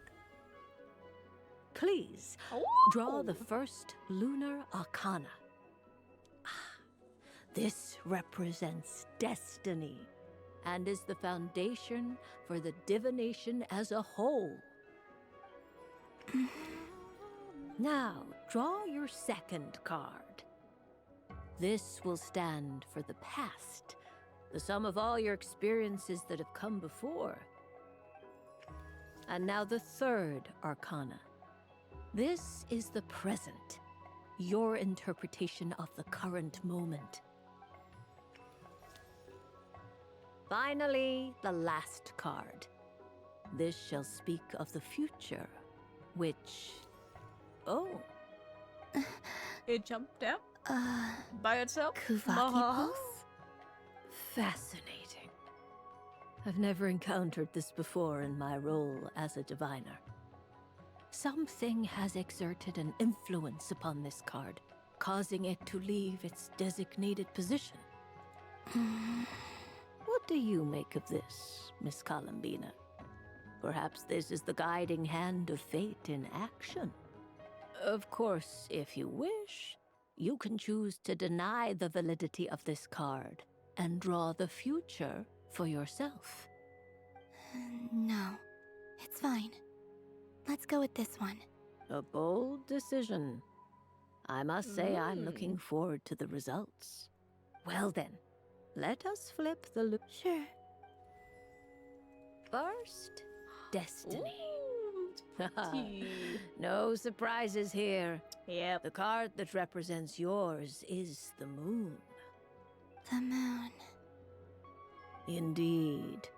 The moon can represent the truth at some times, but deception at others.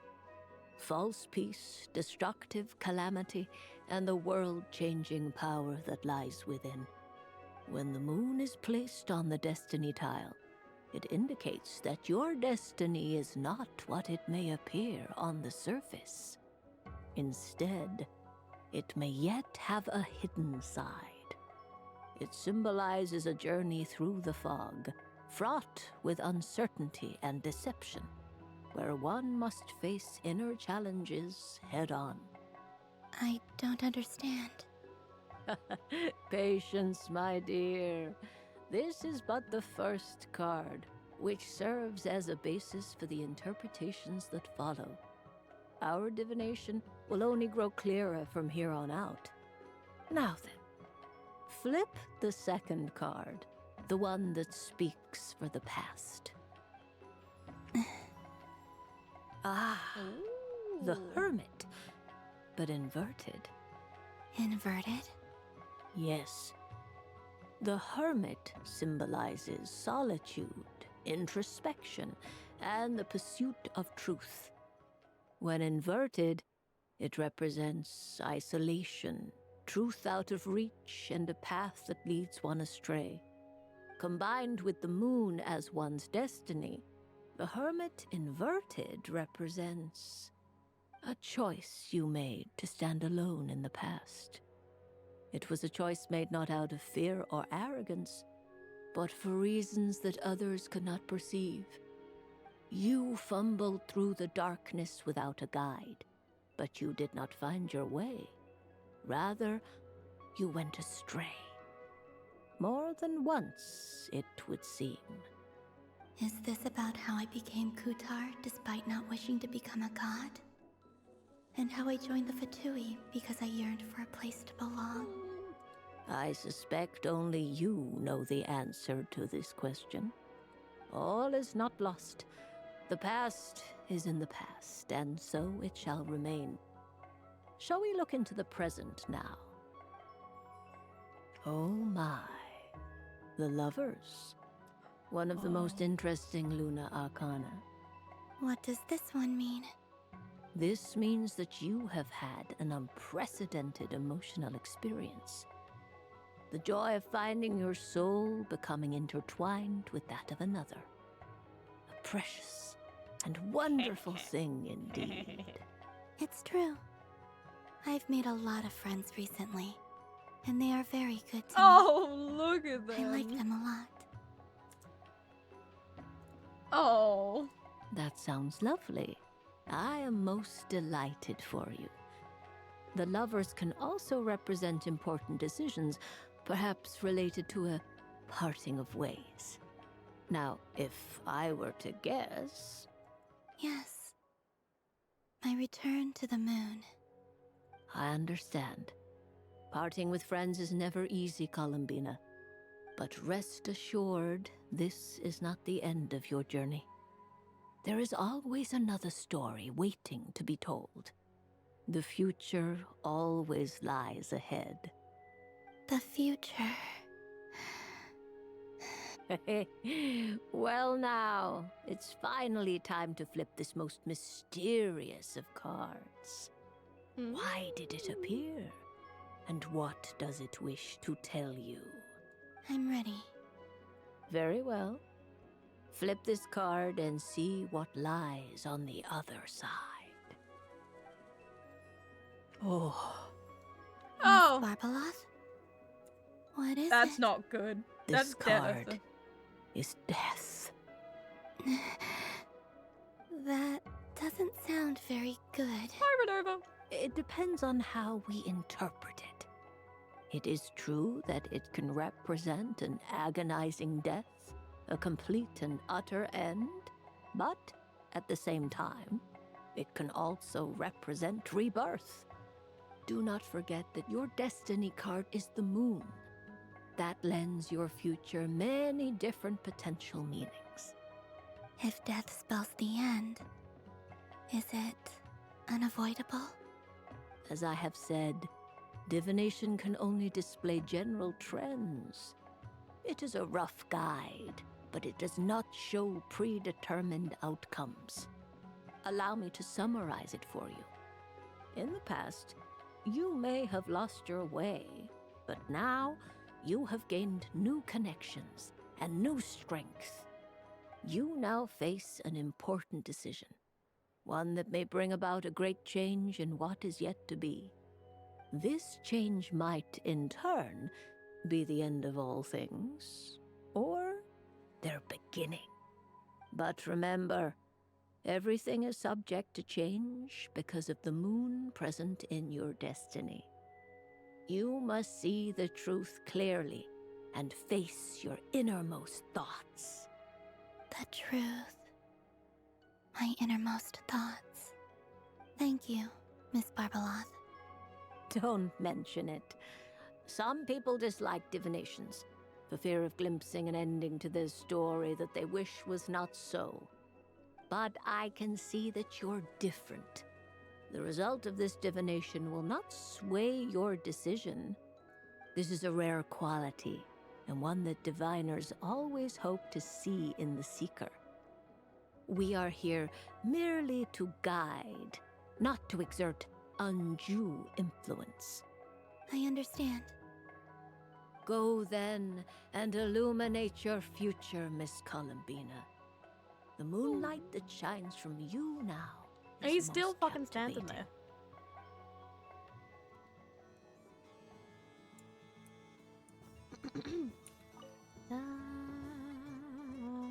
A soft and furry creature that bounces and jumps. Welcome home, Moon Goddess. This one talks too. Allow me to introduce myself. I am a Dodoco from a distant archipelago, the most mischievous of all my Dodo brothers and Dodo sisters.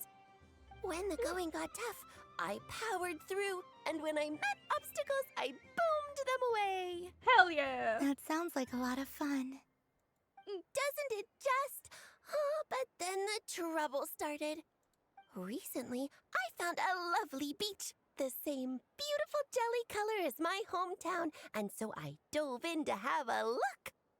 Only to find it overgrown with seagrass and nasty little spiky fish everywhere, looking to turn me into a Dodoco kebab. I made it back to shore by the skin of my teeth, but my tail was sorely hurt. Couldn't you just boom them away? Oh, I wanted to, believe me. But I've heard that you, Moon Goddess, can understand animal speech. The last thing I wanted was to cause a gigantic fuss and get taken to court by a school of spiky fish. I'd be driven out of these waters for good, and my winter holiday would be ruined. And so, dear Moon Goddess, I was wondering if you might lend me your allegiance. Are you roping me into a crime? Oh, let's call it a once-in-a-lifetime carefree adventure. Does that sound better? Sure. All the festival goers tonight are dressed up as the Moon Goddess. But there's nothing to say that the Moon Goddess can't disguise herself as a Dodoco, is there? Besides, this is your home. You should be free to be whoever you wish. I'm afraid I'm not well acquainted with Dodocos, Madam Mage. Oh, that's quite all right. We Dodocos are innocent, happy creatures with a free-spirited nature. Many, like myself, are mischievous troublemakers. Others are lazy souls who like nothing better than to lie down on a nice rock and take a nap. In our eyes, every creature who yearns for happiness and freedom is a Dodoco. But perhaps in yours, we Dodoco are a fluffier and more mischievous breed of Kuhenki. Motherfucker's like, excuse me? Yes. That is a much easier image to follow. Oh, wonderful! Then let's play! Grab onto my tail and follow Time to settle some scores with the bad guys. That's how I love you, sir. Oh my god. Yep. My god. Oh, I hate this one. Yeah.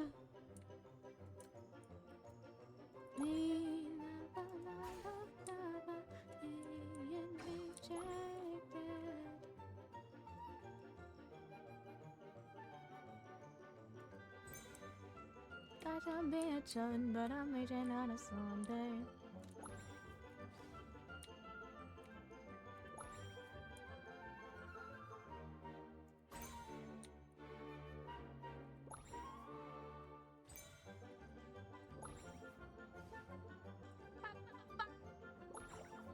Ow!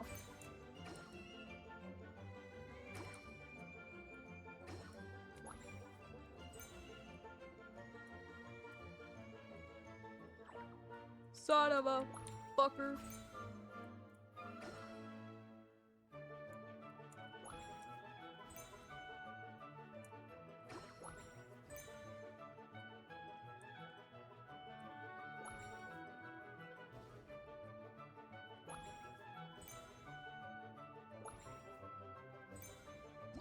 Okay, I'm liking.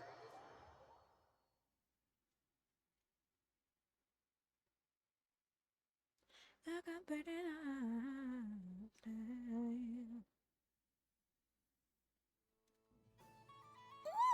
a remarkable talent. So, what do you make of it? The use of Jumpy Dumpties doesn't come as naturally to me as Kuvaki. But their unpredictability makes it fun. I think they call this... novelty? Indeed. And how did it feel blowing those pesky nuisances away? My god, Alice. Not bad. Any guilt? What do you mean? Oh, Alice, please. Wonderful. Lovely answers to all 3 questions. You've passed the safety test. Now I can give this special bomb to you as a souvenir. Let's not give Remember, my if you poor find any Columbina manies living on the moon, you can use this to boom them into oblivion. I will.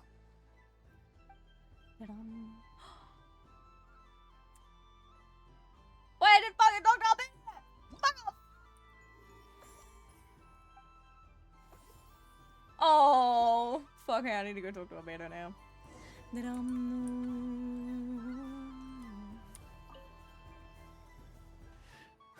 It'd be rude to just leave without saying anything. But at the same time, I don't want to barge into their lively conversation just to announce that I'm leaving. I guess I'll just wait a little longer. Huh? Albedo? This sketch is for you, Grandmaster. Oh, a gift for me. Thanks. Let's see what you've done for me. The North Wind left in the lurch. Can I see or not? Huh? Albedo? This sketch is for you. Oh, the North Wind.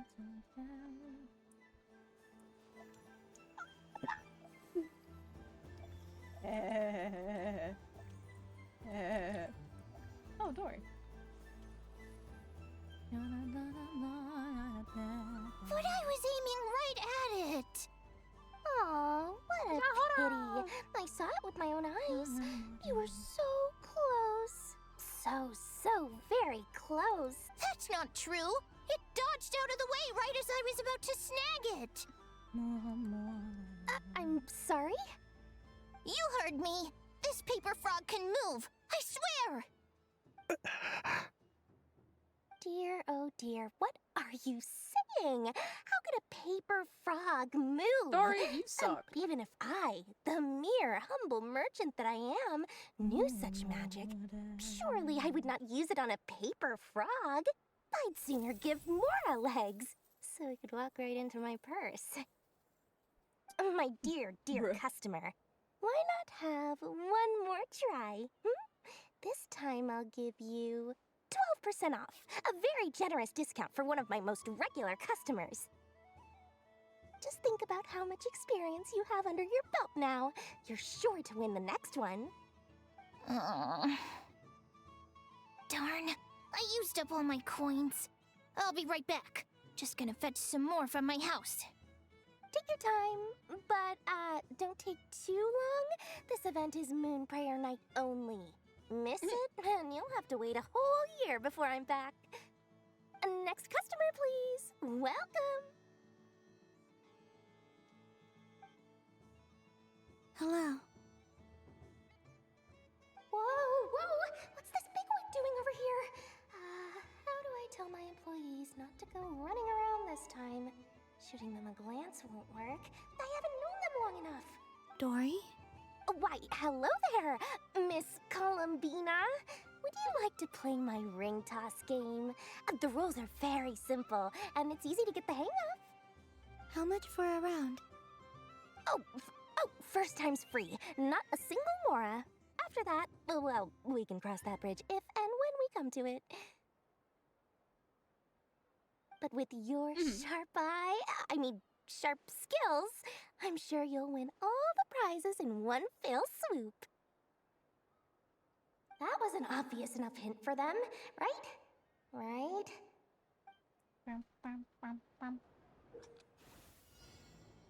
This is why I'm gonna eat all that ass all the way.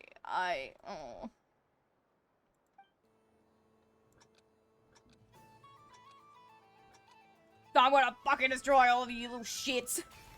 Here comes the ring. Oh, peanuts. Yeah, I'm gonna get asses. Change tracks. I'm getting all these asses. Brazil, should we move or not? Just a tiny bit. All right, then I'll... Oh, sugar plums, not the clock hands. How do I move the legs again? Anyways. Let's see now. Let's see. Wow, very good. That's the highest score we've had all night. And here's your prize. Now, how about another round? As for the cost... Happy Moon Prayer Night, Miss Columbina. Happy Moon Prayer Night, Durin and Hat Guy. Are you here to play the game? Yes.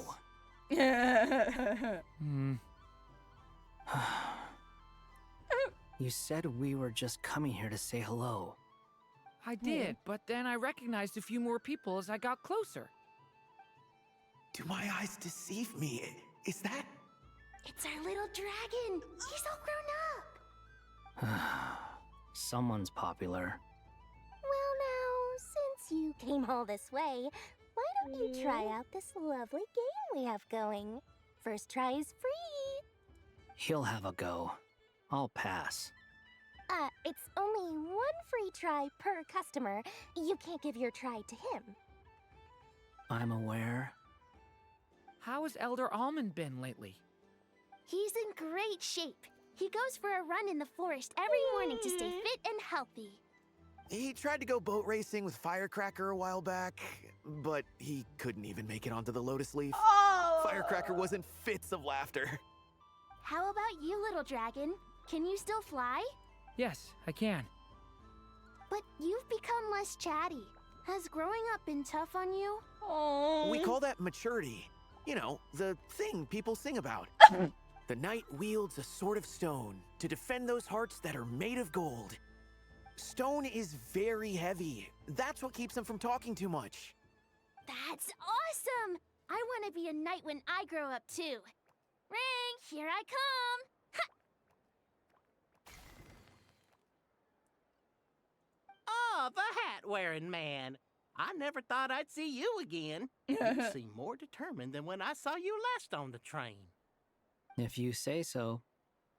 Oh, I do say so. The people you once helped see it clearly. It's because you are once again on the right track.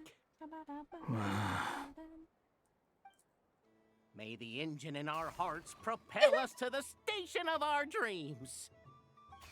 I can move! I can move now, Roselle! What are they doing? Running into the rings like that? You got them all so quickly! I have never seen anything like this in all my travels! Is this guy actually an old friend of theirs? But how? They're origami animals and clockwork people from a fairy tale! Getting to know them would be quite an arduous task, unless they share a hometown? I have to get to the bottom of this. Next time I see the Great Mage Alice, I shall demand answers. Thank you, Dory. I had a lot of fun. Now for your prize. Where did I put it? Give me a moment to dig it out. Oh, sweet grand prize. How I wish I didn't have to let you go. Good thing I've already turned a profit from the customers earlier in the night. Otherwise, I'd have wasted all my hard work. Okay, I'm back.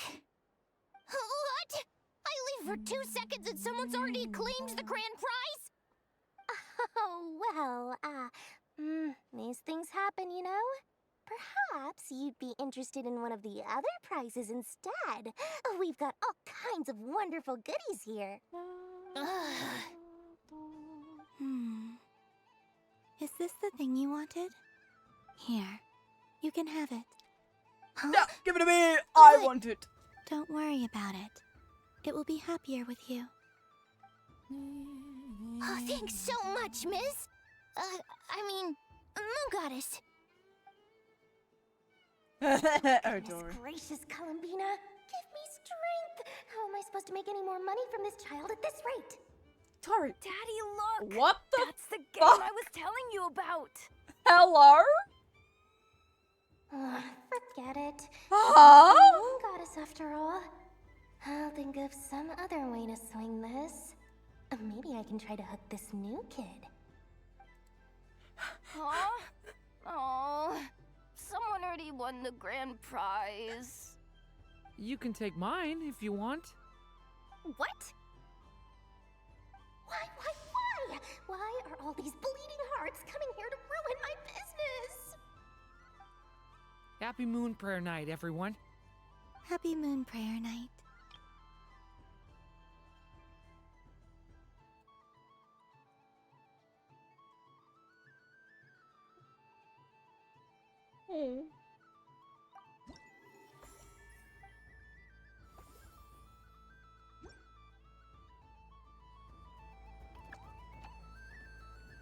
Okay. If all the prizes are gone, I might as well close up shop for the day. But you haven't had your fill of fun yet, right? So the next time a customer shows up, you're going to have to run faster, all right? And remember, run out of the rings, not into them.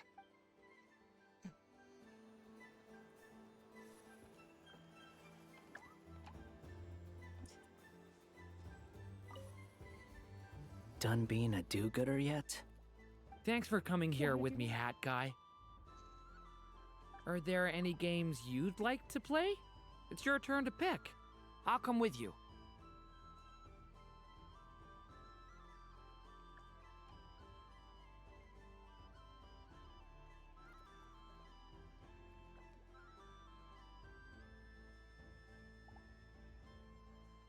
I love when it does that.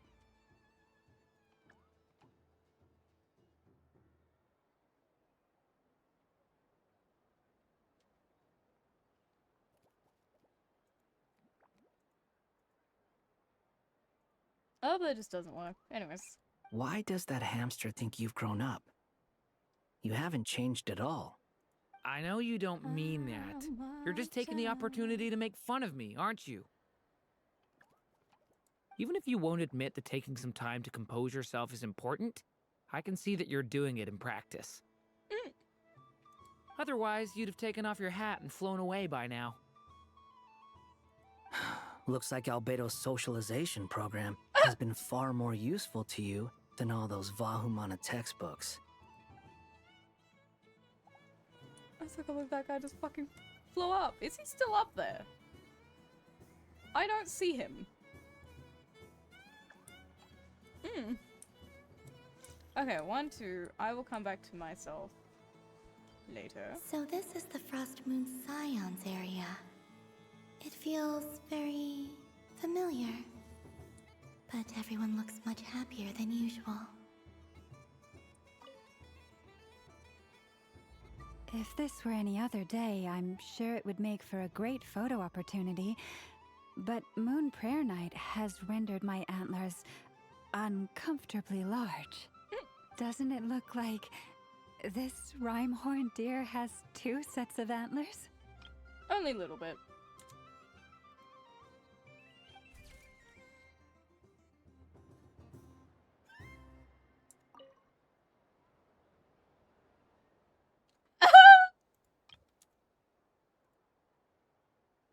Oh, wait.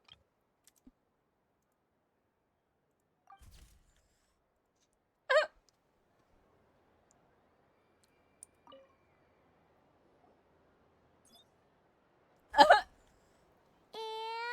done! Here, take a look! I think it looks quite funny. Well, Paimon thinks it's super cute. It looks like a silly chic badger and a rhyme-horned deer that's about to fall asleep. Paimon, you're so mean. Maybe I'll stand on the chic badger's side instead. It looks like we've attracted the attention of quite a few animals.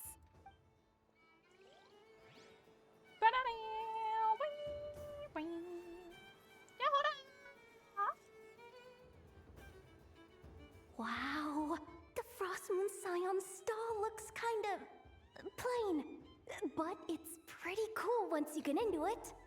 I don't go to Hisi Island much, but it's got that, like, old world cultural feel. Uh-huh. And if culture means we get more festivals, I'm all for— Hello, Yahoda. Columbine— hello, Moon Goddess. That was too close. I almost gave the game away in front of the staff. Oh, wait. What's the deal with her shoes? They don't make a sound when she walks. I could do with a pair of those. Stop looking at her bloody feet, bro. Do you like balloons too? Balloons? Oh! What's so fun about balloons? I'm not a kid anymore.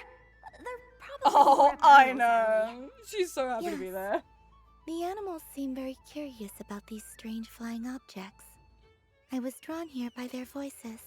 I recently learned a fun new game you can play with balloons. So I just— A new game? What the fuck?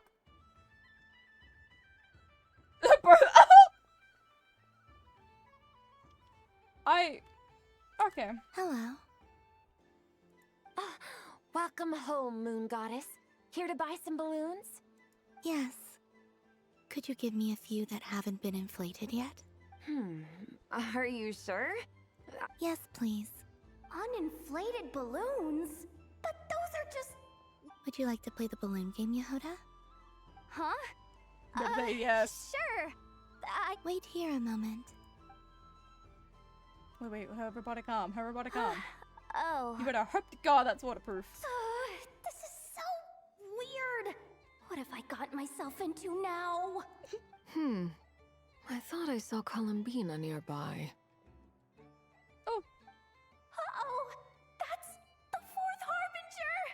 Although she's helped us out quite a bit, she's good people, right? Yeah. Is she looking for Columbina? Oh, guess that's my ticket out of here. I'm not sure my heart can take being sandwiched between two Harbingers. You'll live. Which stall is she checking out? Oh, it's that other Frost Moon Scions one. Try on the headgear, see what it's like having antlers or animal ears for a day. Oh, I wouldn't be caught dead wearing that stuff. So embarrassing. I have enough gear to carry as it is. But you have one that gives you animal ears. What? She put it on?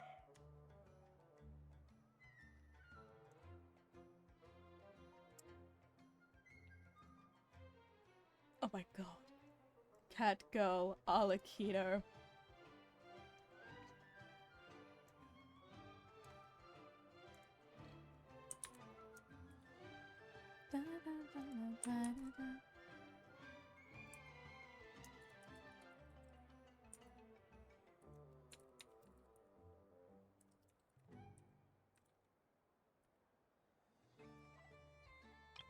Oh my god. How peculiar.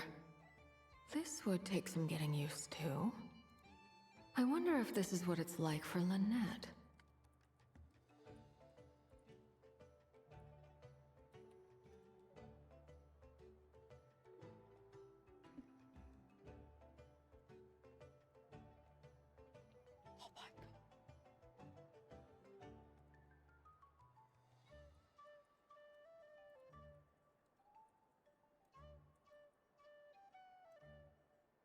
It really suits you, ma'am. What is this? She was so intimidating a moment ago, but now, dang, she's really rocking those ears. How does she make them look so cool? Is she the baddie? Duh! She's my baddie. I suppose I may as well keep them on for now. She's coming this way. How do you do, Miss Yehoda? Oh, jeez. Don't talk to me while wearing that thing.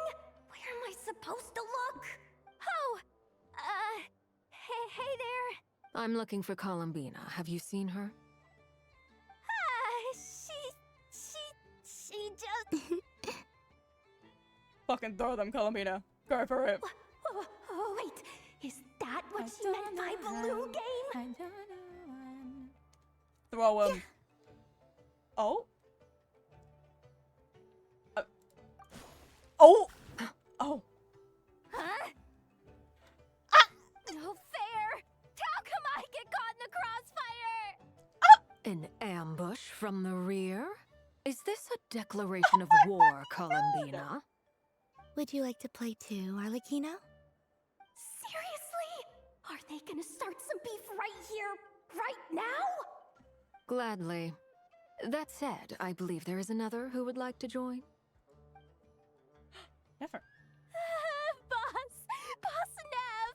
You got this? You've gotta get me out of here. Things are kicking off big time. Hello there. I'd like 10... no, make that 20 balloons, Oh please. My god. Uninflated. What?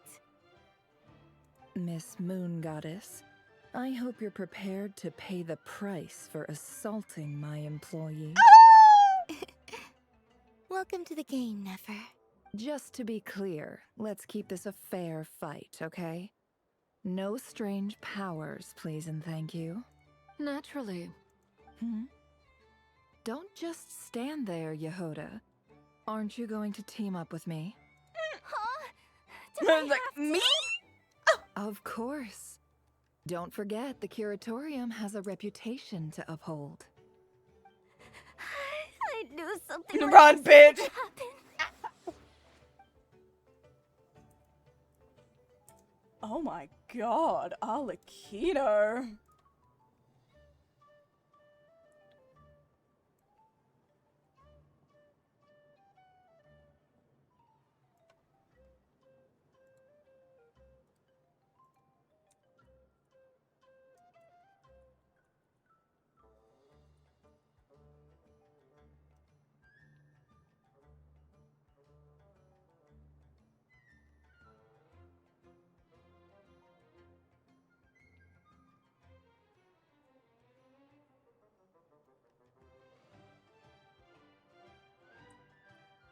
The music I'm hearing is,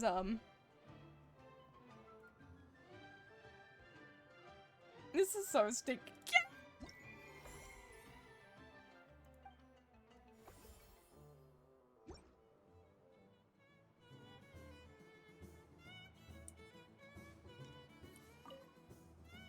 The fucking I've cat seen is- Linny and the other children play this game before.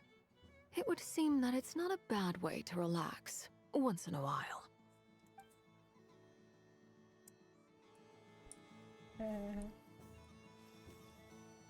What's this?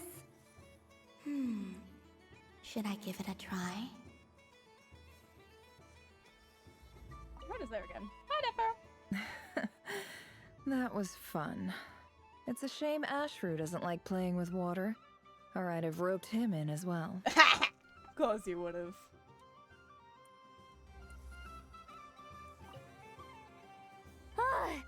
I just had a water fight with 2 Fatui Harbingers. Pretty scary, but also surprisingly fun.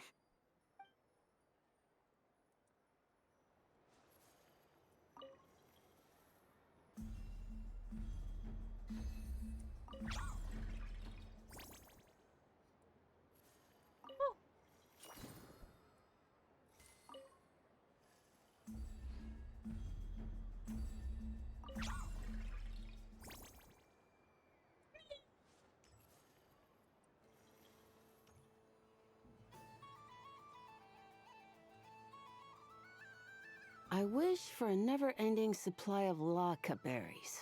Oh. What a humble wish. Probably written by a child. Get.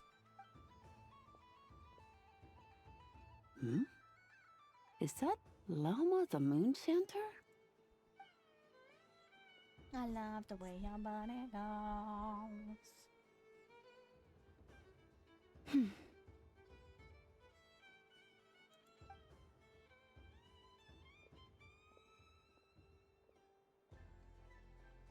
I wish that the long plume ibises would stop biting me. Oh dear, poor Lauma. Well then. All right, I'll write that one down for you. I got it.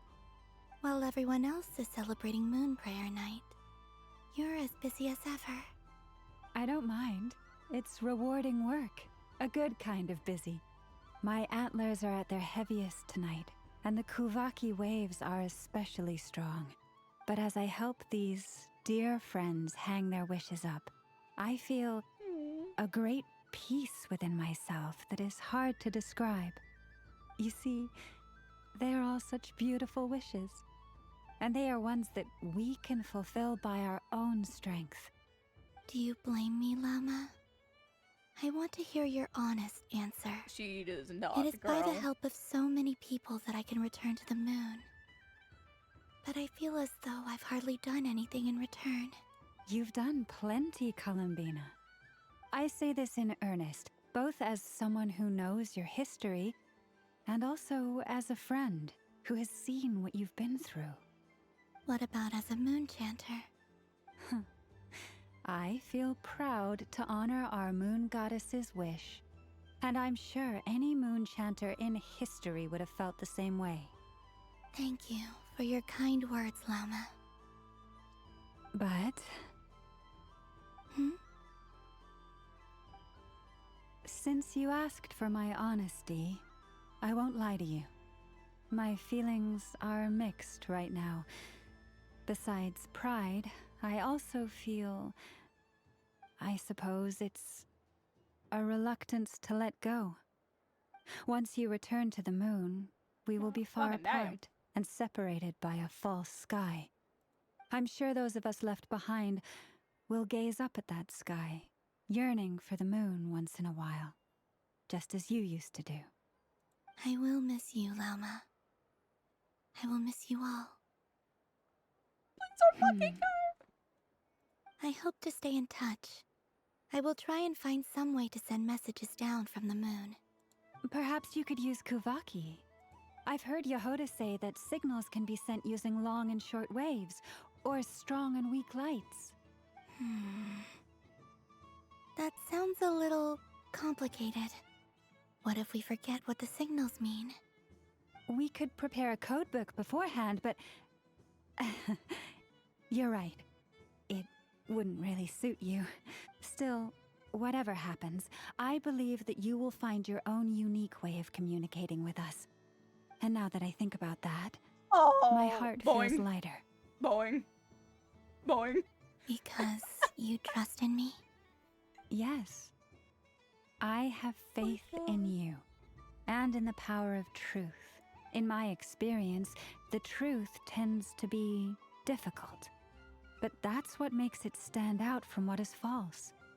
So I'm confident that your thoughts and your love will shine through the curtain of lies. We will know it when we see it. Thank you.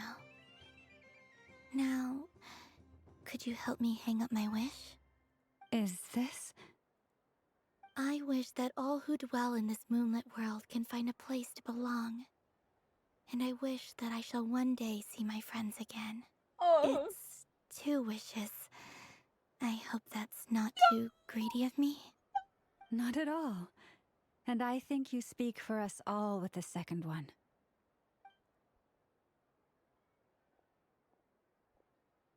I shall continue to pray until the day that all of these wishes come true. Oh.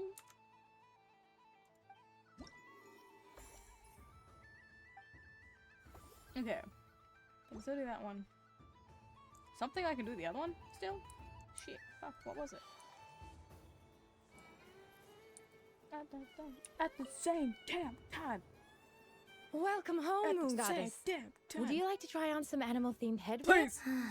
Please! I always hear Loma saying how heavy her antlers are. I want the antlers. Let me give it a try. Oh my! It really suits you.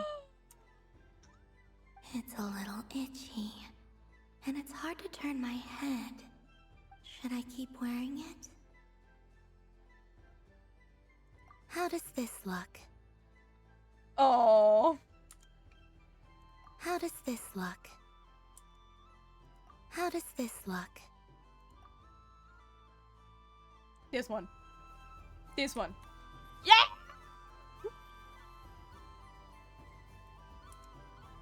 Fuck yeah! Wait, did I do this one? Take a balloon? I want this one. I want this one. I don't just want some random balloon. Yep.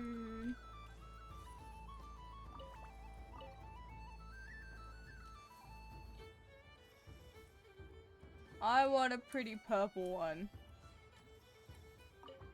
No, put in the balloon. I want this balloon.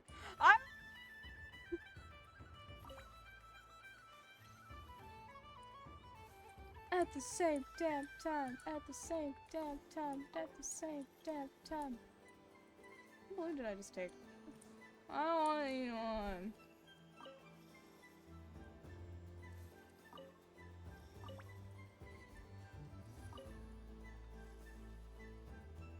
I want a pretty fucking purple one.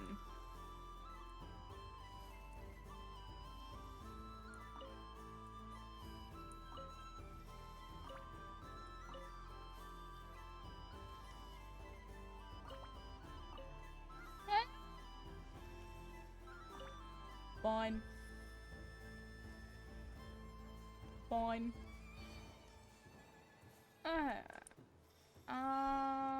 That one? Sunny days! I prefer sunny days.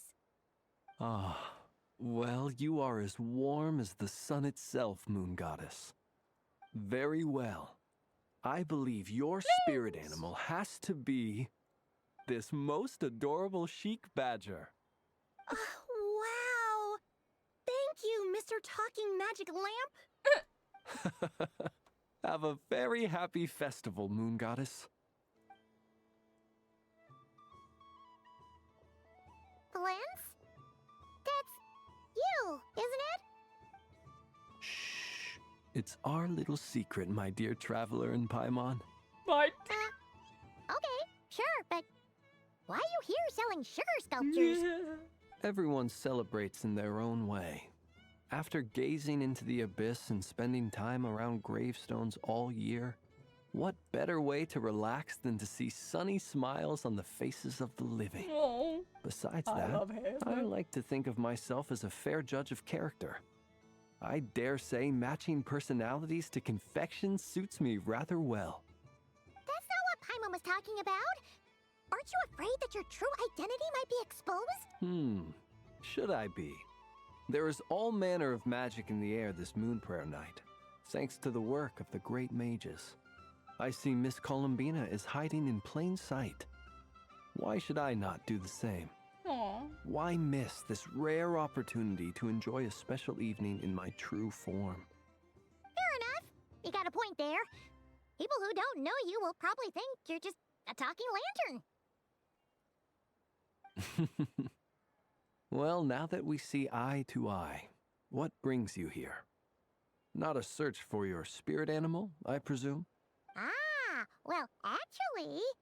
Here, see for yourself. Oh, this is... How wonderful.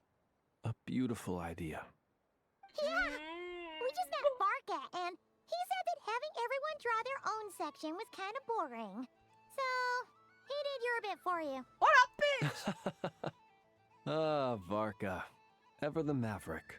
I see his artistic skills are truly one of a kind. I see. In that case, I shall paint something on Mr. Albedo's behalf in a short while. What? Why not now? Ahem. Welcome home, Moon Goddess. Phew, that was close. Hello, Flins. Well. She recognized you right away. What keen eyes you have, Miss Columbina. Especially considering they are shut. I did not see you. Rather, I sensed you. I can sense the fluctuations in Kuvaki all around me. One would expect no less of the Moon Goddess. Might I interest you in some candy? Yes, please. Excellent. I shall make some for you right away. Hmm? Something the matter, Miss Columbina? What about my spirit animal? All the other children carrying sugar sculptures are talking about it. Wait, is she taking the test seriously? Yes, Paimon, let her. My apologies. How could I neglect that? You are quite right, Miss Columbina. Every one of us has a magical creature living in their heart. Would you permit me to help you find yours? Yes, please. Do you prefer the day or the night? Tonight! Night. Which of the 4 seasons is your favorite? Spring, Winter.